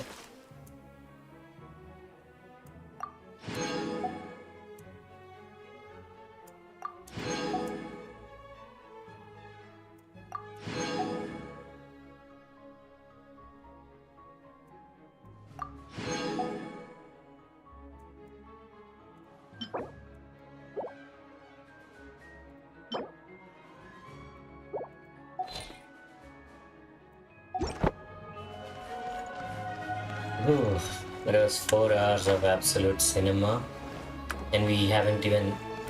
How long is? Dude, let me just ask someone.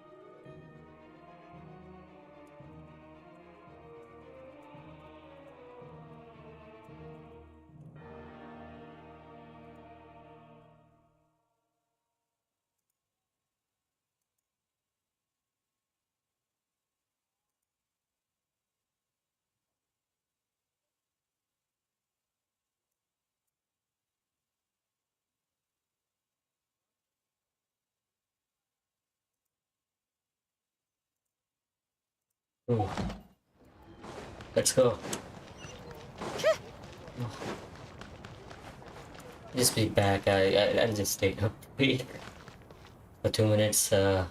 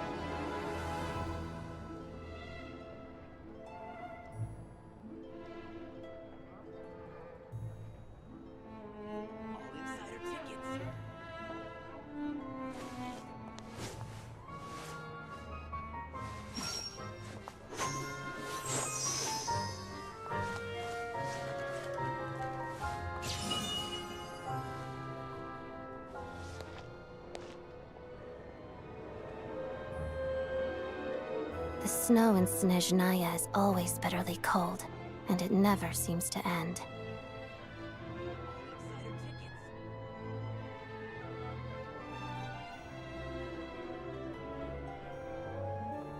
If a simple response will do, why waste your breath on anything longer?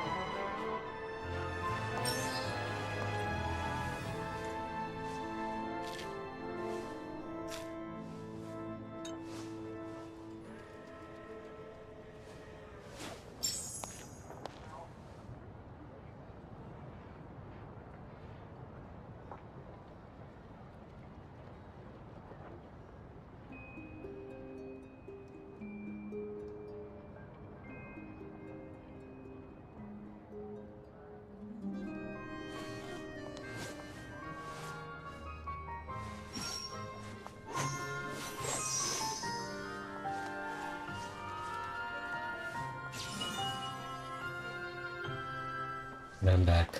Huh.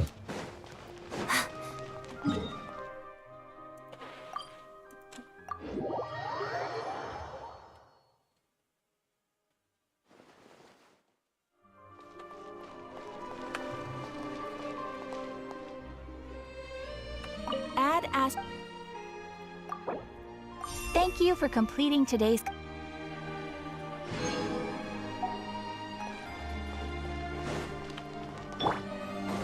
How tiresome.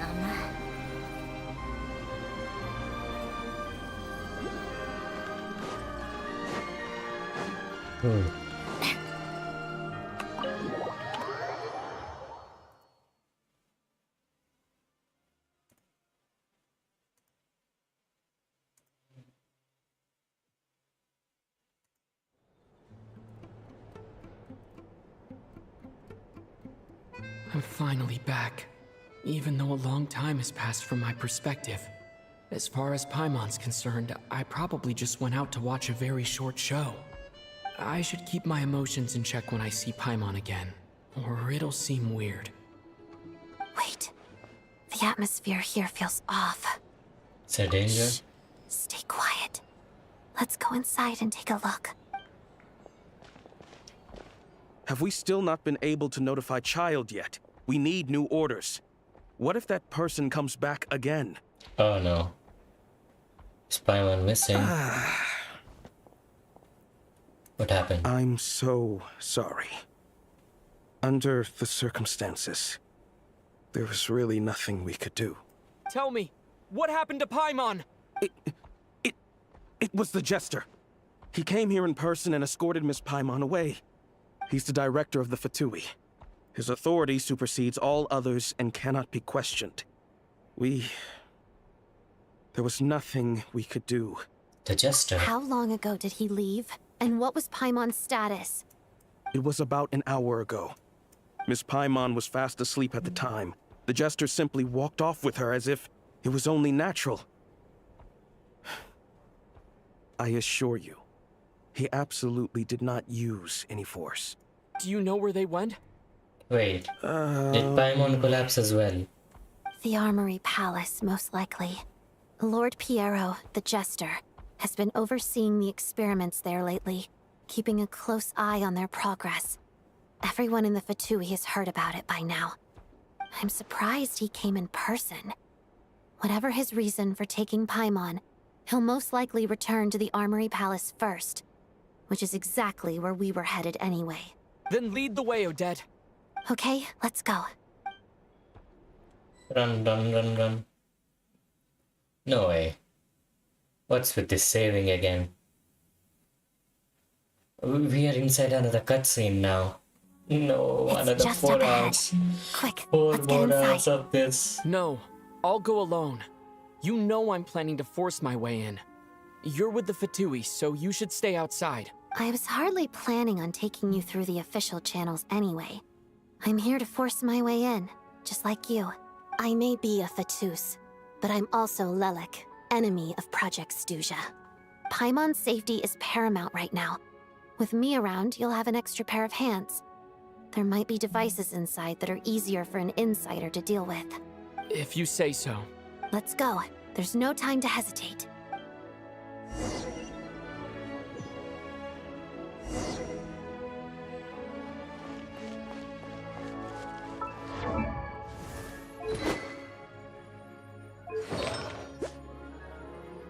The hell is this? The hell is this ratio? Is C3 max? Okay, talents are max as well. It's fine. I don't mind it.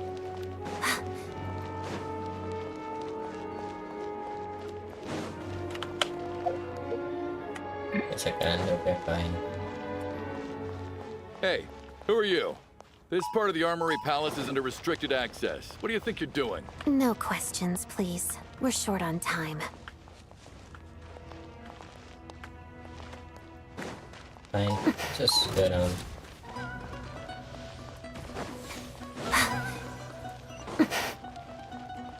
I'll make short work of you. Stay here. Right here. Emerge. Right now. Shadow me. Potted done. It's doggy dog! What a joke!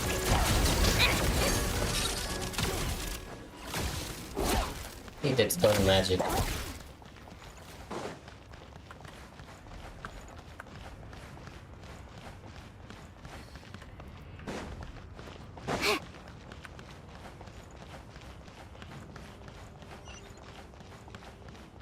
These things won't activate, right? Feel the coming storm. Right here. Come on out. Where are you? Brief respite.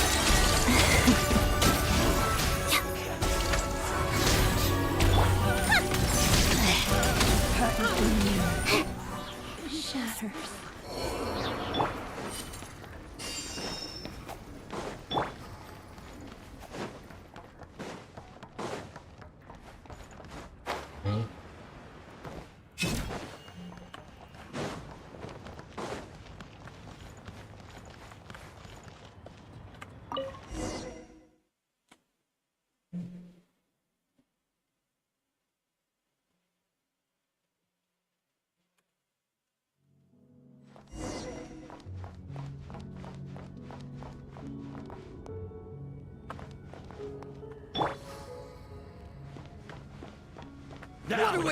Do you have a pass? Where are you coming from? So, you're intruders, huh? Don't blame me for what happens next!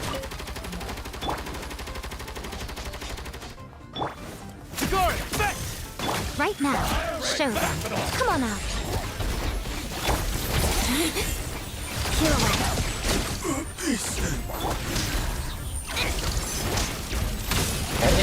Seriously good. Take too long. The good sustain.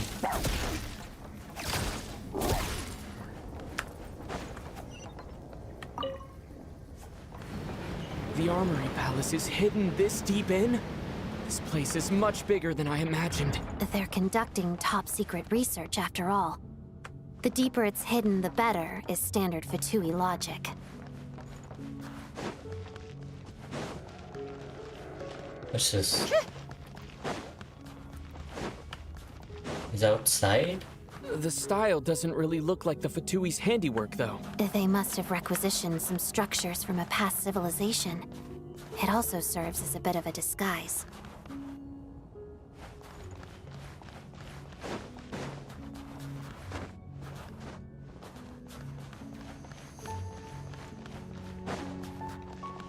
Intruders! Stay alert!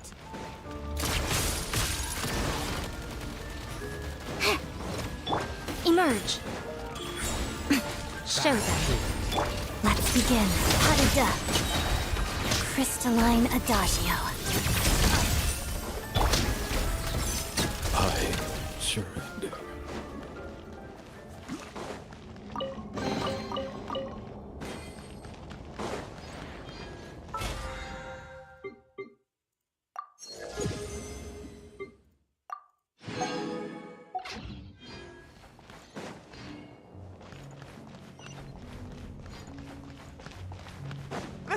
Intruders? Don't come any closer! Poor guy. Just what are you guys trying to do here? I'm short work of your skull! Right now. Right here. Is that all? Come on out. Here, boy! Together. No one interferes with a jester's work! Tea time entertainment! Couldn't fix it.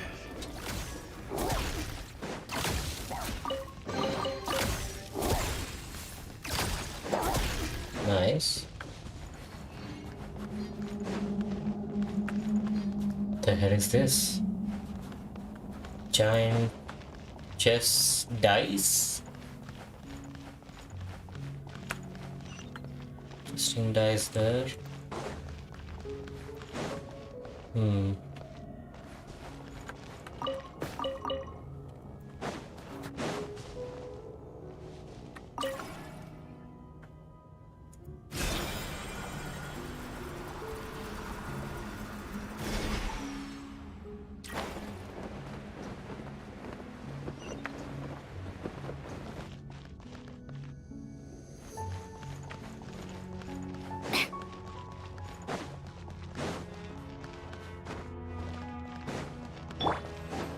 Looks like no one's guarding this place. There's something off about that decoration over there.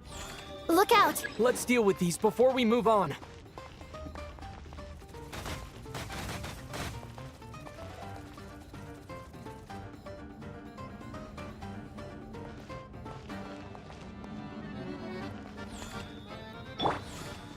Right now, emerge!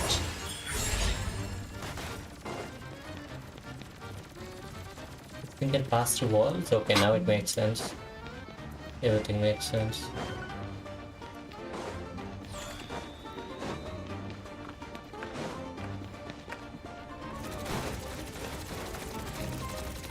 Show them. Right now. Right here. One down! Let's begin. Pirouette.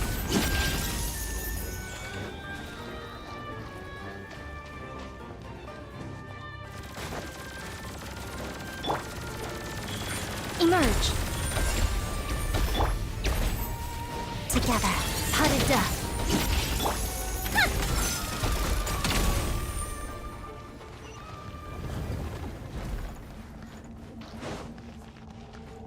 Okay.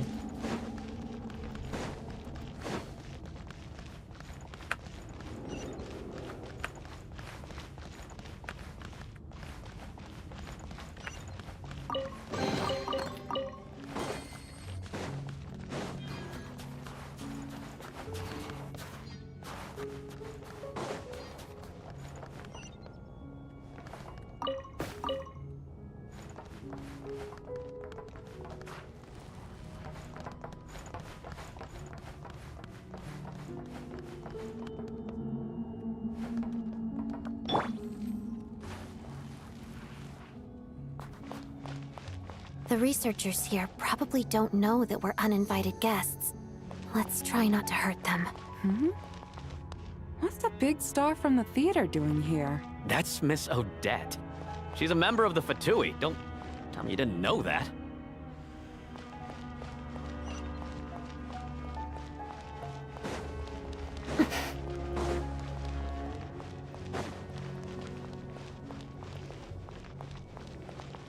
Holy. This thing? Was the whole reason for Project Snezhnaya to support the research here at the Armory Palace? Just what are the Fatui and the Tsaritsa planning?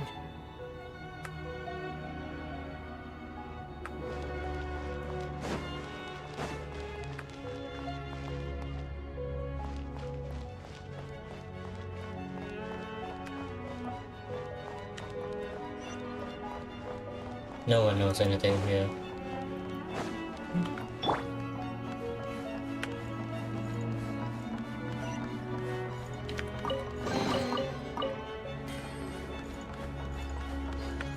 Wow. This thing looks pretty.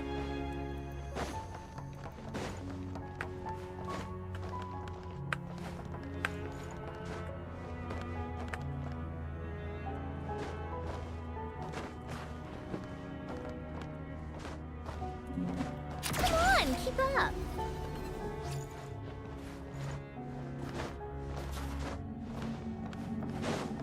Okay, makes sense. Whoa! Who are you?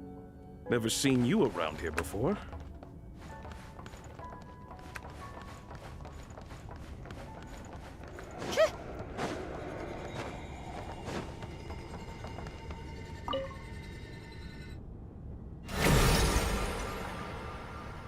I think I see some images. It's the prism's power at play, causing images of the past to reappear, albeit only as illusions. Let's make our way through here.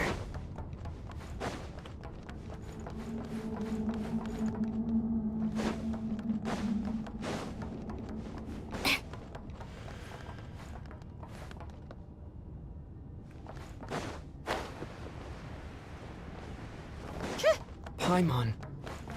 And the Jester. Is this another scene from the past? Yes. It looks quite old, though. I don't think it happened in the recent past. Take a break. What's going on here? What happened? The source seems to be the Armory Palace. They must have started some large-scale experiment. Wait, Raining. what if this has something to do with Paimon? We need to hurry!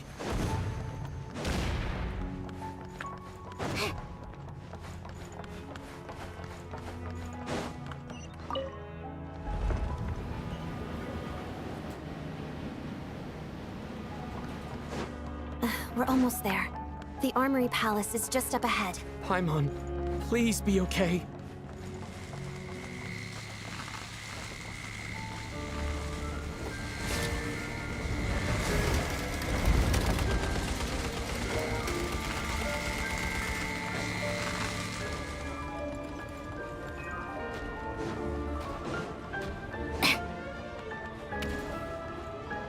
Okay, that get rid of the obstacles. Come on now. Show them. Shadow me.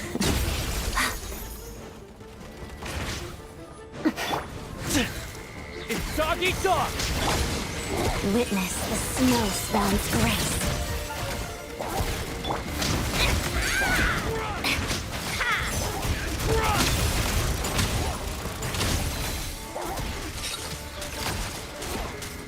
Come on, keep up. Pick up the pace. What is it? What's going on? Wait, I remember this feeling. It's the curse of death. No, no, not now. Why is the curse of death striking again already? Odette.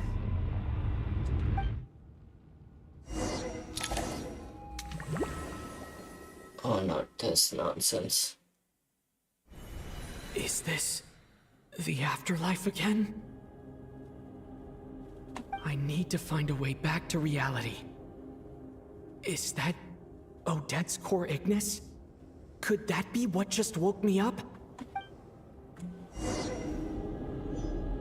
Odette is not here. Can go back. So this is her domain, huh?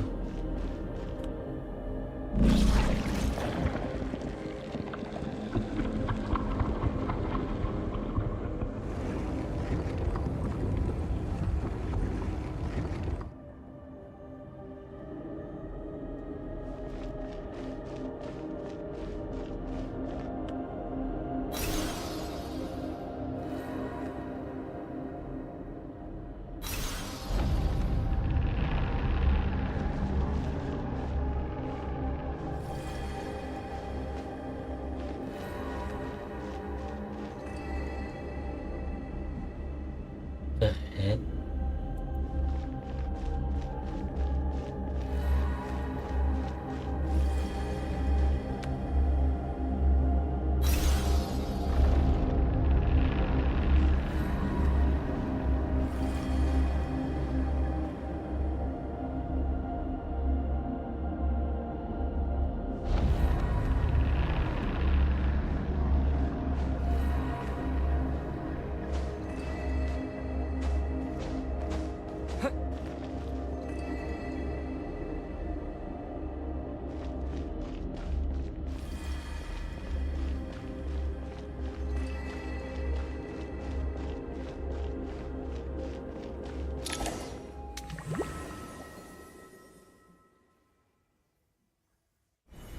Odette?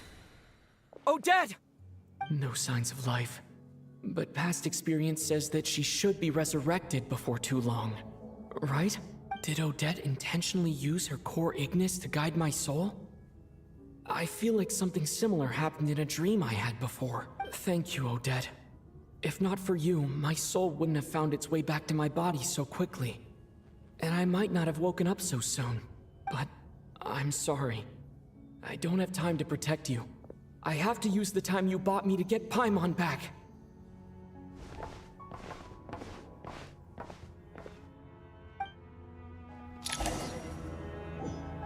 This feels so sad.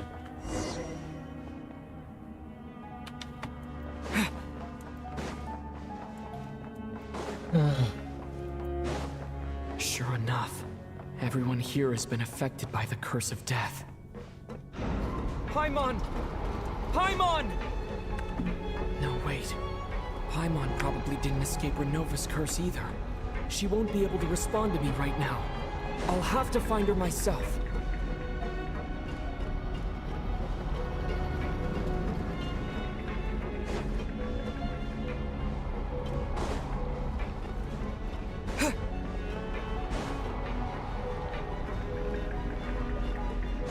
Nitya! Is this the laboratory he works in? What happened here to trigger the curse of death again so soon? I'll have to ask him when he wakes up. Finding Paimon has to take priority now.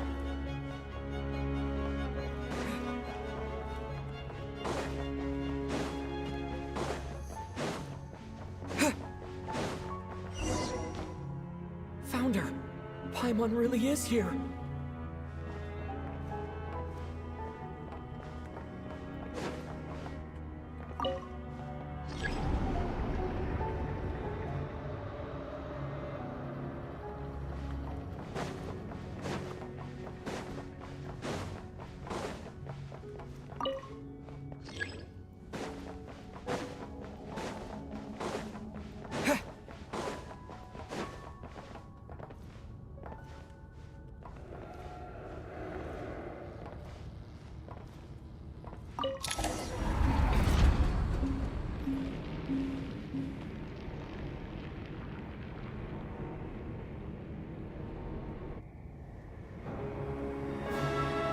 Well, it's Renoa. Renoa is here in her physical manifestation. Why did he burst me? But you don't learn, do you? Renoa. You've already been involved in one mass death, and now you show up at the scene of another. This might have passed for a coincidence the first time, but a second time? Am I to assume you are intentionally interfering in Snezhnaya's affairs? Judging by your expression, it seems that you understand little of what is going on here. In that case, a word to the wise. Do not interfere in Snezhnaya's affairs. A civilization that fails to learn its lesson constantly depletes its own worth. It will one day lose any reason for its existence. And as a descender, you are perfectly suited to be the lifeline to which a dying civilization might desperately cling. Consider your position carefully. No advice needed. I'll make my own judgments. Suit yourself. When the day of reckoning arrives, not even a descender can hope to escape unscathed. The time for resurrection fast approaches. The mortals here are not yet worthy to behold my form. So that will be all for today.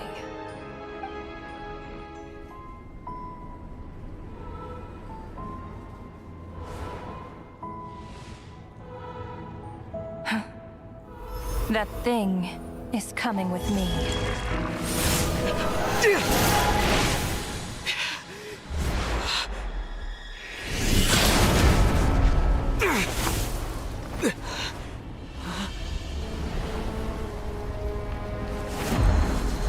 Hero.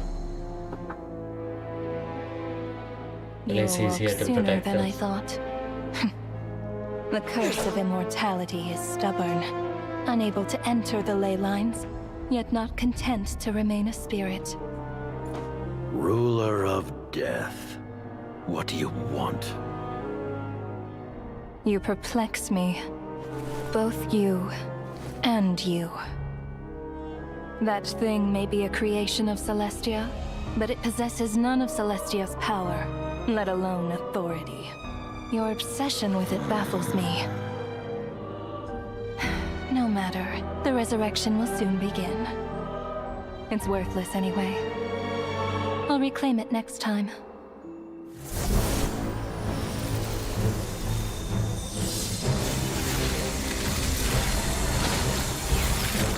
Hey, who says There'll be a next time!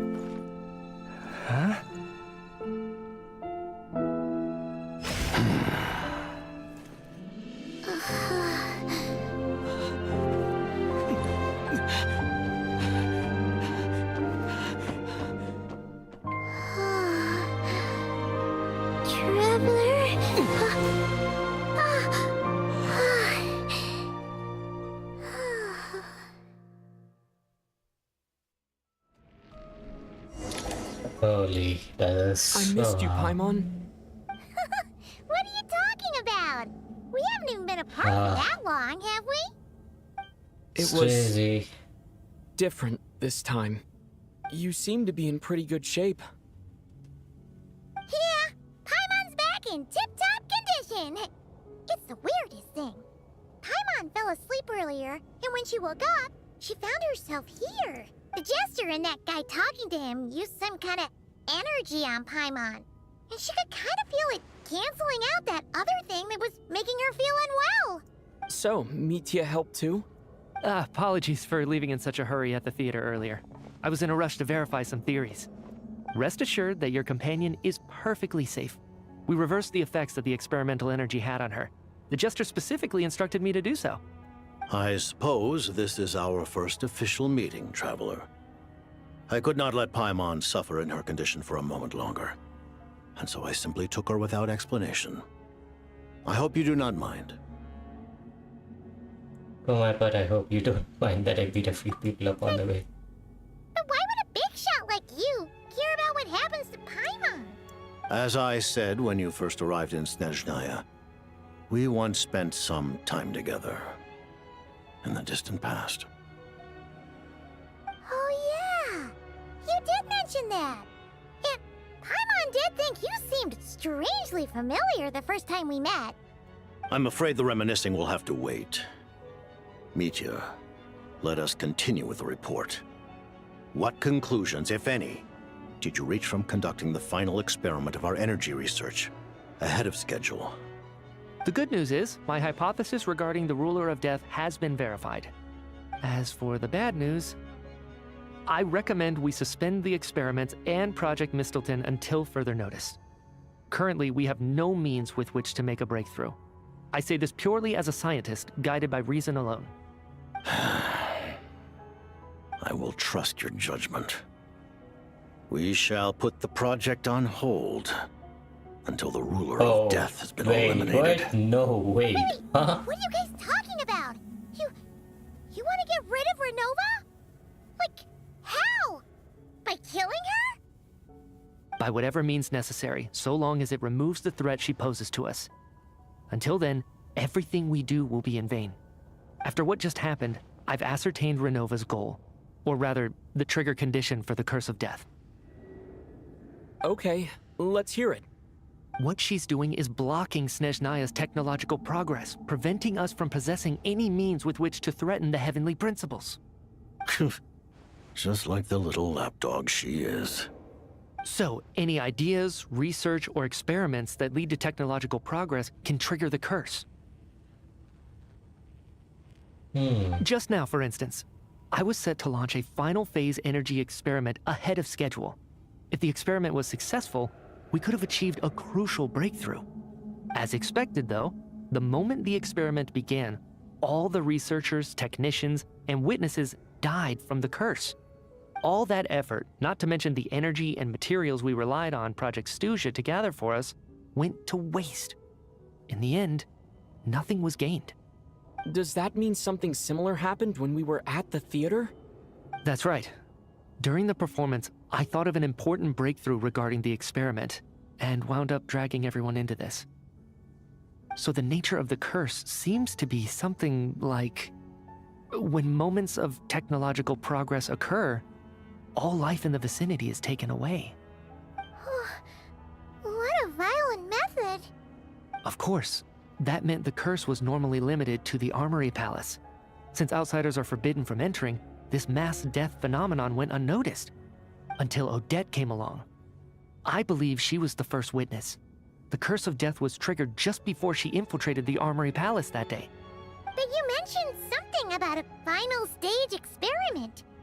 Doesn't that mean you've actually made some progress? That's right. Even with the gods locking certain key components out of reach, humanity can still advance technology in incremental steps accumulated over time. But, as I'm sure Renova anticipated, even incremental progress has its limits, a point where the truth you're seeking must be put to the test in an experiment. You mean the experiment you were just about to do? Yes, we were at a critical juncture, a moment where the quantitative was about to translate into fundamental qualitative change. With this single experiment, we could have brought everything we've worked for to fruition. But now, after already being forced to fumble around in the dark all this time, it feels like we've truly hit an impenetrable wall. As long as Renova's curse of death persists, we won't be able to advance the experiment or obtain any results. And with Project Snezhnaya having been in effect all this time, at our nation's current strength, repeated trial and error is simply unsustainable. Only by eliminating Renova first will it be possible to continue advancing our plans. But she's the ruler of death! She can just kill whoever she wants, right? That's gotta be the scariest power ever! Is it even possible to beat her? We'll see. But one thing's for sure. She definitely can't just do whatever she wants. The best proof of that is me, standing here, very much alive. You're saying... Wouldn't it be easier to just kill all of us researchers for good? Why resurrect us over and over again? Why let us advance our technology to this point? So, you're saying even the ruler of death has limitations we don't know about? Exactly. And I think that's where the key to our breakthrough lies.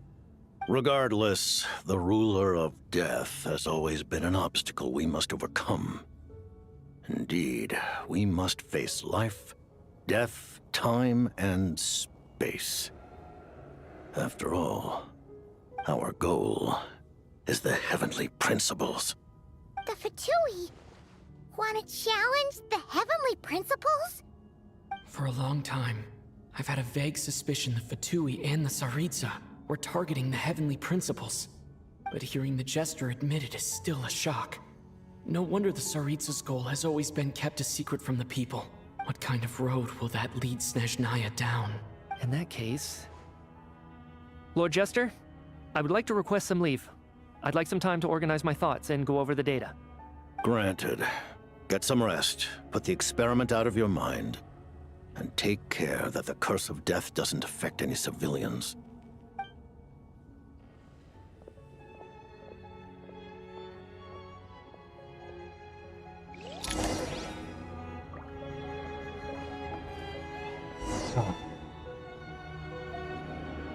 Man, this was where Paimon was living,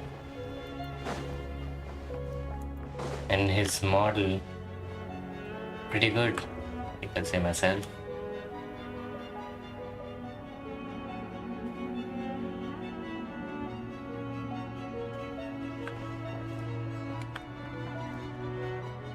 Doesn't seem to have any visions, but a lot of cryo symbols on him.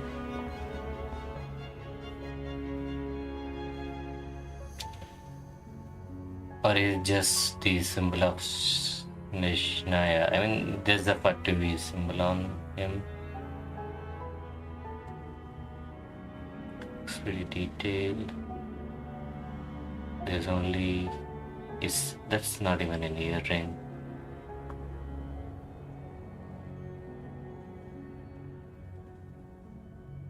Pretty good model if you ask me.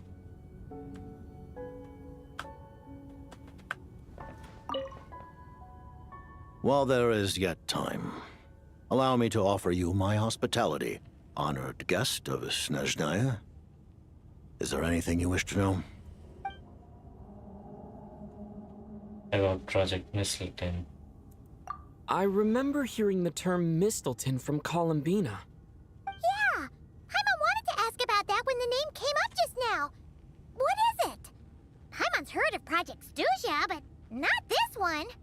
As you know, Project Snezhnaya is a series of measures enacted to consolidate our nation's resources, the greater purpose of which is to serve Project Mistleton.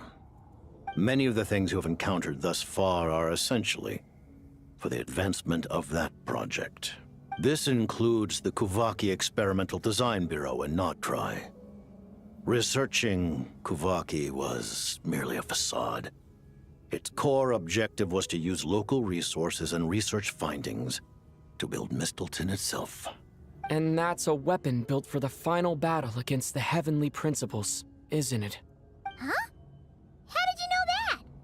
I was given some intel, and I made some deductions. Wait. You must mean that thing over there. Oh, Paimon's gotta take a closer look at this thing. Especially after you guys sent so many people to Notdry to work on it. Kuvaki alone will not break through Celestia's defenses, let alone challenge the Heavenly Principles. The Heavenly Principles are no doubt accustomed to combating the power of the Light Realm, and elemental energy is simply the power of the human realm, converted to that form by the Heavenly Principles themselves. Any attempt to use this power against its creator would be a futile endeavor.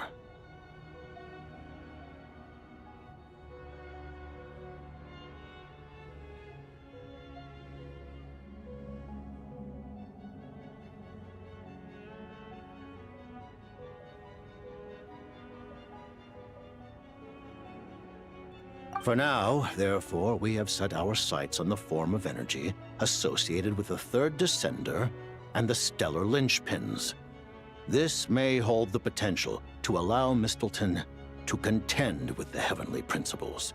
Okay. You could say that by reverse engineering the Stellar Linchpins to extract the energy within, we have obtained a source of anti-Celestia energy.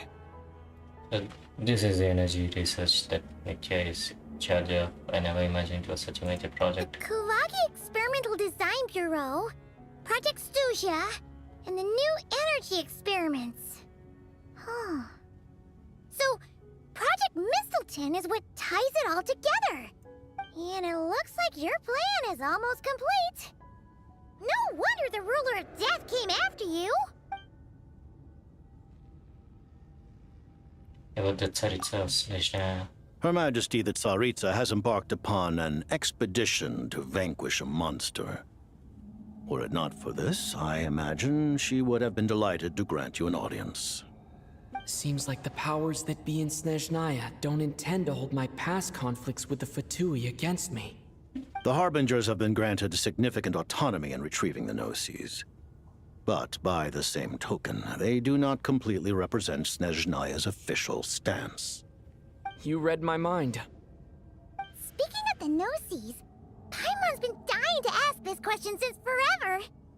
Why exactly does the Tsaritsa want to collect them? Is it something to do with the fight against the Heavenly Principles? The Gnosis will undoubtedly serve as a key bargaining chip when she confronts the Heavenly Principles. Beyond that, you had best ask the Tsaritsa herself. I am not sure if this information is mine to disclose. What do you mean, not sure? Don't you make the rules? You're the highest-ranking Harbinger! Ugh, No, it just means that it's Taking on her the heavenly personal principles is something information. most people wouldn't even entertain in their wildest fantasies. Why is the Tsaritsa so fixated on this? Intervat today. Civilization is nothing but an illusion. Something whose very existence can be negated at any moment. Our civilization may very well be destroyed in the struggle, but as things stand, the heavenly principles could choose to negate our existence on a passing whim. And we must not sit back and accept that fate. Only by changing the state of affairs, only by overthrowing the heavenly principles, can our civilization truly be said to have taken root. Otherwise, the fate of the people of Conria and Hyperborea is a cycle doomed to repeat itself. Accepting potential destruction in return for getting to control your own fate. Furthermore, perhaps this is still somewhat difficult for you to understand. Are you aware that all the rules of this world are made up of curses? Huh? All of them? Paimon knows about the curse of death you mentioned, and the curse of immortality that you and Dainsleif have.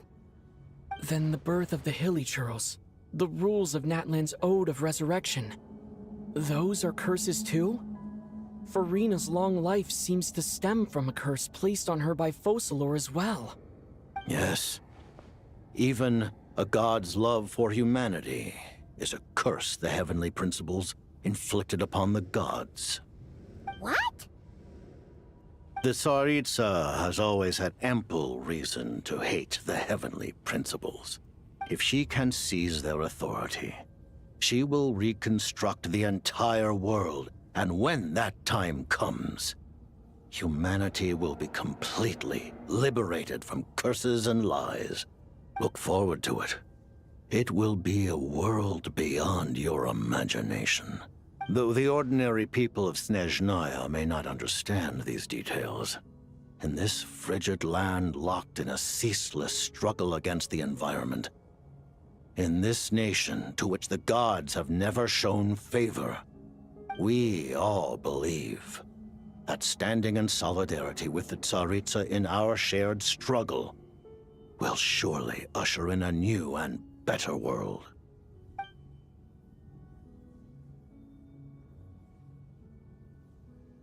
Okay. About your relationship with Paimon. Paimon really doesn't remember. He's basically a stranger. You've got to believe Paimon. Relax. What's this? Allow me to explain. The reason Paimon reacted to the anti-Celestia energy developed by the Armory Palace is because she comes from Celestia herself. More specifically, she is one of its creations. Paimon? A creation of Celestia? Oh, right. I was blinded by anger earlier, but thinking back on it, Renova also said that Paimon is a creation of Celestia. But she lacks Celestia's power or authority. As you know, the lunar fragments in Nodcry were pulled down from the sky using Fatui technology. But the first application of this technology was in Conria over 500 years ago. I used this technology upon the heavens, and the response I received was none other than Paimon descending from Celestia. I presented her to the Vinster King, but he took no interest in this gift, nor did it satisfy him. The hell? What the hell? Oh no.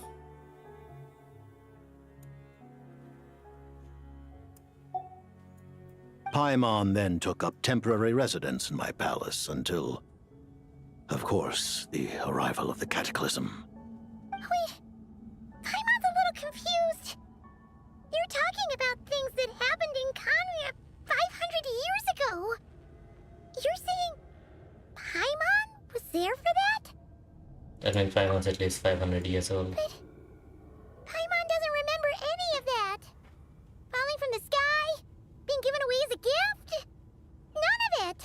Having lived through the cataclysm, perhaps you too were burdened with some manner of curse. Although, losing your memories would indeed be the smallest price I've ever seen paid. But it's not just her memories from Conria.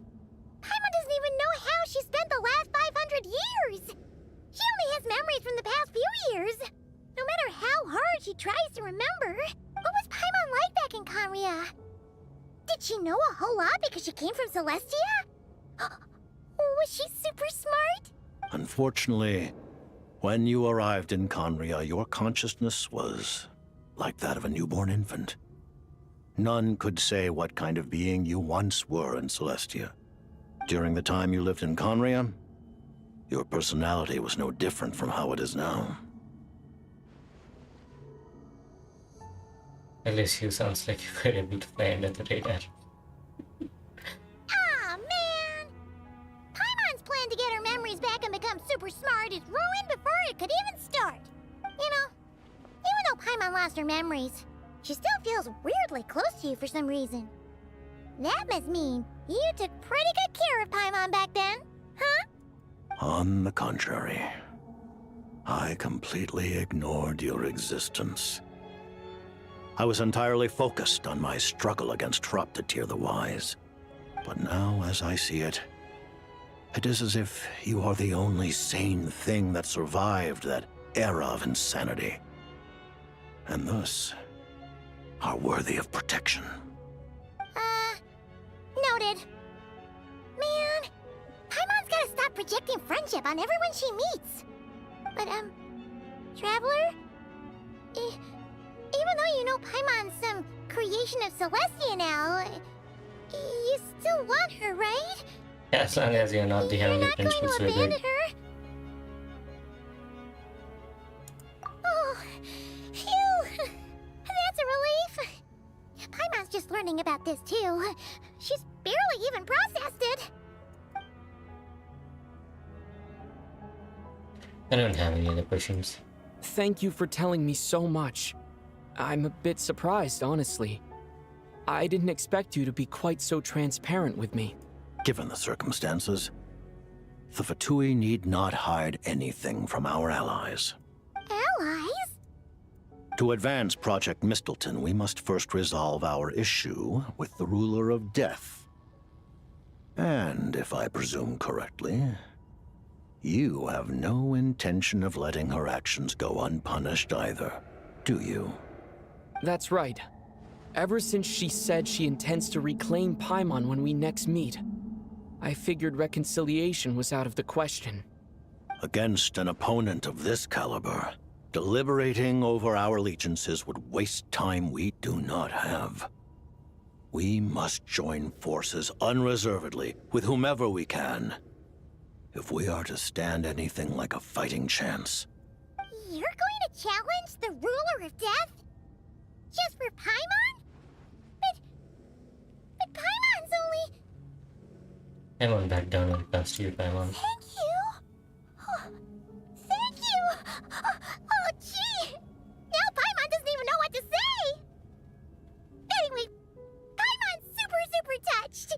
The Tsaritsa will return in triumph in short order, and the Fatui shall hold internal discussions regarding the enemy. The time for us to meet again will come very soon. Got it. Thanks for your help with Paimon. I'll be sure to look after her for you. There was just one other thing. Well, it's just a request, really. Paimon really wants to see what this Mistleton thingy you're gonna use against the Heavenly Principles looks like. Of course, Paimon knows it's top secret and stuff, but she just had to ask. It's okay if the answer's no. Certainly you may. Oh, for real? Actually, maybe it's best not to. What if her nova suddenly pops up again? She might take this chance to... While the technology is not yet fully developed, it has nevertheless reached the stage where Celestia's creations are unable to damage it. In that regard, you may rest assured. Oh, Paimon felt so out of sorts recently, even though it was super far away. Alright then! Paimon's ready to take a sneaky peek at this top secret super weapon!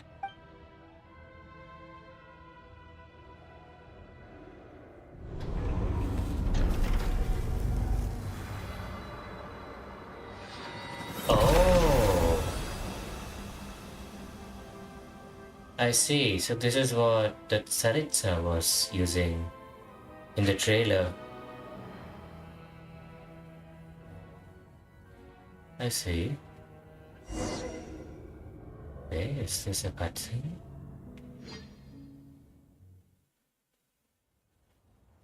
Why is it taking so long to load?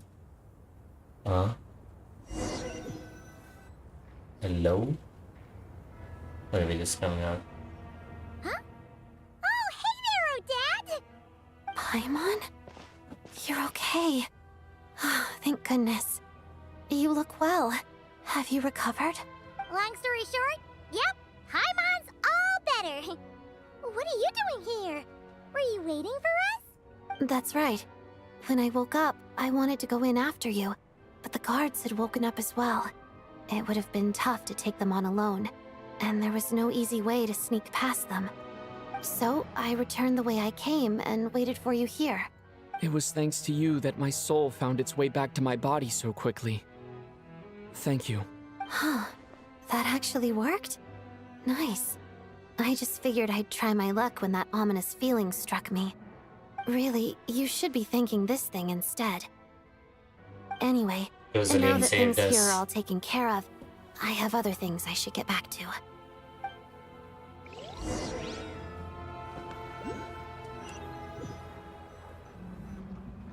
Ah, Director Chuganov, you're back. We just received notice that Project Snezhnaya has been suspended, so we've convened an emergency meeting. This is the preliminary plan. In addition to expanding production capacity, we've also discussed feasible layoff plans to optimize revenue and expenditure structure. Our calculations indicate that the factory's profits will increase by at least 30%. Just give the word, Director. That won't be necessary. Leave the energy for those who need it. Whether they use it just to get by or to run a business, that's up to them. Start preparing to halt production and lay off the staff. Make sure the workers are able to land on their feet and that they are duly compensated.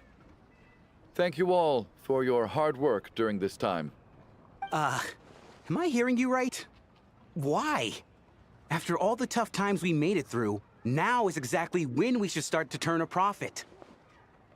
I just suddenly don't want to do this anymore. Huh. Does there have to be a reason? Iskra, it's time to rest. Dear esteemed members of the Rokot, given the effects of Lelic's radical actions upon our organization's reputation and social stability, a decision has been made to permanently withdraw this codename from use. Considering that Lelic did what they did for the benefit of the people, the Rokot has nevertheless negotiated with the authorities, ultimately securing a waiver for all penalties due to them. Lelic will be suspended for a period of time. Depending on their future performance, they may be allowed to adopt a new codename and continue acting as part of the Rokot. The purpose of this notice is to remind everyone once again that motives and methods are equally important when one operates in the shadows. Even with Project Snezhnaya's suspension and our interim operational victory, we must guard against complacency and rashness and work to consolidate the progress we have made so far. We act only for the greater glory and solidarity of our nation. May the aurora shine ever on, and the tundra always stand firm. We act only for the greater glory and solidarity of our nation. May the aurora shine ever on, Did we and have the to reveal tundra that Odette always was stand firm. Lelic? Looks like it's finally over. You mean for us? Just thinking out loud. I've never seen the Snezhnaya Gradvecha so lively before. I never once thought I'd come here. But I understand everything now, Rosaline.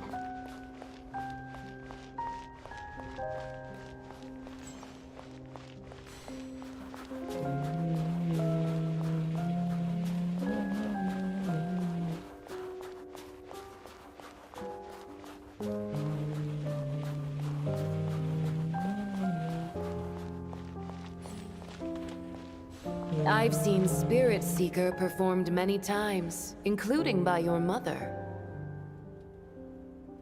Why do you bring that up all of a sudden?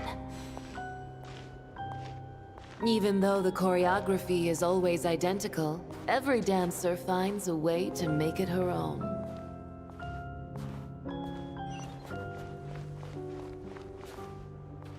So you actually want to talk to me about ballet?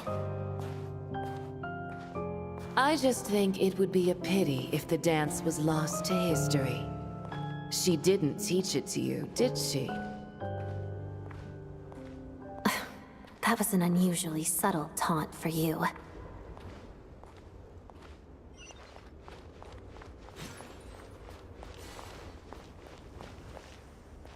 We embraced one another on the snow-swept plains, melting the ruthlessness of time. But when our bodies, in pieces, are cast to the winds, what of our love will remain behind?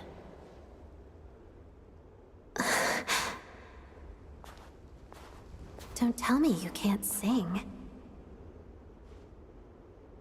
Shush.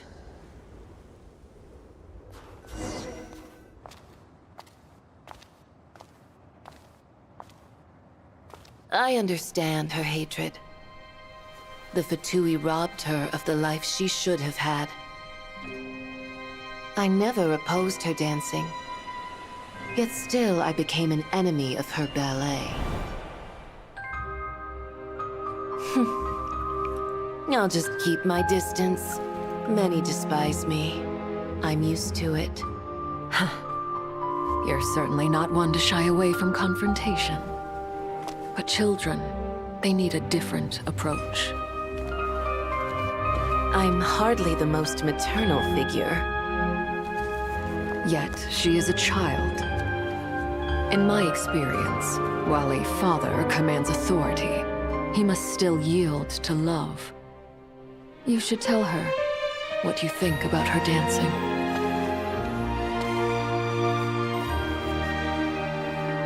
Odette will soon take the stage at the Koralyevsky Theater. This could be your chance. Geonosis secured. It went smoothly. I'll be there. Have them send me an invitation.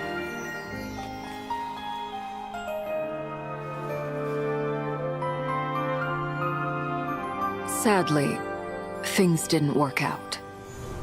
Her final words are inside that block of ice. This? Aren't these for monitoring her subordinates? Not yours. This one isn't her witch's flame, but my two worlds' flames. The two worlds' flames can burn away memories. It was my parting gift to Rosaline.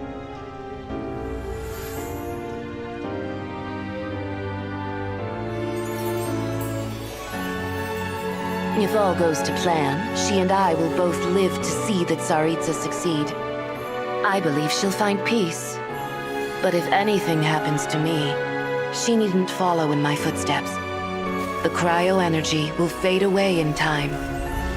Then the two worlds' flames will burn away all memories of the Fatui. She'll be free to dance. She deserves this. I will handle the aftermath. The choice is yours, child.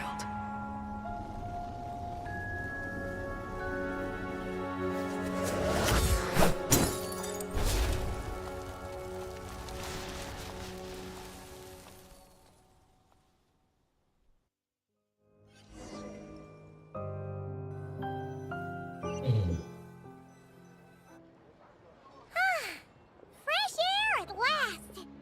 Paimon's head isn't spinning anymore, and the fever's all gone. Paimon's finally free to fly again! Oh, it's nice to finally know where Paimon came from, too. It did make Paimon a little nervous at first, but it's such a relief now. Like, who cares if Paimon's a creation of Celestia? She's probably not anyone that important. Probably just the fairy of food and fun or something. And like you said, this isn't empty change anything between us. You're not gonna just... Hey! Hurry up! Why are you walking so slowly? You've spent the last few days lying in bed and stuffing your face. I didn't think you'd be able to fly this fast. Says who? Paimon's as agile as ever. They don't call her White Floaty for nothing. Paimon originally wanted to check out the bookstores in Snezhnaya, but she's more in the mood for flying around right now, so let's save that for later. Wait, they've got light novels from Yai Publishing House here too. Huh? And this is Paimon's favorite mystery story from Fontaine! Wow! They got a sequel! The local Snezhnaya books look pretty interesting too, but also kinda heavy. Not the easiest things to look around. I thought you were in the mood for flying around. Paimon can read while she flies. Hey! Look at these two dolls! Which do you like better?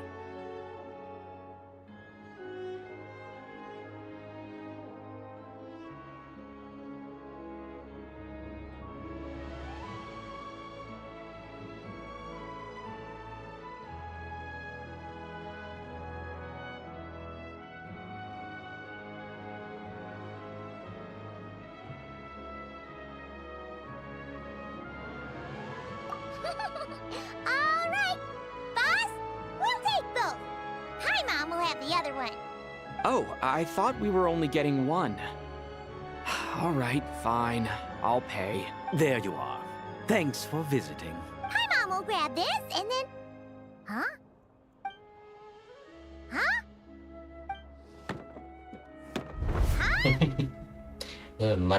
Shadows. How many layers does this thing have? And what are you laughing at? You knew all along, didn't you? A whole bunch of people are gathered over by the plaza. Hey, look! That looks like Tartaglia! Hey, Tartaglia! I know that voice. Of course. If it isn't Paimon and my old comrade. You're looking well, Paimon. All better? Yeah! The jester knew I was wrong and fixed Paimon right up! Thanks for sending someone to keep Paimon safe, too. Oh, yeah. About that. That was kind of embarrassing. Who could have known that our director would go looking for you in person? So sorry for the misunderstanding. Oh, right. Let me introduce you. This is my little sister, Tonya. Hello, Tonya. Hello, hello. Firstly, I'm really sorry about my brother. Sounds like he's caused you no end of trouble. Hey now, why'd you have to start with that? Not that it isn't true, of course. So she's the real Tonya. She said you two didn't manage to meet up at the theater. She waited ages for me, and when I didn't show, she got a little worried and went outside. You didn't even tell Tonya I'd be going in your place. I know, right? He didn't bother to say a word to me. I searched up and down the city for him, and he only told me about it when I finally caught him at the gates of Glupov. I've been rushed off my feet lately, so I didn't get the chance to go home. I just figured the Traveler would fill you in when he got there. Well, the snow was bad, and you're never late. So I was really worried about you. How was I supposed to know that you'd stood me up? I'm sorry, Tonya. I It's a good really thing am. that she didn't I'll make really it up come to you back. somehow. Just... please don't tell Mom and Dad. Although the mix-up led to a series of misunderstandings, it's probably for the best that the real Tonya didn't get caught up in that mess. Besides, it's obvious that Tartaglia isn't usually one to break a promise. He only gave his ticket to me because he had to look into Lelik.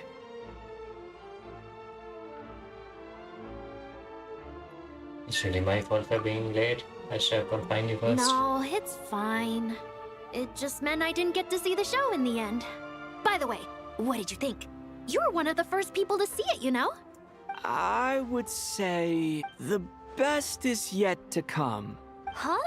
What kind of review is that? Hey, look!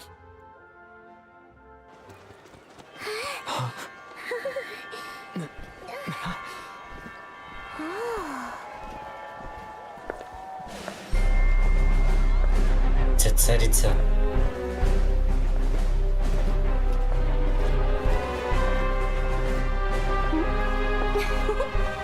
Hi!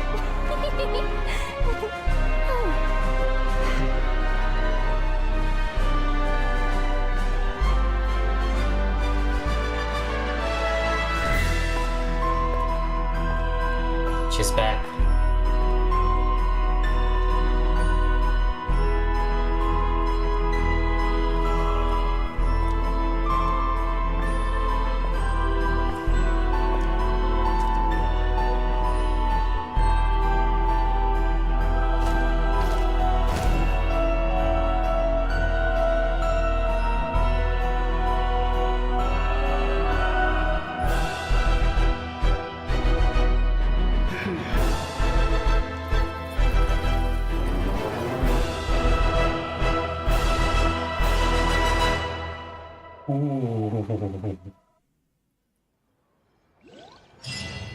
That was peak. That ending was peak. Oh. Okay.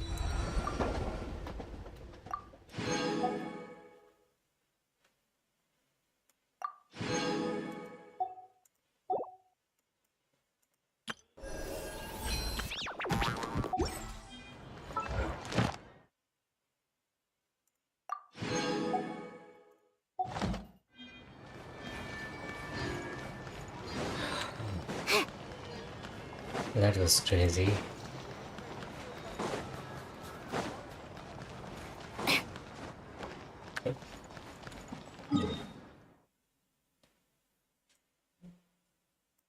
Still have to do this. Oh.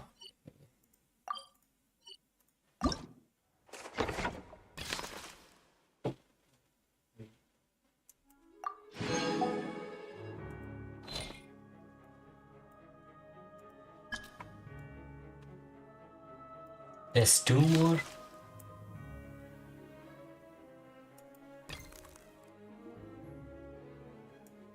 Oh, okay, this is okay. Makes sense. So this is Odette's.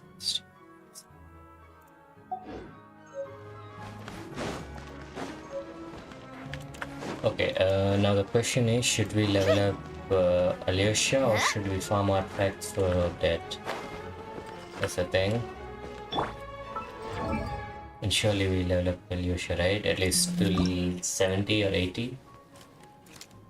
So I'd say we do this one maybe twice, maybe 3 times, we'll see. Yeah, we're almost done.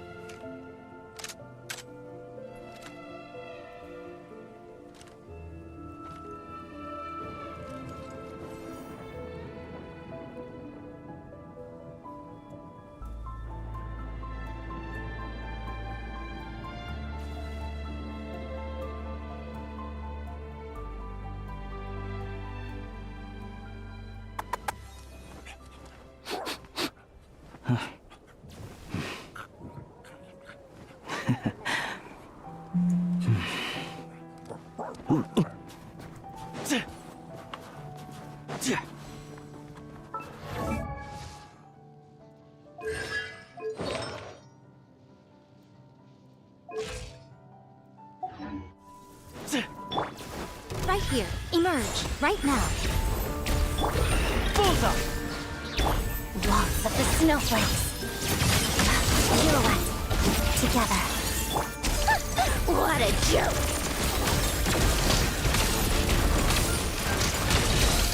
Take a break.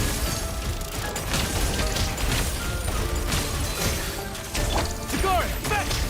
Gun it! Let's begin. How to duck.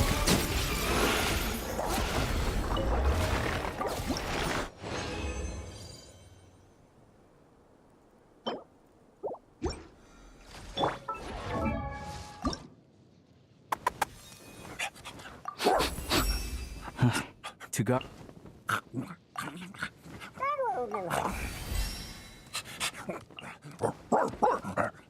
Okay, I think one more. Yeah, one more time and we'll get him to 16 for now. Come on now. Emerge. Witness the snow swan's grace. Together. It's dog eat dog! Let's test my hypothesis.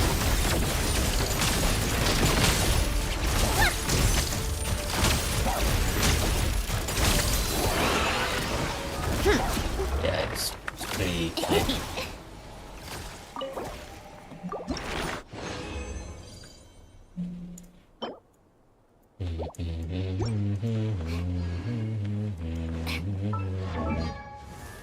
Oh.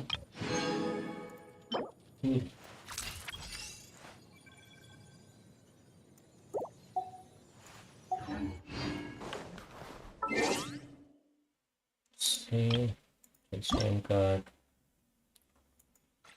Yes, I can update it. But we'll see. Where is update? It's a song. Alicia.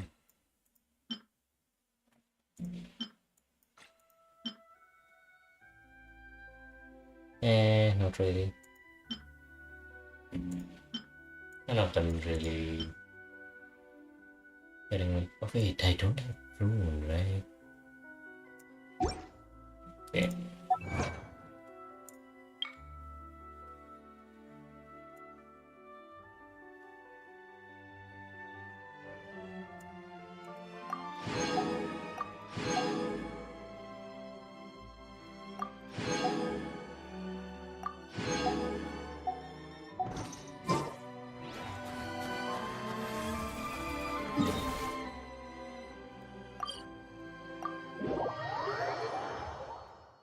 I'm feeling hungry. I think I'll be ending stream soon.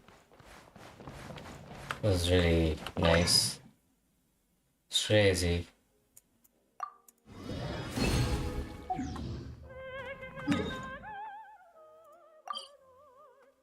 Is it something? Oh yeah. Welcome to the...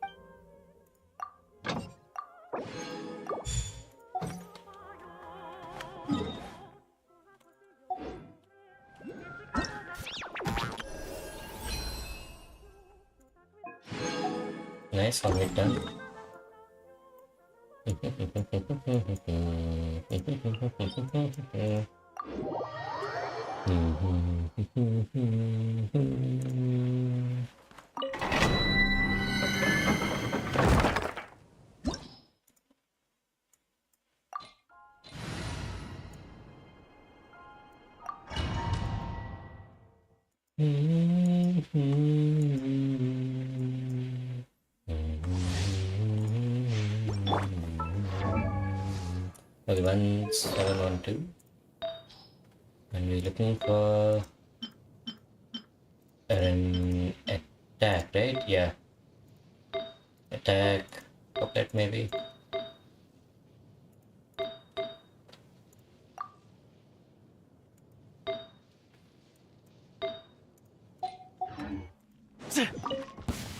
Come here closer. Shadow mode pirouette. Right now.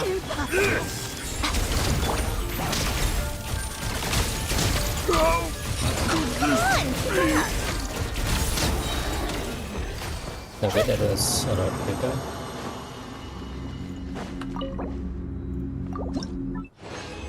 And boom. Attack wasn't. Another attack wasn't. Okay, these sands anyway, so it doesn't really matter.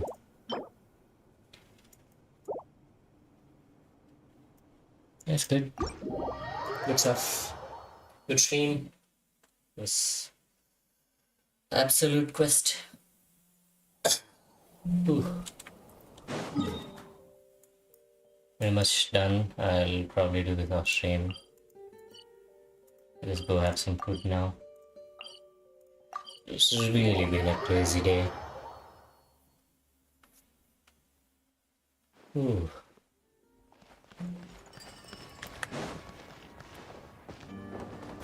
Well, then maybe I'll stream again. I think maybe 2 or 3 hours, or I'll just stream tomorrow.